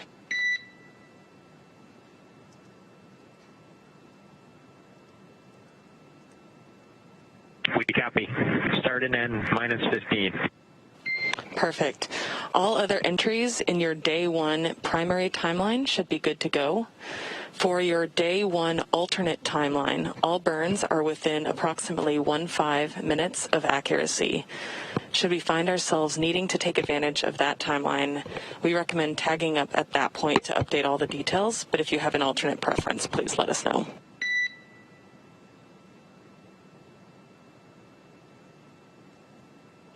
We love your plan. Let's take a look at that if we need to at that appropriate time. Thanks. Sounds great. And finally, for the third item I had for you, beyond the inventory post-meal, there are no more required tasks for this evening. So if you would like us to configure for sleep early, we can do that. Just let us know. And do note that there is a departure phasing burn during your sleep.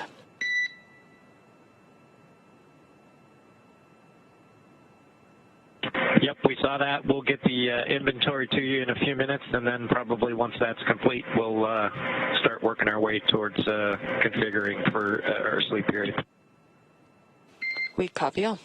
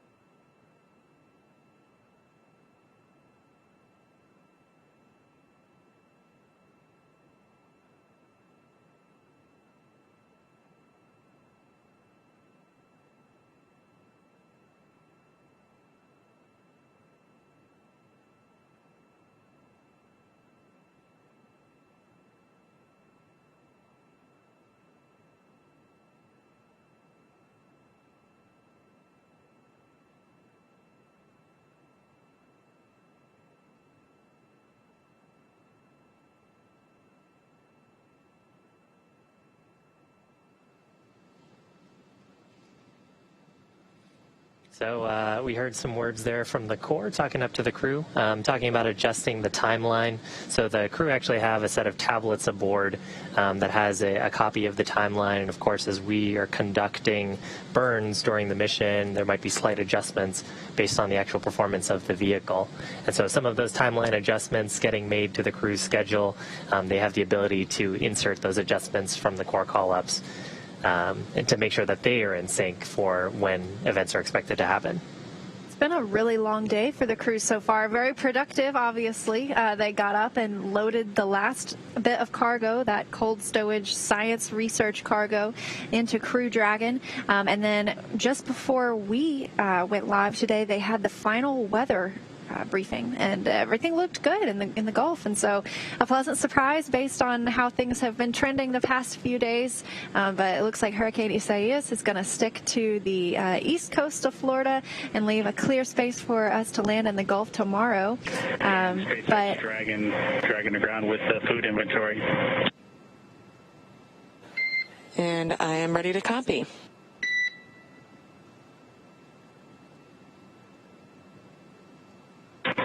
Okay, from location 9, bag 204, we consumed 1 bottle of water. From location 10, bag 208, we consumed 1 bottle of water. From location 11, bag 317, we consumed 1 dinner.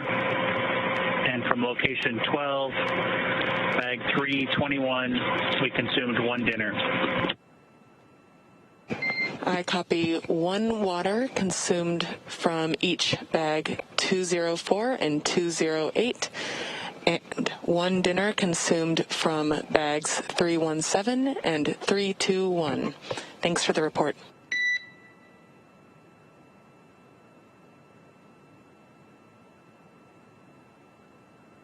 And Anna, I have a issue with the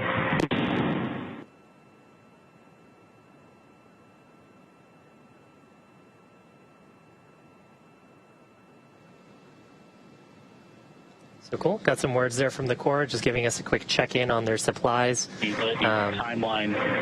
It just started. I had a functioning timeline, and now I don't. And Dragon SpaceX, we lost you perhaps through some blockage through part of that call. Can you repeat, please?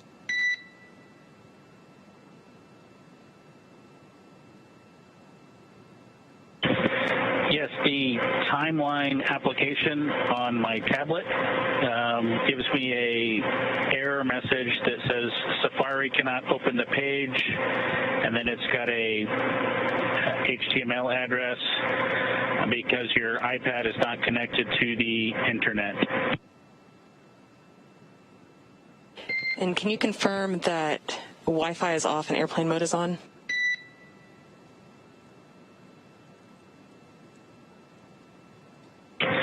Yes, Wi-Fi is off and airplane mode is on. If you have the display cameras up, I'll try to show it to you.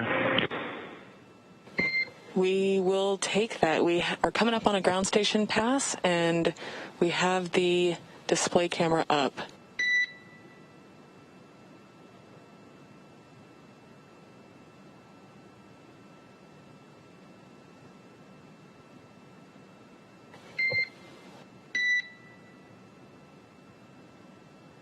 And Dragon SpaceX, can you bring that a little bit closer?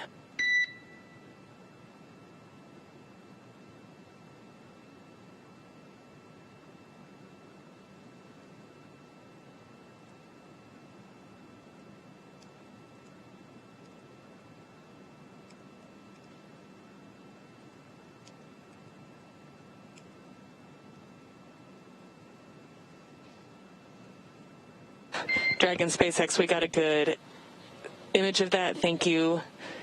We will look into that and get back to you. And to be clear, this is just happening, Bob, on your tablet, not on Doug's.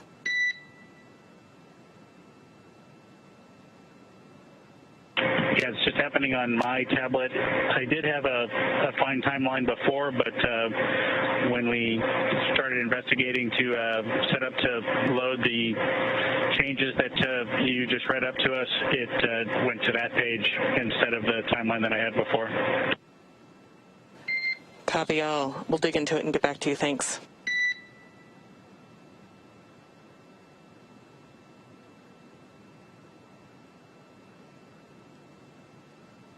So that was the Corps checking in with the crew aboard Crew Dragon. Bob Behnken and Doug Hurley reporting.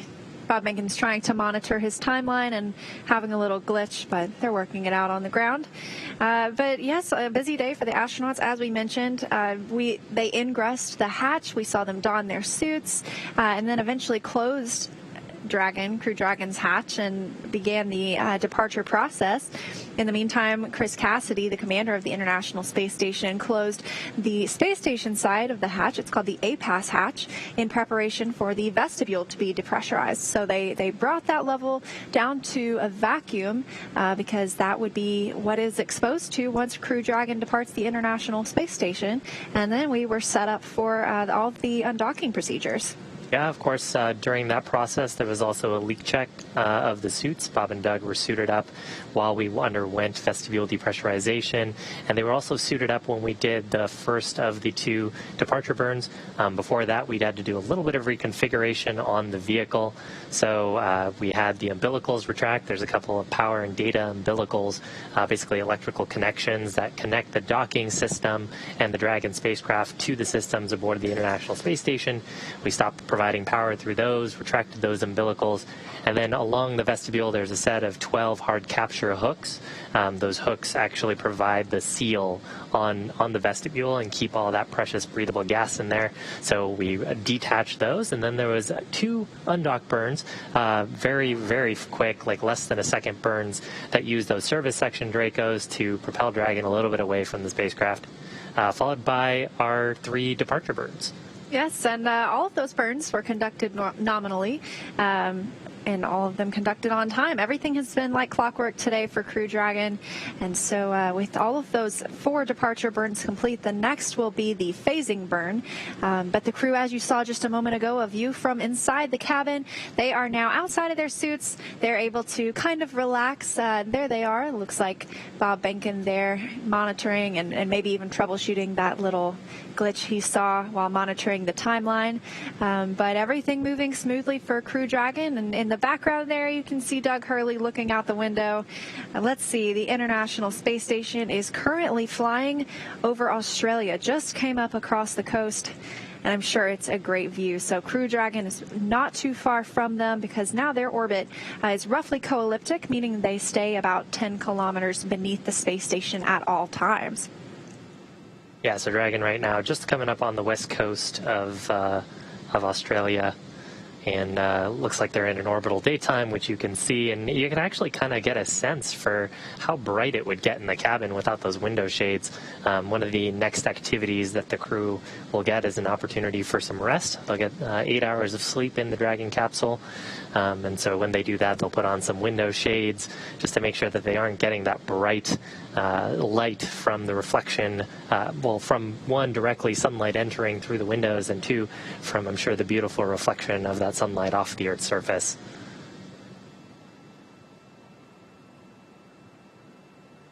And ground team's actually coordinating with the crew a little bit, so we've been hearing regular calls up from the Corps, the crew operations responsible engineer, up to the crew about burn performance, upcoming milestones and events. We had the crew give us a little bit of an inventory of their supplies, let us know that it looks like they got through a meal on board. And actually, that's kind of an interesting thing to talk about. So we were talking about location 9 and 23 and a couple of other locations. Dragon looks like a very, very clean vehicle on the interior, but actually behind a lot of those panels are actually stowage locations. You can actually see a couple of those here on the right-hand side of your screen. You can see that there's some stowage areas behind those panels. So ordinarily those panels stowed inside, we've got bags designed by the SpaceX team that fit inside of them, and then inventory of supplies, water, medical supplies, of course crew personal supplies, and food. Looks like right now Bob getting some great snaps of Australia. I'm pretty excited to see what those turn out to look like. Absolutely. I've been very impressed with their photography skills while on board the International Space Station. And astronauts, before they depart for the space station, actually get a little bit of a photography class from our teams at Johnson Space Center. So it helps them determine a target and how to frame it, because Earth observation is a really important part of some of the research that we do. As we mentioned, it looked like earlier Doug Hurley was able to get a picture of Hurricane Isaias.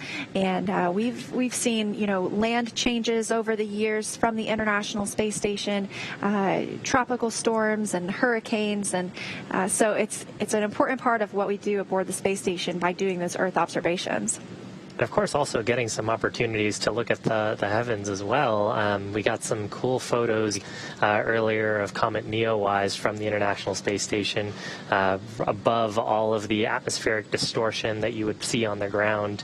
Of course, when ground telescopes look at those, especially the large telescopes, they've got active control mechanisms to try to deal with the disturbance created by subtle motions of the Earth's atmosphere. But if you can put a telescope above the Earth's atmosphere, then you don't have to deal so much with those disturbances. So Bob and Doug, where they're at, pretty thin on the atmosphere, and able to get some great photos of Neowise as well.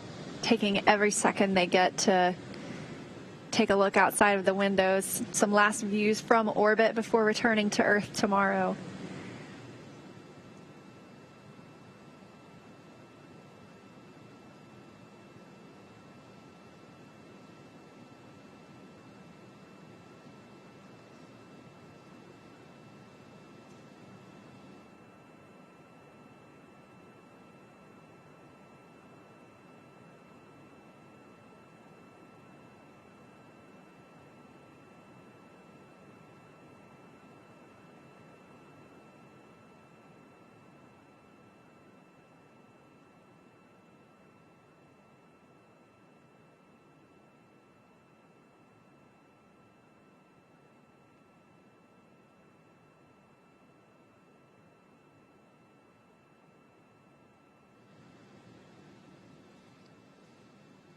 So Bob Behnken and Doug Hurley are riding right now in the Crew Dragon Endeavour. Not a lot scheduled for the next few hours except their crew sleep period, which will come up at, let's see, well, they'll get a pre-sleep opportunity to conduct any of those nighttime routines they might have at 7:40 Pacific, and then they will go to sleep about an hour later. And then we'll be looking for the next burn. That'll be the biggest one we've seen so far, taking place at 10:48 p.m. Pacific, and that is 5:48 a.m. GMT. So that's the phasing burn. We will be looking forward to that. The crew will already be asleep, and that burn will last over 6 minutes. It's a pretty big burn as well. It's what gets the spacecraft aligned on the right trajectory for the landing site. Again, our primary landing site is off the coast of Florida, the west coast of Florida, and the Gulf of Mexico. That'll be near Pensacola, Florida. And we've got a backup site near Panama City in Florida. And so those burns pretty important to get Dragon aligned on that. Dragon will be coming up on what's called an ascending trajectory. So if you imagine the Dragon spacecraft sort of coming, it'll be moving up from sort of the southwest corner of Florida up to the northeast corner of Florida, and that pathway up along the northeast is ascending relative to the equator. If Dragon were coming down the opposite direction, so if it were coming from sort of the central part of the United States down towards Florida, then we'd refer to that as a descending opportunity. It sort of just has to do with how you define the ellipse in orbit. Actually, we got some really cool views of the interior of Dragon, and that ties pretty well to a question on social from Infinity Gabe. So there's so much room in Dragon, they're walking around. Can you go into more depth on the vehicle's dimensions? Yeah, sure can, actually. So just making sure I get the numbers right. The capsule itself is about 13 feet in diameter at its base, and actually going up to the top of the nose cone, it's about 16 feet. The nose cone is actually pretty big. So I think it's about 4 feet for the nose cone. All of that is not necessarily habitable space. Below that is the forward hatch, and then you've got sort of the bulk of Dragon. The interior volume of the vehicle is 326 feet cubed, about, so 9.2 meters cubed for our metric friends. And there's plenty of space in there. I hear it can get a little bit crowded when you've got 4 crew members in there, but of course you can use the entire volume. And this question from Julia asking if the crew gets jet lagged when they land. It's going to be interesting. They've tried to sleep shift their schedules as much as possible today so that they are awake and able to monitor these major dynamic parts of the mission, the burns and things like that. So today they woke up at about their normal time, but in the middle of the day they got a 3-hour nap. And so later tonight, they will take an 8-hour sleep period, getting the opportunity to get well rested before tomorrow. They won't get a nap tomorrow on Crew Dragon before splashing down.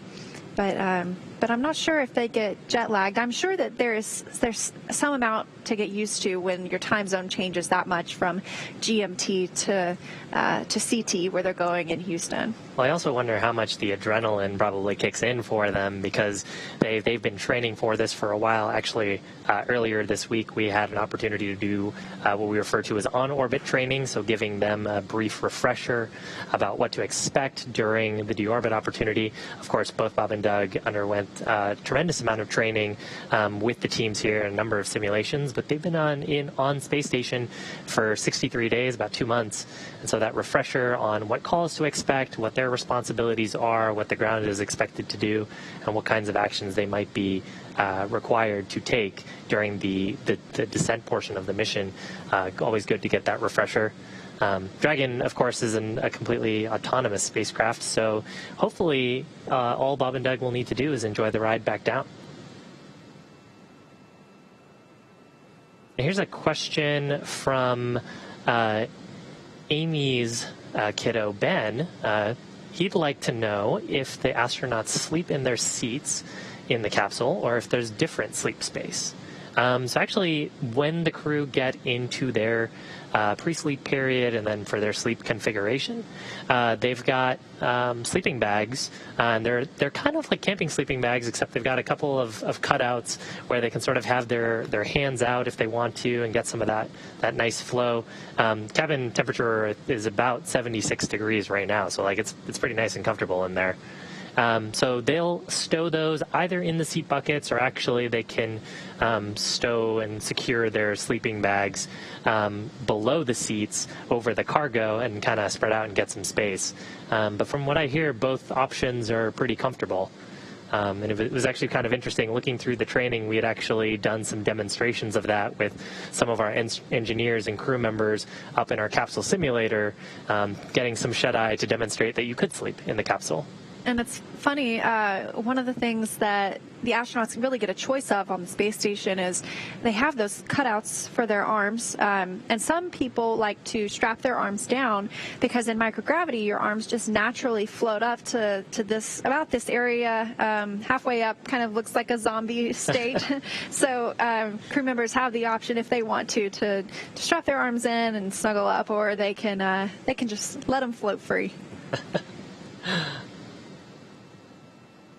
And this question from Inulia, wondering if the muscles of the astronauts weaken after their trip to space. We do a lot of counteractive measures while the astronauts are in space. One of those being they work out 2 hours a day every day. We have a couple of different exercise devices up there. We have a treadmill. And of course, it's kind of difficult to work out in space. You can't run on a treadmill like you would on Earth because you just bounce right off. And so they have bungees that they attach to that keep them pulled down and running on that treadmill. We actually had an astronaut run the Boston Marathon while in space once, so that was impressive.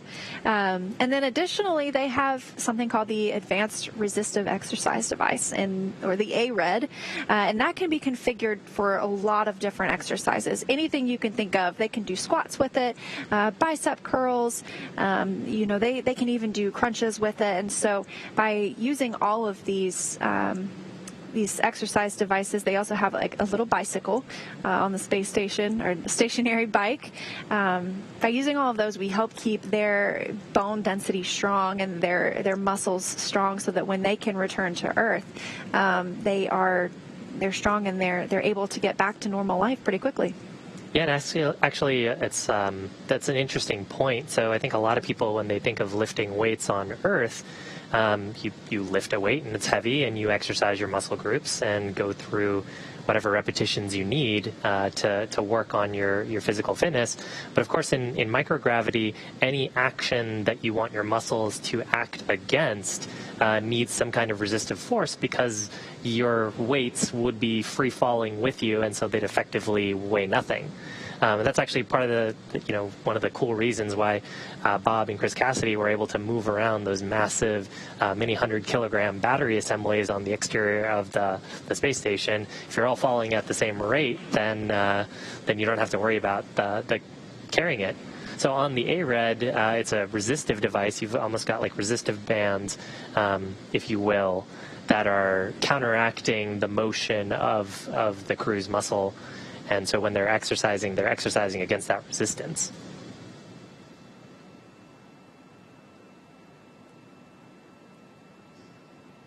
Some really pretty views from the interior of Dragon. Looks like we might actually have a call here from Bob shortly. And SpaceX Endeavour, could you secure the cameras, please? And by secure, you mean go external on the cameras?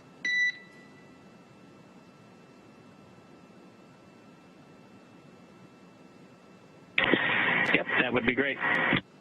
Consider it in work.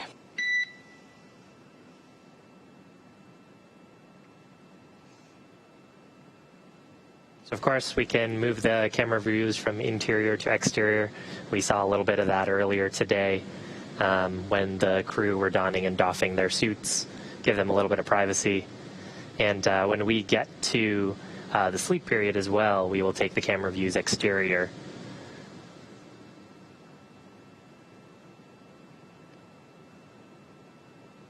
We've got an Ask NASA question from Dragon Jim. SpaceX cameras are external.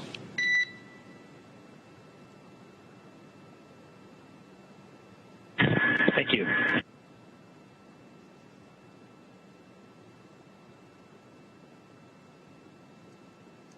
This one's actually a fun Ask NASA question from Jim on whether Dragon will lose radio contact during the reentry burn.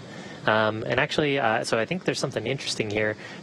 During the deorbit burn, which is that final burn, Dragon will not lose radio contact. However, when Dragon re-enters into the Earth's atmosphere, because of the compressive forces on the atmosphere, you end up getting heating on the air as Dragon sort of slams into the Earth's surface, and that heating gets high enough to turn that air into a plasma.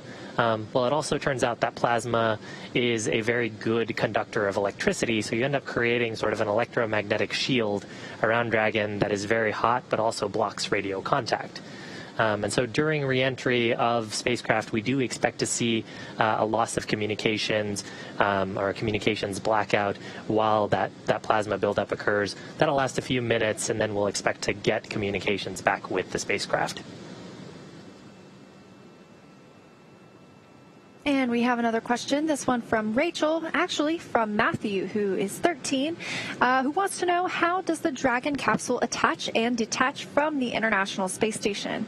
Well, we saw the full detachment today when it undocked from the space station, that separation occurring on time at 4:35 p.m. Pacific, 11:30 p.m. GMT. And when Dragon arrives at the International Space Station, there are a series of hooks that drive into the International Space Station's docking adapter and secure it to the vehicle. Additionally, there is an umbilical that attaches to the International Space Station and allows power to flow from the station into Crew Dragon. Today we saw the reversal of that. The 12 hooks around Dragon, there are 2 sets of 6. Those detached and that umbilical detached as well. And shortly after, there were 2 short pulses, small burns to help separate Dragon from its home for the past couple of months aboard the International Space Station. So it's a series of events really that help Dragon attach and detach from the station.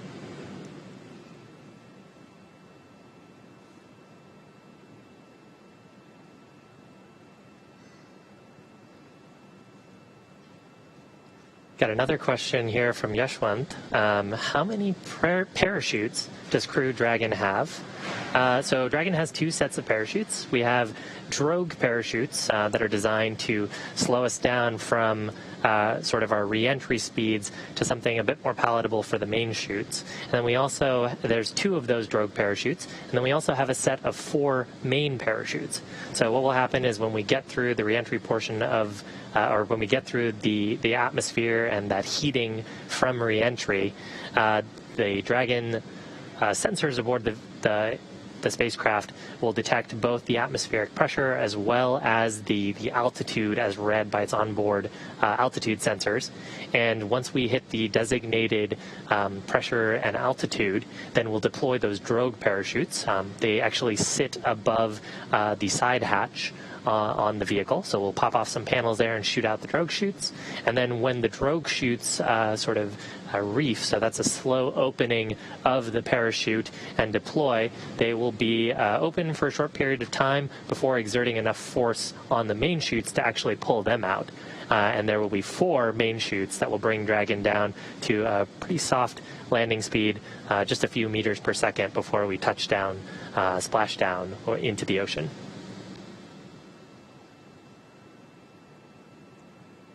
We have another question from Jamie asking, will Crew Dragon go into a museum after this mission, or will it be reused? Crew Dragon is designed for reusability, and so after splashdown, it will go to post-processing at a SpaceX facility in Florida. They will take a look at how the vehicle performed, and all of the things that we learned on this mission are going to help inform the steps for the next mission. This was a test mission called Demonstration Mission 2, and so all the things that we learned from the vehicle, any changes that need to be made, those will be implemented on future spacecraft, including for Crew 1, which is coming up in just a couple of months.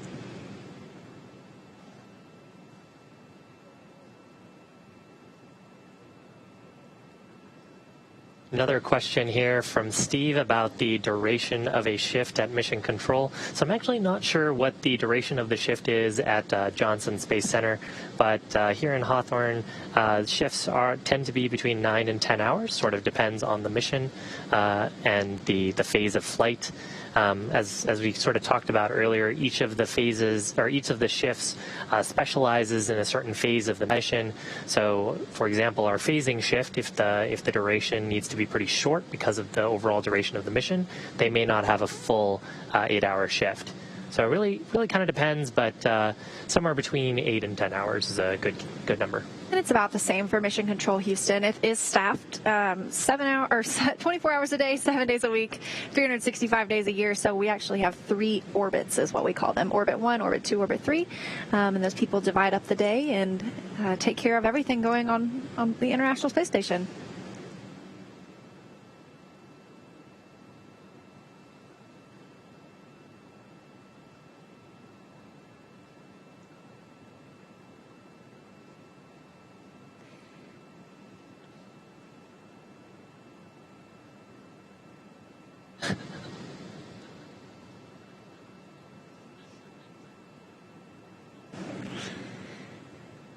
Here's a fun one from Darren. Have any of you played Kerbal Space Program? Definitely have played Kerbal Space Program. There's, in fact, a couple of my friends upstairs. Apparently, there's a mod for Kerbal Space Program where you can write your own flight computer software and try to launch the spacecraft totally autonomously. So a few folks upstairs who work in flight software are pretty good at that. But it is a very fun physics simulator for rockets. I can't say I've played it, but I have friends that love it.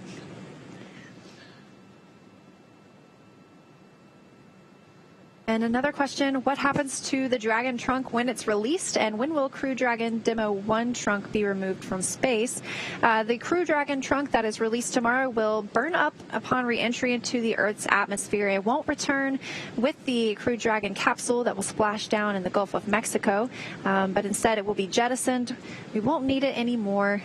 And as for the Crew Dragon Demo 1 trunk, I'm not positive on that information. Well, the Crew Dragon Demo 1 trunk would have re-entered after Demo 1.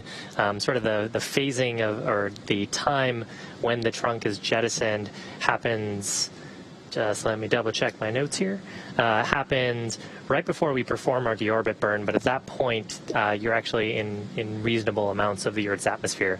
So over time that picks up enough drag and would re-enter it by itself. Here's a question from Akash about what the Draco thrusters are powered by. So the Draco thrusters, and actually the Super Dracos as well, use a fuel called monomethylhydrazine and an oxidizer called nitrogen tetraoxide. They're referred to as a hypergolic propellant. So what that means is when you combine the two, they combust, and then of course we combust them in a converging diverging nozzle and are able to take the force created by that controlled explosion and use it to propel the spacecraft. Now on the Super Dracos, it's just a much higher flow rate of those two propellants into a slightly different nozzle structure. And so the higher flow rate allows us to get higher Gs, which allowed us to actually separate during our in-flight abort test from a Falcon 9 at maximum dynamic pressure, or the highest forces aerodynamically on the vehicle. This question from Nathan asks, this mission has 2 astronauts. Crew 1 and Crew 2 flights will have 4. Are there any plans to fly in the 7-seat configuration? Right now, NASA is focused on flying 4 crew members aboard the commercial Crew Dragon vehicle. At this time, there aren't plans to fly in the 7-seat configuration, but it's really nice to have that capability, and SpaceX may be able to use that in the future for other missions.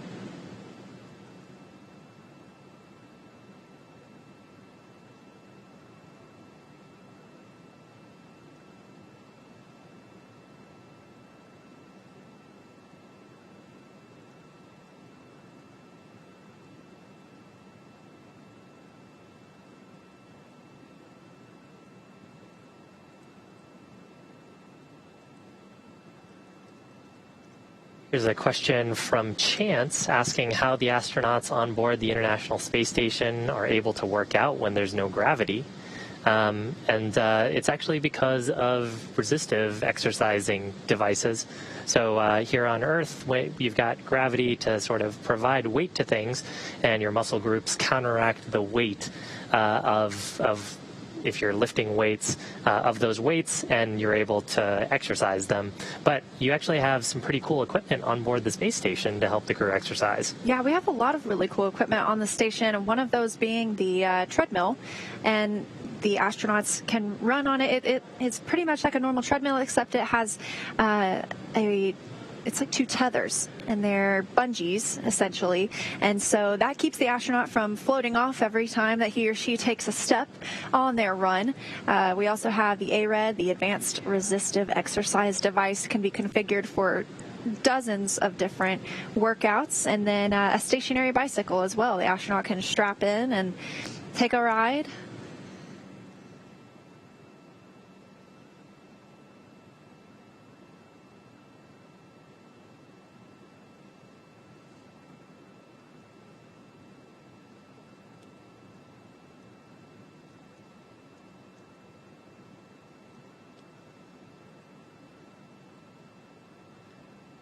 So I have a question here from Dewono. Is there any way we can view the panel in front of Crew Dragon that the crew are interacting with online? And actually, there is a way you can do that. There is a website, iss-sim.spacex.com, and it's actually running pretty much exactly the software that the crew are interfacing with, and you can use this to try your hand at manually piloting the Dragon spacecraft up to the International Space Station. I know a bunch of us gave this a try during the uphill portion of the mission, and I haven't met anyone yet who's done it on their first try.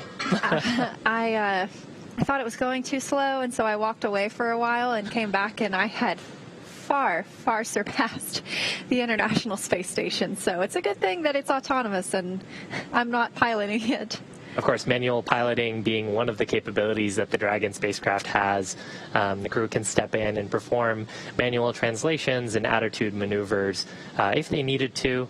They can also do that if they needed to adjust locations of the port that they're attached to on the space station. So all parts of the capabilities of a pilot being able to fly the spacecraft. Another question, what kind of experiments are conducted on the International Space Station? It's a wide variety of experiments. And not only in the lab do these occur, we are also looking at how astronaut bodies react to the International Space Station and life for extended periods of time in microgravity. As we mentioned, Bob Behnken and Doug Hurley were able to spend 114 hours devoted toward science and research over the past couple of months, 63 days to be exact. One of the really interesting studies that I learned about was the capillary structures study. So this studies the use of different structures and containers to manage fluids and gases.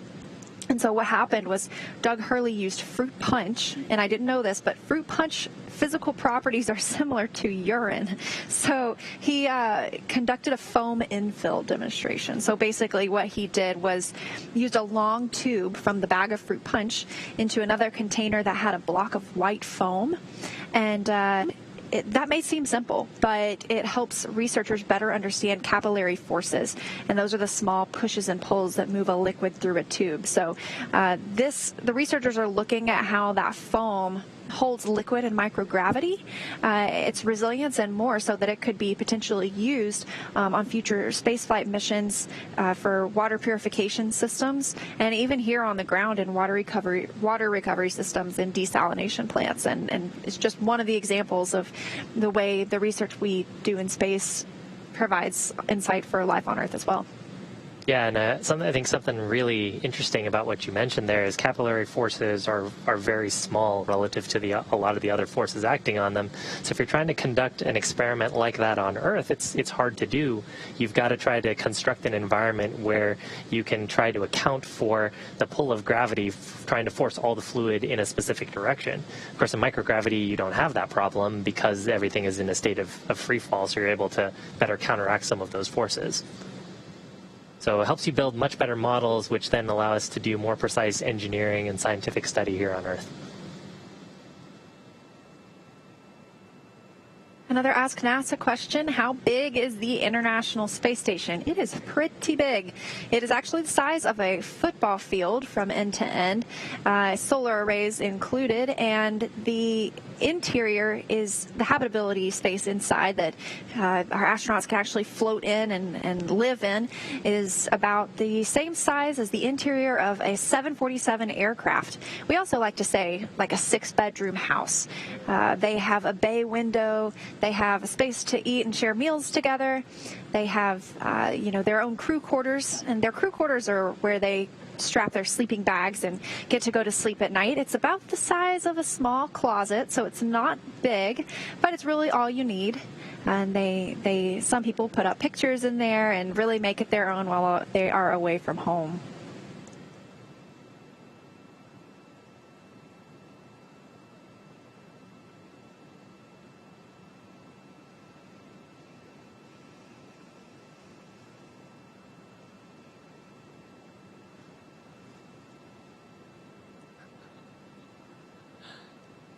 So I got a question here from Moneydeep. Hi, can you please elaborate how to interpret these paths going orbital and then in straight lines and then 2 curved dips? Thank you.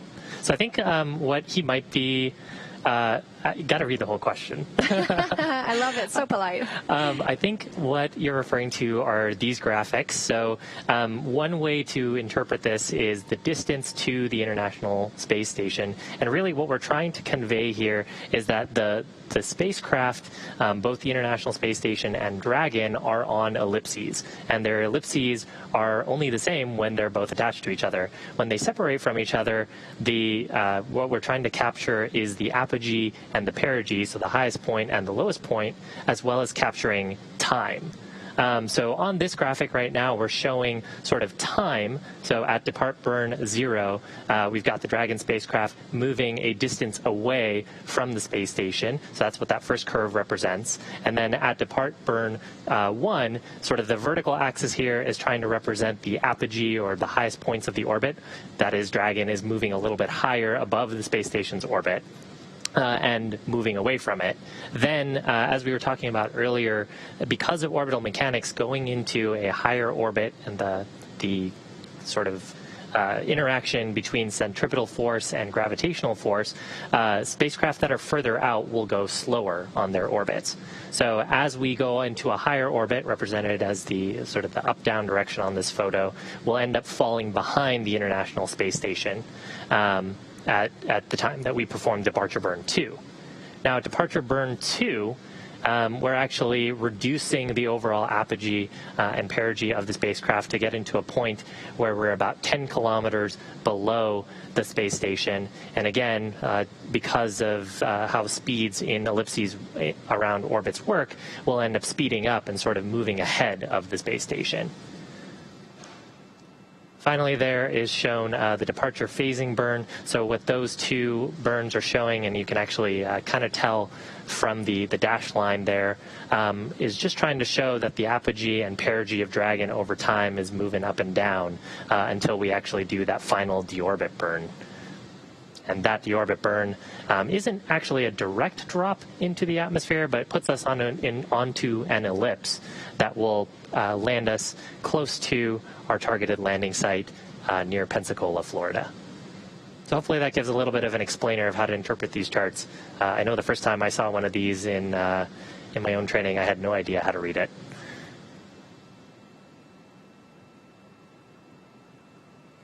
And so the departure phasing burn is expected for later today. That'll be actually a pretty long burn, lasting about 6 minutes.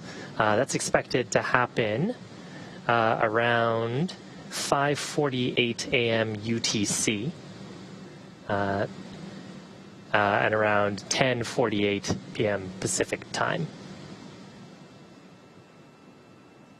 That'll be the last major burn for tonight. Will actually come while Bob and Doug are getting some rest in the Dragon spacecraft. And if you're just joining us, that is along the lines of what they're getting the opportunity to do now. As Dragon is fully autonomous, they are just monitoring the mission. They are outside of their suits and able to float around the cabin. They were taking some pictures outside the window earlier. The astronauts are well on their way home after a successful undocking and departure earlier today. We saw that departure happen on time, with separation occurring at 4:35 p.m. Pacific, 11:35 p.m. GMT, the time that we use aboard the International Space Station. And that was farewell from 63 days aboard the International Space Station for Crew Dragon, undocking from the Node 2 forward port and beginning its journey home. With that, just a couple more departure burns, or excuse me, just the phasing burn to go for today. Finish those burns with the Draco thrusters, the forward bulkhead thrusters, to get us into our right co-elliptical orbits, which will then put us in the right opportunity for those landing sites in the Gulf of Mexico. And of course, the ground teams and the recovery teams have been monitoring the weather out there with Hurricane Isaias. Luckily, the hurricane moving away from the intended landing sites and leaving some pretty nice weather. The weather teams, really the recovery teams, monitoring the surface wave heights, the slope of those waves, and including the wind speeds as well as rain and lightning strikes in the area, all things that would reduce the likelihood of a successful recovery of the vehicle. So far, weather is looking nice and clear, everything well within margins and the flight rules for recovery. And currently inside the Dragon capsule are Bob Behnken and Doug Hurley. Coming up next for them in about 30 minutes will be their crew pre-sleep time period. That means they'll get the chance to relax, conduct any of the last activities they want to do before time for them to get a little sleep. We're looking at about an 8-hour sleep period for them tonight. And it'll be after they go to sleep tonight that phasing burn will be conducted. As we mentioned earlier, this is a fully autonomous vehicle, so the crew doesn't need to be awake to press any buttons and send that command. The vehicle will conduct it on its own. It's pre-programmed into Crew Dragon, so hopefully they sleep right through it. Actually, that's a great capability to have on the vehicle that allows them to get synced up with the events for tomorrow, because the spacecraft can handle those steps automatically. And really, the ground teams as well don't really have that much by way of actions that they need to perform for those burns. We perform no-go, go, or go-no-go criteria evaluation of the spacecraft health and systems, but if the spacecraft is ready to perform the burn and we see no issue to stop the burn, Dragon will perform it automatically.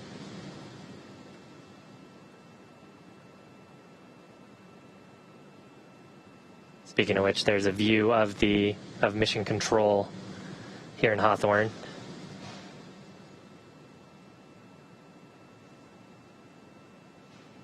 In that room, a number of specialists who focus on various different subsystems on the spacecraft, including folks who are focused on the health of the crew aboard. And then we've got a set of operators as well who are very familiar with all of the logistics of each phase of the mission. So the shift currently on, very familiar with proximity operations, both for docking and undocking operations. And we'll actually get a chance to see a shift handover to what's referred to as the phasing shift. That should happen around 9 p.m. Pacific time.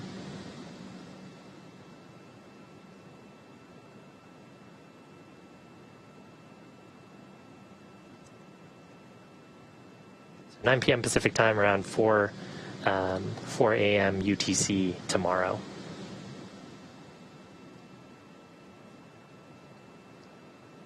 Keep sending in your questions using the hashtag AskNASA. You can submit those on Twitter and tune into the broadcast to see if they are answered. We have one from Tony asking how long the other crew members will be at the International Space Station.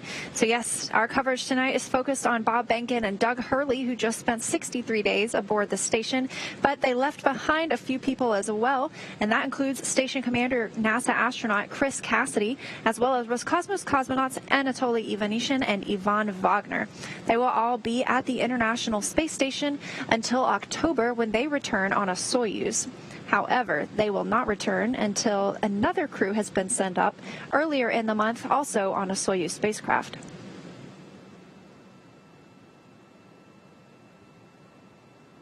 Right now, actually, so Dragon and the International Space Station are flying in roughly co-elliptic orbit, meaning that Dragon is just a little bit below the space station in terms of altitude.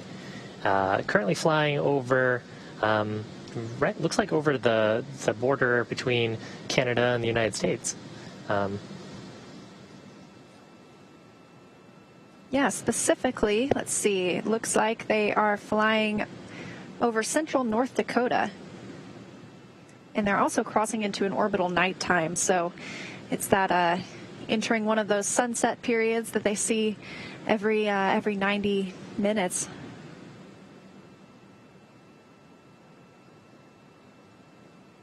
So here's a question from Chase asking about the weather. So if weather had unexpected changes when Dragon is on its way home, can the crew go around, or would they have to change the targeted landing zone? We do have the ability on board the Dragon spacecraft to perform what's called a deorbit wave-off. So if for any reason, either weather or some reason on the spacecraft, we didn't want to pursue our deorbit opportunity, then we could pursue our alternate landing site.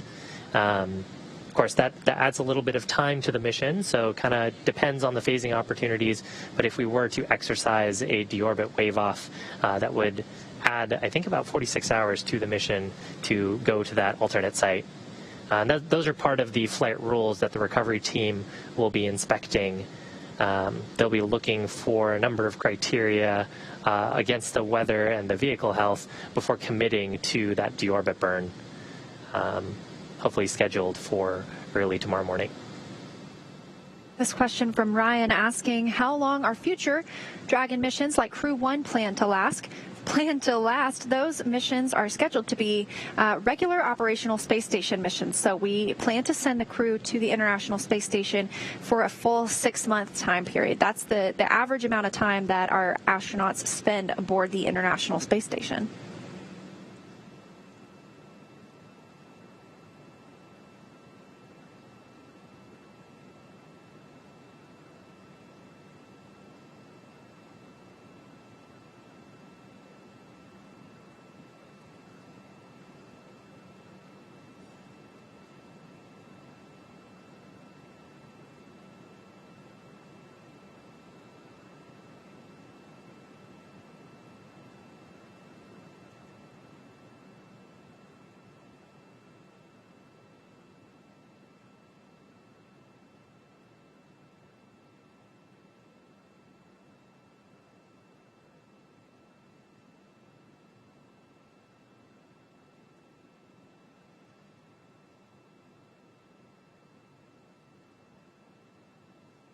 So if you're just joining us, we're in between a couple of burns. We've had a really busy day.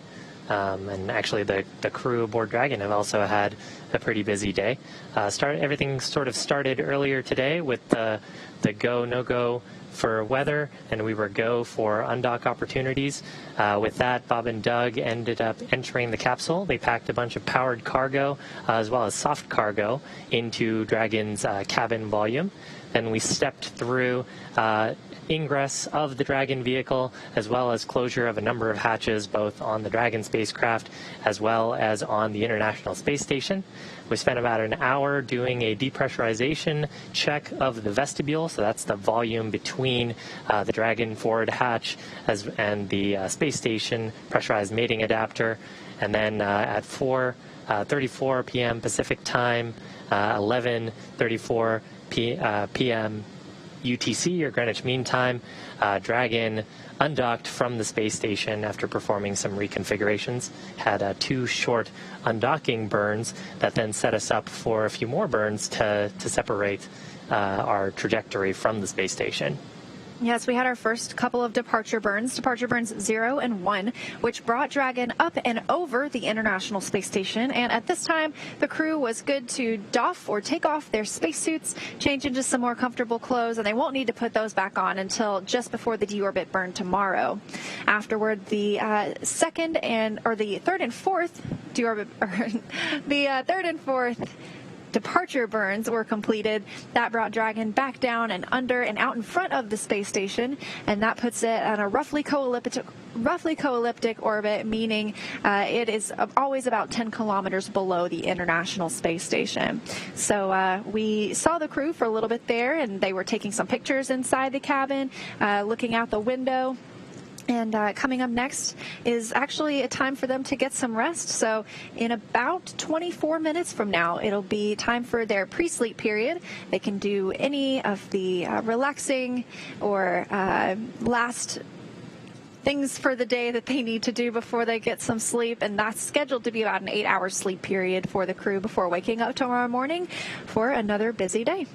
And while they're getting some rest, we'll actually have the last of the major burns planned for tonight. So that'll be that final departure phasing burn that'll be conducted around 10:48 p.m. Pacific time. That is 7 hours, right? 5:48 a.m. Yes, GMT. And so we'll get a chance to do that departure phasing burn that'll line us up with our planned landing locations. Right now, planning to land in the Gulf of Mexico near Pensacola, Florida. At this point, the recovery teams all monitoring the weather down there, and of course getting their recovery ship and teams ready to approach out to eventually pick up Bob and Doug after they re-enter the atmosphere, deploy some chutes, and hopefully have a nice soft touchdown, splashdown in the Gulf of Mexico.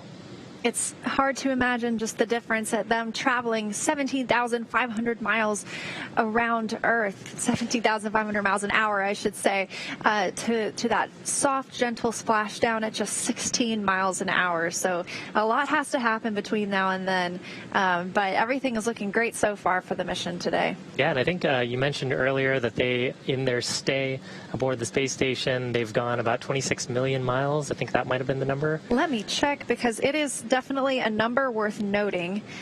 Being on board for 63 days, they have traveled... Here we go. That entire time conducting science experiments as well. So yeah, science experiments, spacewalks. I mean, they got to work for sure. It was definitely not a destination vacation. They traveled over 27 million miles. 27 million. Wow. Yes. Of course, you can go pretty fast when you're on the International Space Station. Don't have to deal too much with Earth's atmosphere and drag, so you can keep that very high orbital speed. And of course, that high orbital speed means that the spacecraft is sort of constantly missing Earth. As the Earth rotates around it and moves, we're constantly in a state of free fall around it, which is why we're actually in orbit.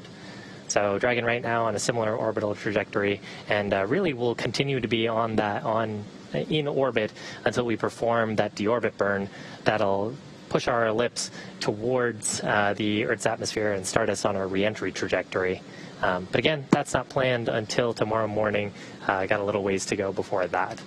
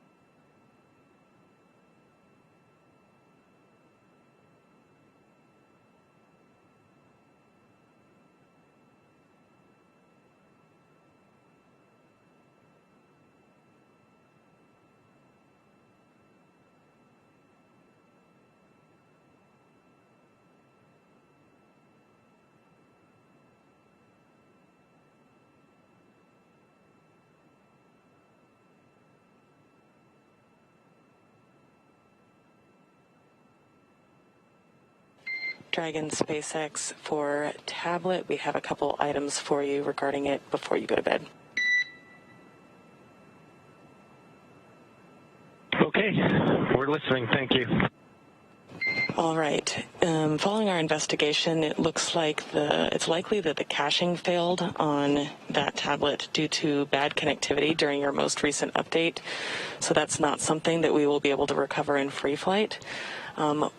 It is possible that Doug's tablet timeline could go out as well. And so because of this, our request is to take screenshots of your working timeline for both day one primary and day one alternate. And then you can also airdrop those to Bob's tablet. Do note that to use AirDrop, you'll need to temporarily turn Wi-Fi on, but it doesn't need to connect to anything. And then finally, just be aware that the tablet still has deorbit data and PDF backups of displays out required procedures in Adobe Acrobat. And only the timeline and procedure web viewer would theoretically be affected by this. Okay, we copy all.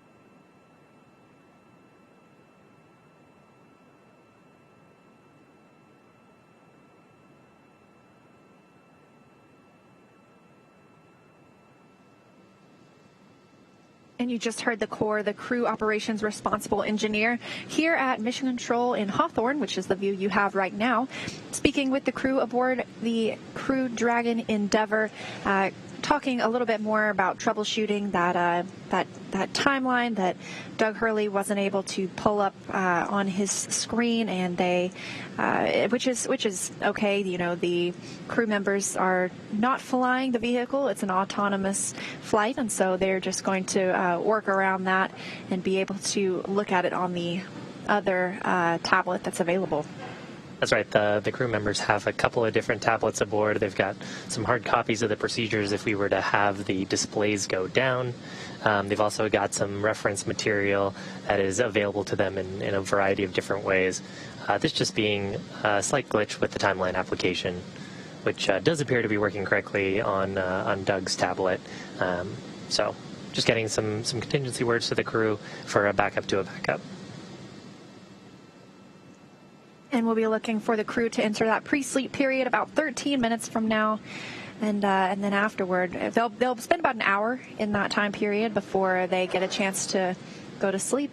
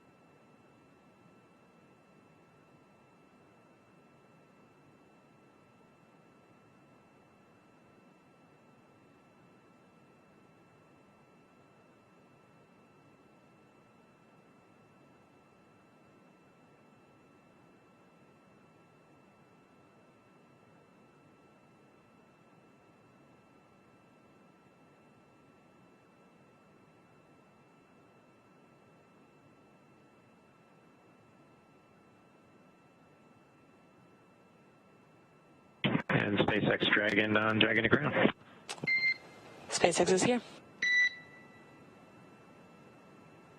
Yeah, a couple old guys managed to do some airdropping up here, and we've got Bob's tablet configured now with screenshots of the day one primary and day one alternate timelines.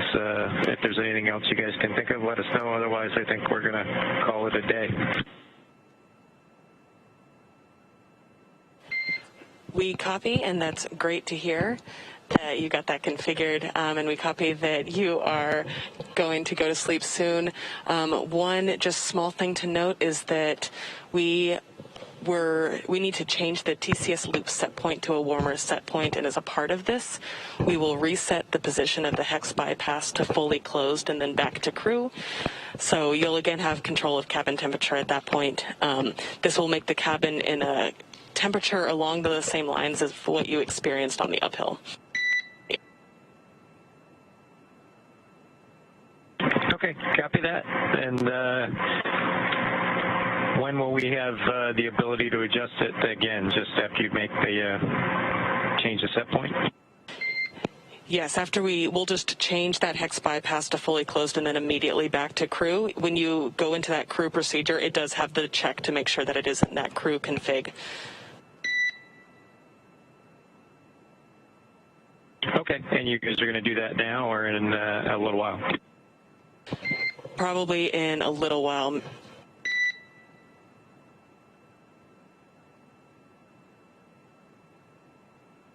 Okay, copy that. Well, if for some reason we get into it, that procedure, need to warm it up or cool it off, we'll just check and make sure it's under the crew control part there in the procedure. Otherwise, we won't mess with it. Sounds good, and I got a slightly closer estimate of probably around an hour and a half from now. We'll be commanding that. Okay, sounds good. Thank you. And good night from Endeavour. Good night. It is great to support you today. You will be woken up by Jay in the morning, so have a great sleep. Thanks, Anna. It was great to talk to you, and congratulations once again. And say hi to Brian for us. It was great talking to him on station, getting set for this, and really appreciate all the work to get us undocked and in free flight and set up for our splashdown tomorrow. Really appreciate it. Everybody have a good night. Absolutely. It's been our pleasure. Good night.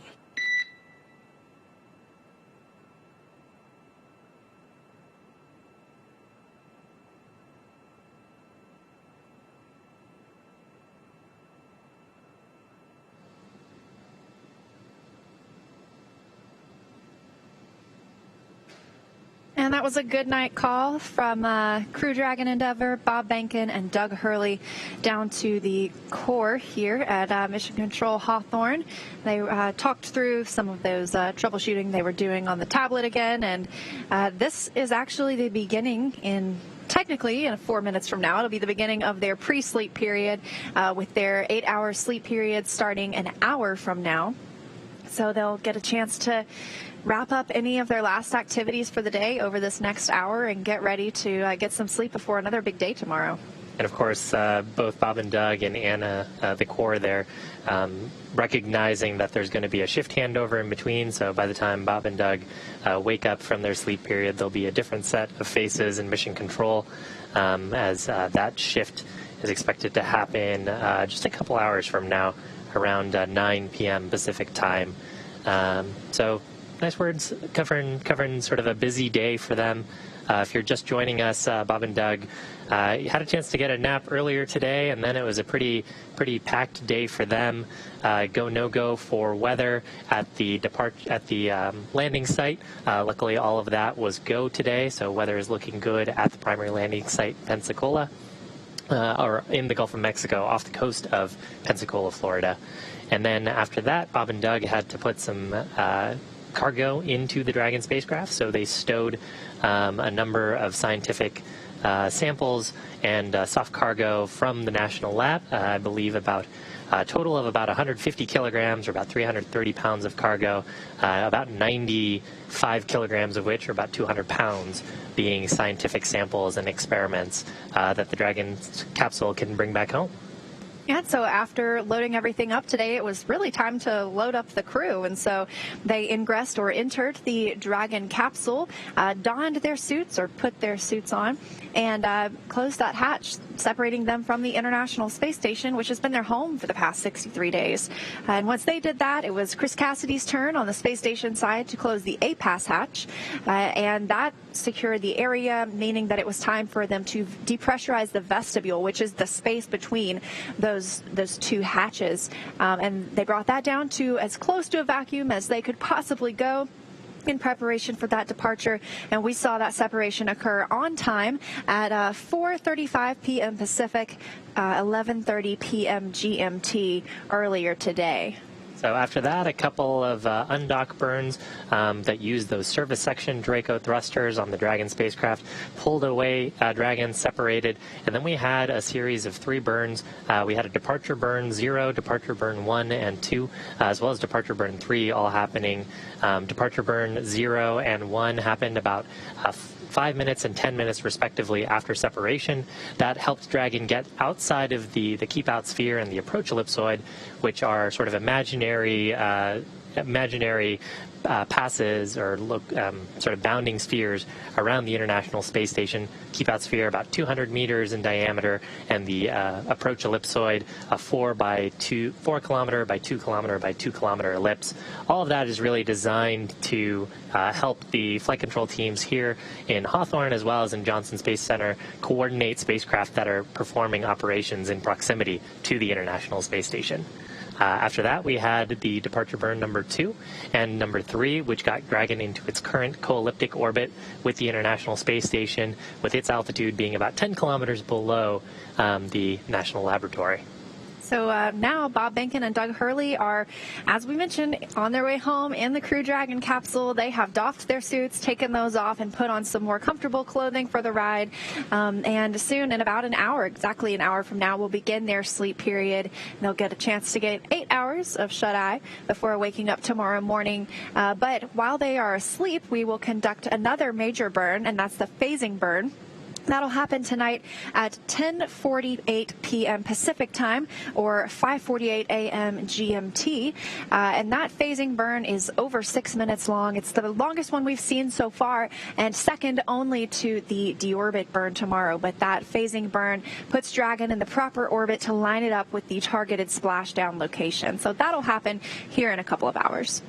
Yeah, and that is a really big burn. We'll be wanting to use the forward bulkhead Dracos. So the Dragon spacecraft has 16 Draco thrusters that we use for on-orbit operations. 12 of those are in the service section, primarily used for attitude control, and then also for performing some of those burns in close proximity to the space station, where we want to avoid the propellant potentially interacting with the hatches or the solar arrays on the space station. For this, we'll be using those service section Dracos to get Dragon into the correct attitude, and then the majority of the impulse from that burn will be delivered via those 4 forward bulkhead Dracos that are so named because they sit around the forward hatch underneath where the nose cone goes. Of course, the nose cone right now open on the Dragon spacecraft for, of course, those thrusters to fire, as well as for the navigation sensors that live underneath it, so Dragon knows where it is in space. And tomorrow, the last major burn, it's the only one we'll see tomorrow. It's the deorbit burn, and that really commits Dragon to its landing location, or its splashdown location, we should say.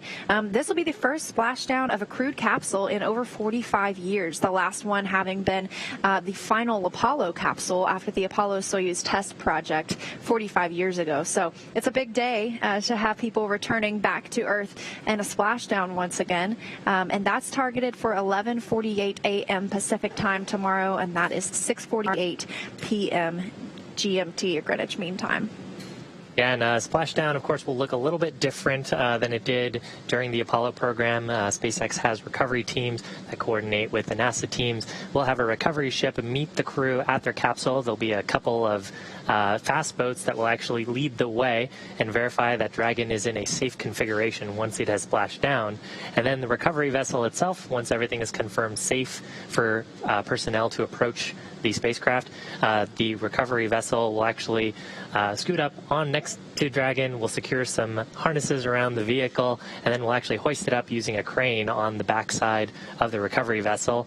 Then Dragon will be secured in. The folks on board the recovery vessel will help the crew outside of the spacecraft, give them a quick medical check, and then they'll get a helicopter ride back to Florida. And then from there, they'll take a trip back onto Ellington, Texas. Yeah, they'll make it back to Houston tomorrow.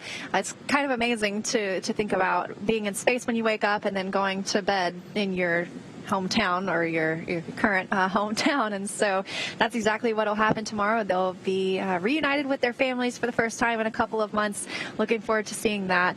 But yes, they will arrive at Ellington Field tomorrow afternoon and then begin getting used to gravity and life on Earth once again. And actually, speaking of getting to sleep in their own bed, they're actually configuring the capsule right now for sleep. So the Dragon spacecraft has a number of windows that let you see outside, which is fantastic, and we saw some cool views of that during the uphill portion of the mission.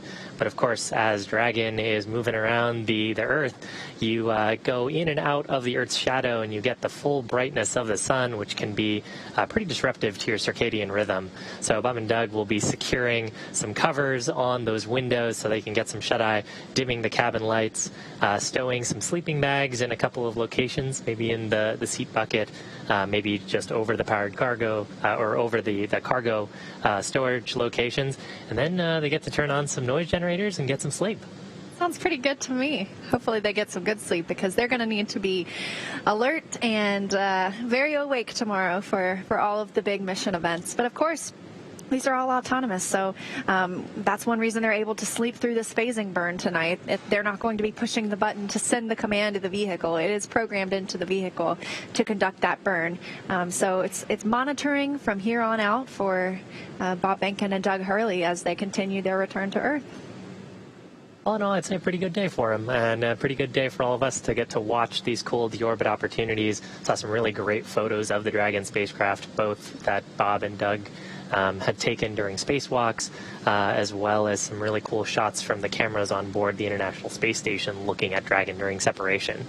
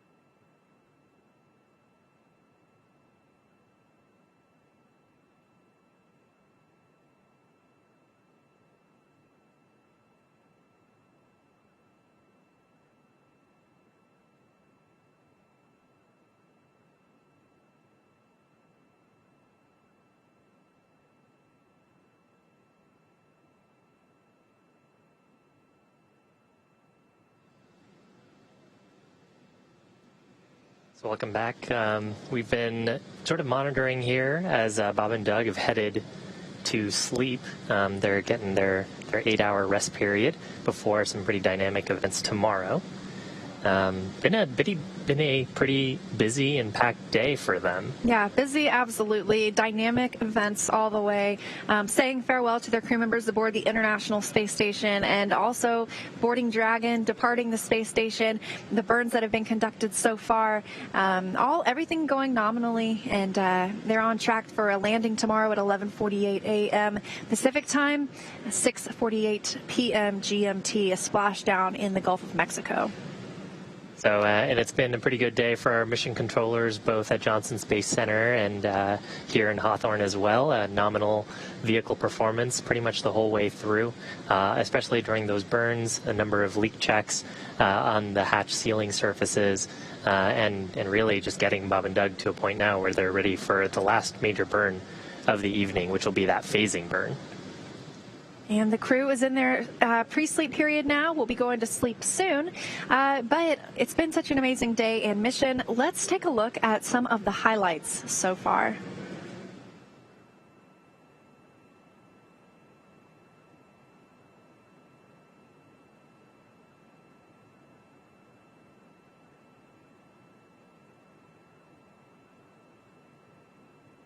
Return American astronauts to the International Space Station from American soil for the first time since the retirement of the space shuttle, last flown nearly 9 years ago. But if all goes well today, we will mark a new first in NASA's storied history and usher in the commercial crew era of American spaceflight. And we are looking at a live picture now of Bob Behnken and Doug Hurley walking down that hallway in the astronaut crew quarters. We just saw Doug wave at the screen, and they're just turning the corner, getting inside that elevator. And this, you can't see it from here, but there is a banner hanging there. You can kind of see it in the back. There's a banner hanging on the wall of the elevator with the signatures of all the people who worked on this mission. So it was really important for them to hang that up in there so Bob and Doug could see it. And there the doors are opening. Here they come. Great. And there they are, NASA astronauts. Small crowd, but big cheers. NASA astronauts Bob Behnken and Doug Hurley, Doug on the left, Bob on the right, waving to the crowd there to cheer them on.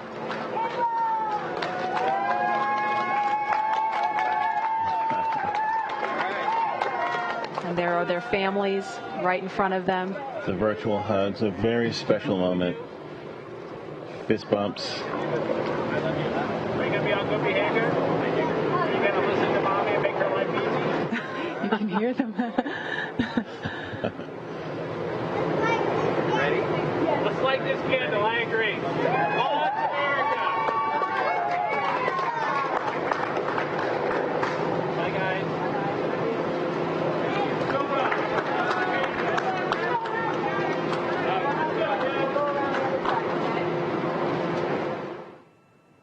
And there it is. That shot really gives you a sense of the scale of the Falcon 9 rocket. Those Teslas look teeny, teeny, tiny, making their way up there. Yeah, really cool watching the Teslas pull up, driving on the launch pad just a few feet away from the vehicle. This is awesome and getting really excited over here. Core on countdown 1 at 2 hours, 57 minutes. The crew has arrived at the pad on schedule. There they are, taken in the sight, craning to see the top of the Falcon 9 rocket. Core on countdown 1 at T-minus 2 hours and 46 minutes. The crew has arrived at the White Room and its ingress is in progress on schedule. And as they climb into Dragon, they will buckle themselves in and attach their umbilicals to their suits. As you can see, the suit techs are there to help them get buckled and settled into those seats. We can see the seats slowly start to rotate. Again, they're in this down position just to make it easier to climb in and out of Dragon. They'll rotate to this launch position to put their backs a little bit more parallel to the ground. It makes taking the G-force a little bit easier for the crew on the way uphill, but most importantly, positions those touchscreens directly in front of them, which is just their gateway into Dragon. Dragon SpaceX seats are in the launch position. We copy. Dragon, SpaceX, go for launch. SpaceX Dragon, we're go for launch. Let's light this candle.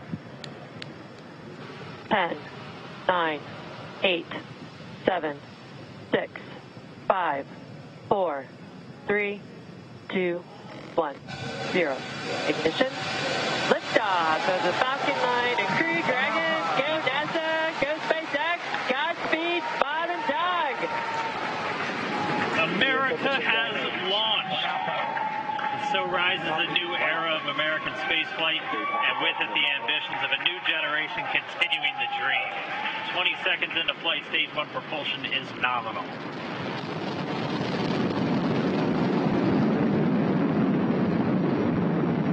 Plus 30 seconds into this historic mission. Flying crew on board Dragon and Falcon 9, and look at them go. Falcon power telemetry nominal. M1D throttle down. We're throttling down to get ready for the period of maximum dynamic pressure. We're in the throttle bucket. Reports say all systems are go. Vehicle is supersonic. We've exceeded Mach 1 on the Falcon 9. M1D throttle up. We're throttling back up to full power as we're through max Q. Copy, 1 Bravo. And we heard that 1 Bravo call out. That's just the second abort zone that they're in. They'll continue to be on this until the first stage has done its job and they switch over to the second. At this point, Bob and Doug pulling about 2.3 Gs, 2.3 times the Earth's gravity, already moving at over 1,500 miles per hour. We've heard the call out for MVAC engine chill. That's getting the MVAC engine ready to light. That'll come at about 2:44 into flight. Right now, everything continuing to look good. Next major event coming up is going to be the triple. We'll have main engine cutoff of the 9 first stage engines, stage separation, and then ignition of the second stage engine to continue to carry astronauts into orbit. And what you're seeing on your screen is a live view of our drone ship, where our first stage will be coming down. Looks like we lost that live view, but we'll wait for confirmation of that landing shortly here. Falcon 9 first stage successfully landed. And there you can see on your screen, Falcon 9 has landed. This is the first Falcon 9 to carry humans to orbit, so very exciting for us. And as you can see on your right screen, Bob and Doug are still making their way to their targeted orbit. Dragon separation confirmed. Countdown 1 is unmerged. Separation confirmed. And there's that call out. Dragon is now officially making its way to the International Space Station today. Dragon SpaceX, with that separation call, we have a few words for you from our Falcon 9 team. Standing by. Dragon, Chief Engineer on Dragon to ground. Bob Doug, on behalf of the entire launch team, thanks for flying with Falcon 9 today. We hope you enjoyed the ride and wish you a great mission. Thanks, Bala. Congratulations to you and the F9 team for the first human ride for Falcon 9, and it was incredible. Appreciate all the hard work, and thanks for the great ride to space. Copy all. Power and light. Proud of you guys and the rest of the team. Thank you so much for what you've done for us today, putting America back into low Earth orbit from the Florida coast. Copy all. Good luck. Godspeed. Without further ado, we would like to welcome you aboard Capsule Endeavour. We chose Endeavour for a few reasons. One, because of this incredible endeavor NASA, SpaceX, and the United States has been on since the end of the shuttle program back in 2011.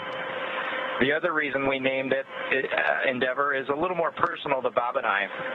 We both had our first flights on Shuttle Endeavour, and it just meant so much to us to carry on that name. That's what we decided to go with. So we hope you enjoy that name, and once again, welcome on board. Today we accomplished the first flight off the Florida coast in quite some time, and Doug and I were really proud to have an opportunity to be a part of that. We're doing it in a brand new spaceship that's a lot different than its namesake Endeavour, the space shuttle, in that it has touch display screens that allow us to accomplish most of the interfacing requirements that we have. But we've got the capability to interface with the vehicle, and it's kind of interesting. There's a command. This little button over here is actually what the commands are for our displays. One thing that does get lost is there is a extensive button panel down below as well. So over on this side, we can turn the displays on and off, as well as send some commands for some contingency situations. On the other side, we have the ability to deploy chutes and things like that on entry. So we do have some buttons, but the primary interface is these displays. So nice, new, modern cockpit that we've got for our compared to our namesake, the Space Shuttle Endeavour.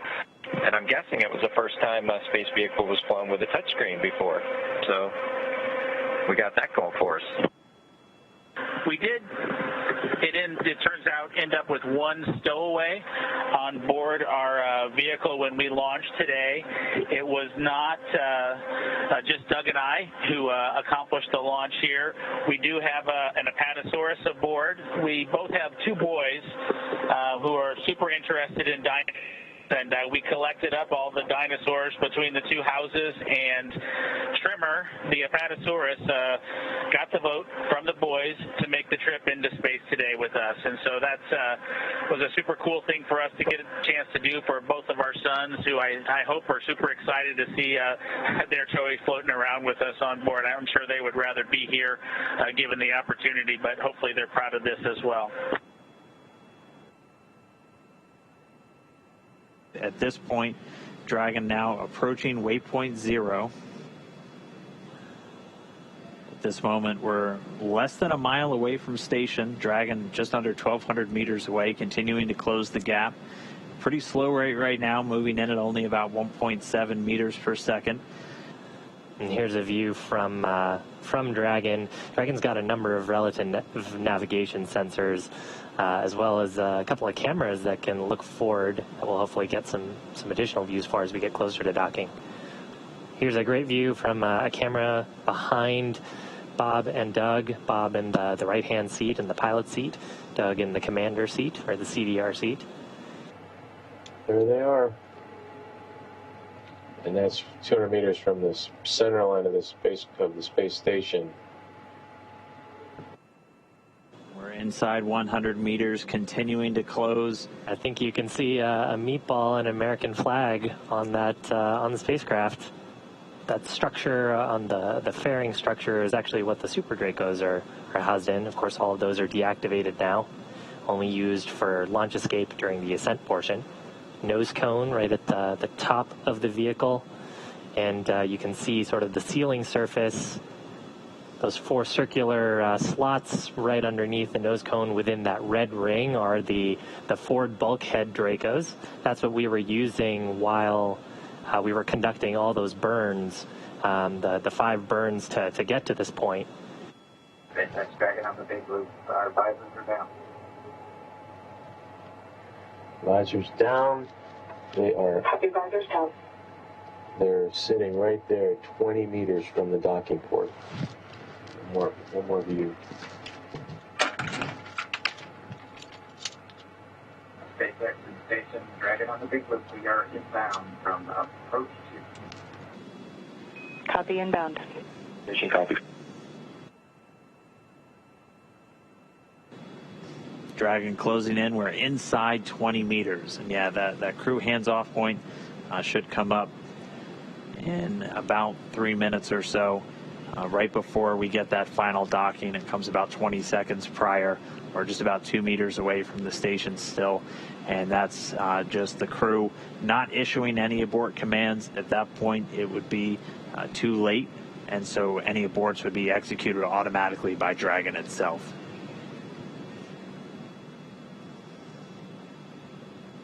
Two meters. We are inside the hands-off point, the chop, the crew hands-off point. 1 meter to go.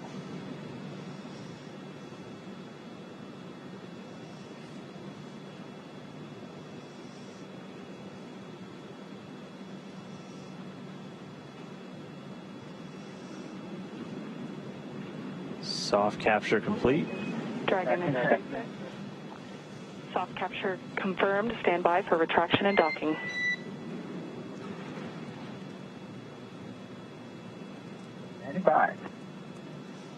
And we just heard it, soft capture. We have docking, that coming at 7:16 a.m. Pacific time, with the station and Dragon flying 262 statute miles right over the border between northern China and Mongolia.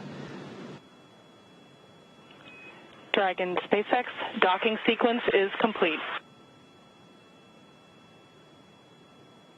Dragon, we copy docking complete. To say that it's been a real honor to be just a small part of this 9-year endeavor since the last time the United States spaceship has docked with the International Space Station. We have to congratulate the men and women of SpaceX at Hawthorne, McGregor, and at Kennedy Space Center. Their incredible efforts over the last several years to make this possible cannot go overstated. I'd also like to thank Kathy Leaders and her team of the Commercial Crew Program of NASA. An outstanding job by everyone. Last, I'd like to thank the men and women of the National Aeronautics and Space Agency. This is an incredible time to be at NASA.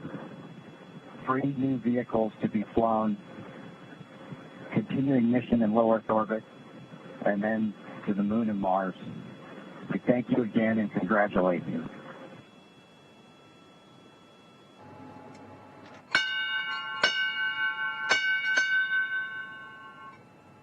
Dragon arriving. The crew of Expedition 63 is honored to welcome Dragon and the Commercial Crew Program to welcome aboard the International Space Station. Bob and Doug, glad to have you as part of the crew. Well done. Bravo Zulu.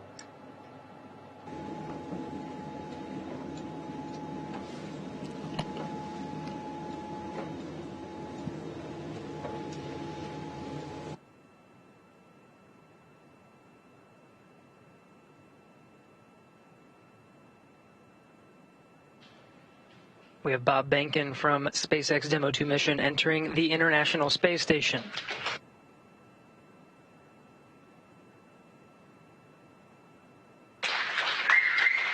Followed by Doug Hurley.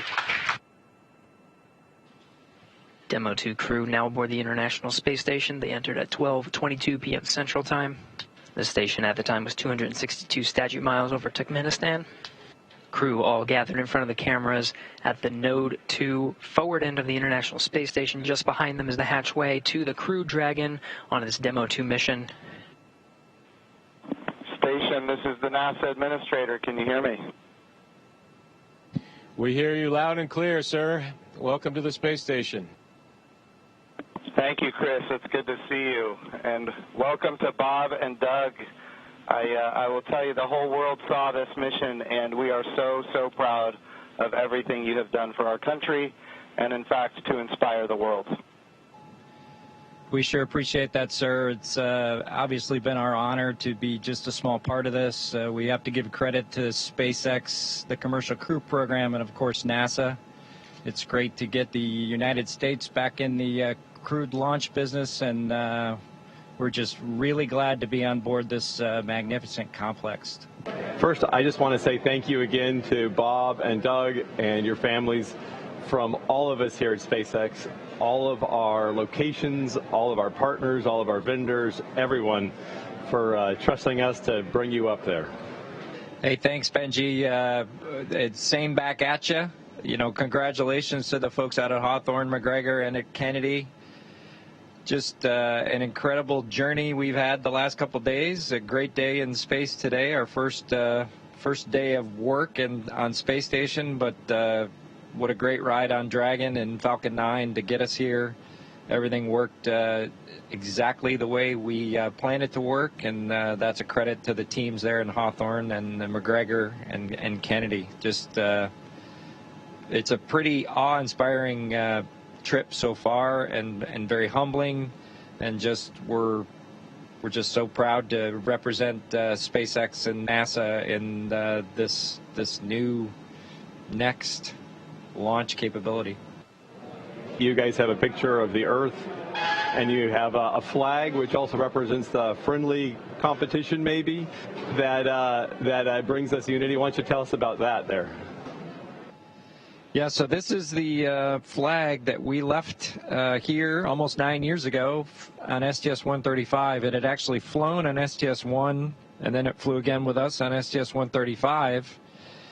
And at some point after the end of the shuttle program, we decided we would have a little friendly competition to see who came up and got this flag. And congratulations, SpaceX, you got the flag.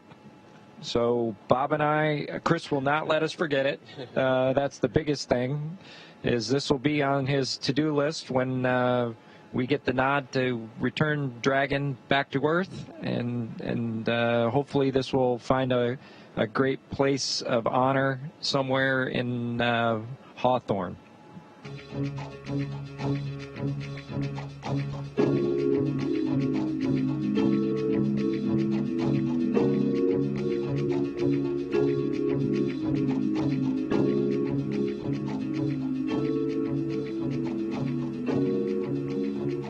Everyone at NASDAQ is thrilled that you're able to join us here today virtually as we get set to ring today's opening bell.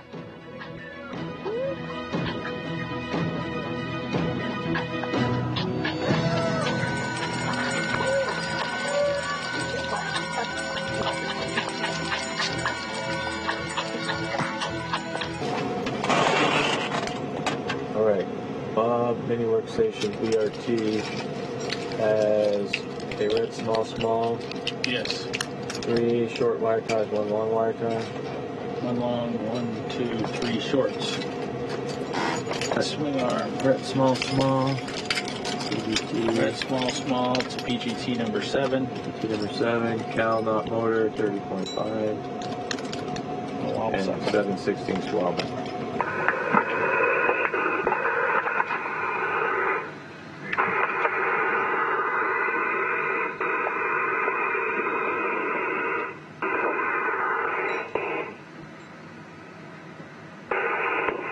Hey Bob, your helmet is locked. Just check out all your stuff, make sure you're good. The thermal cover is open. I'm egressing. We copy.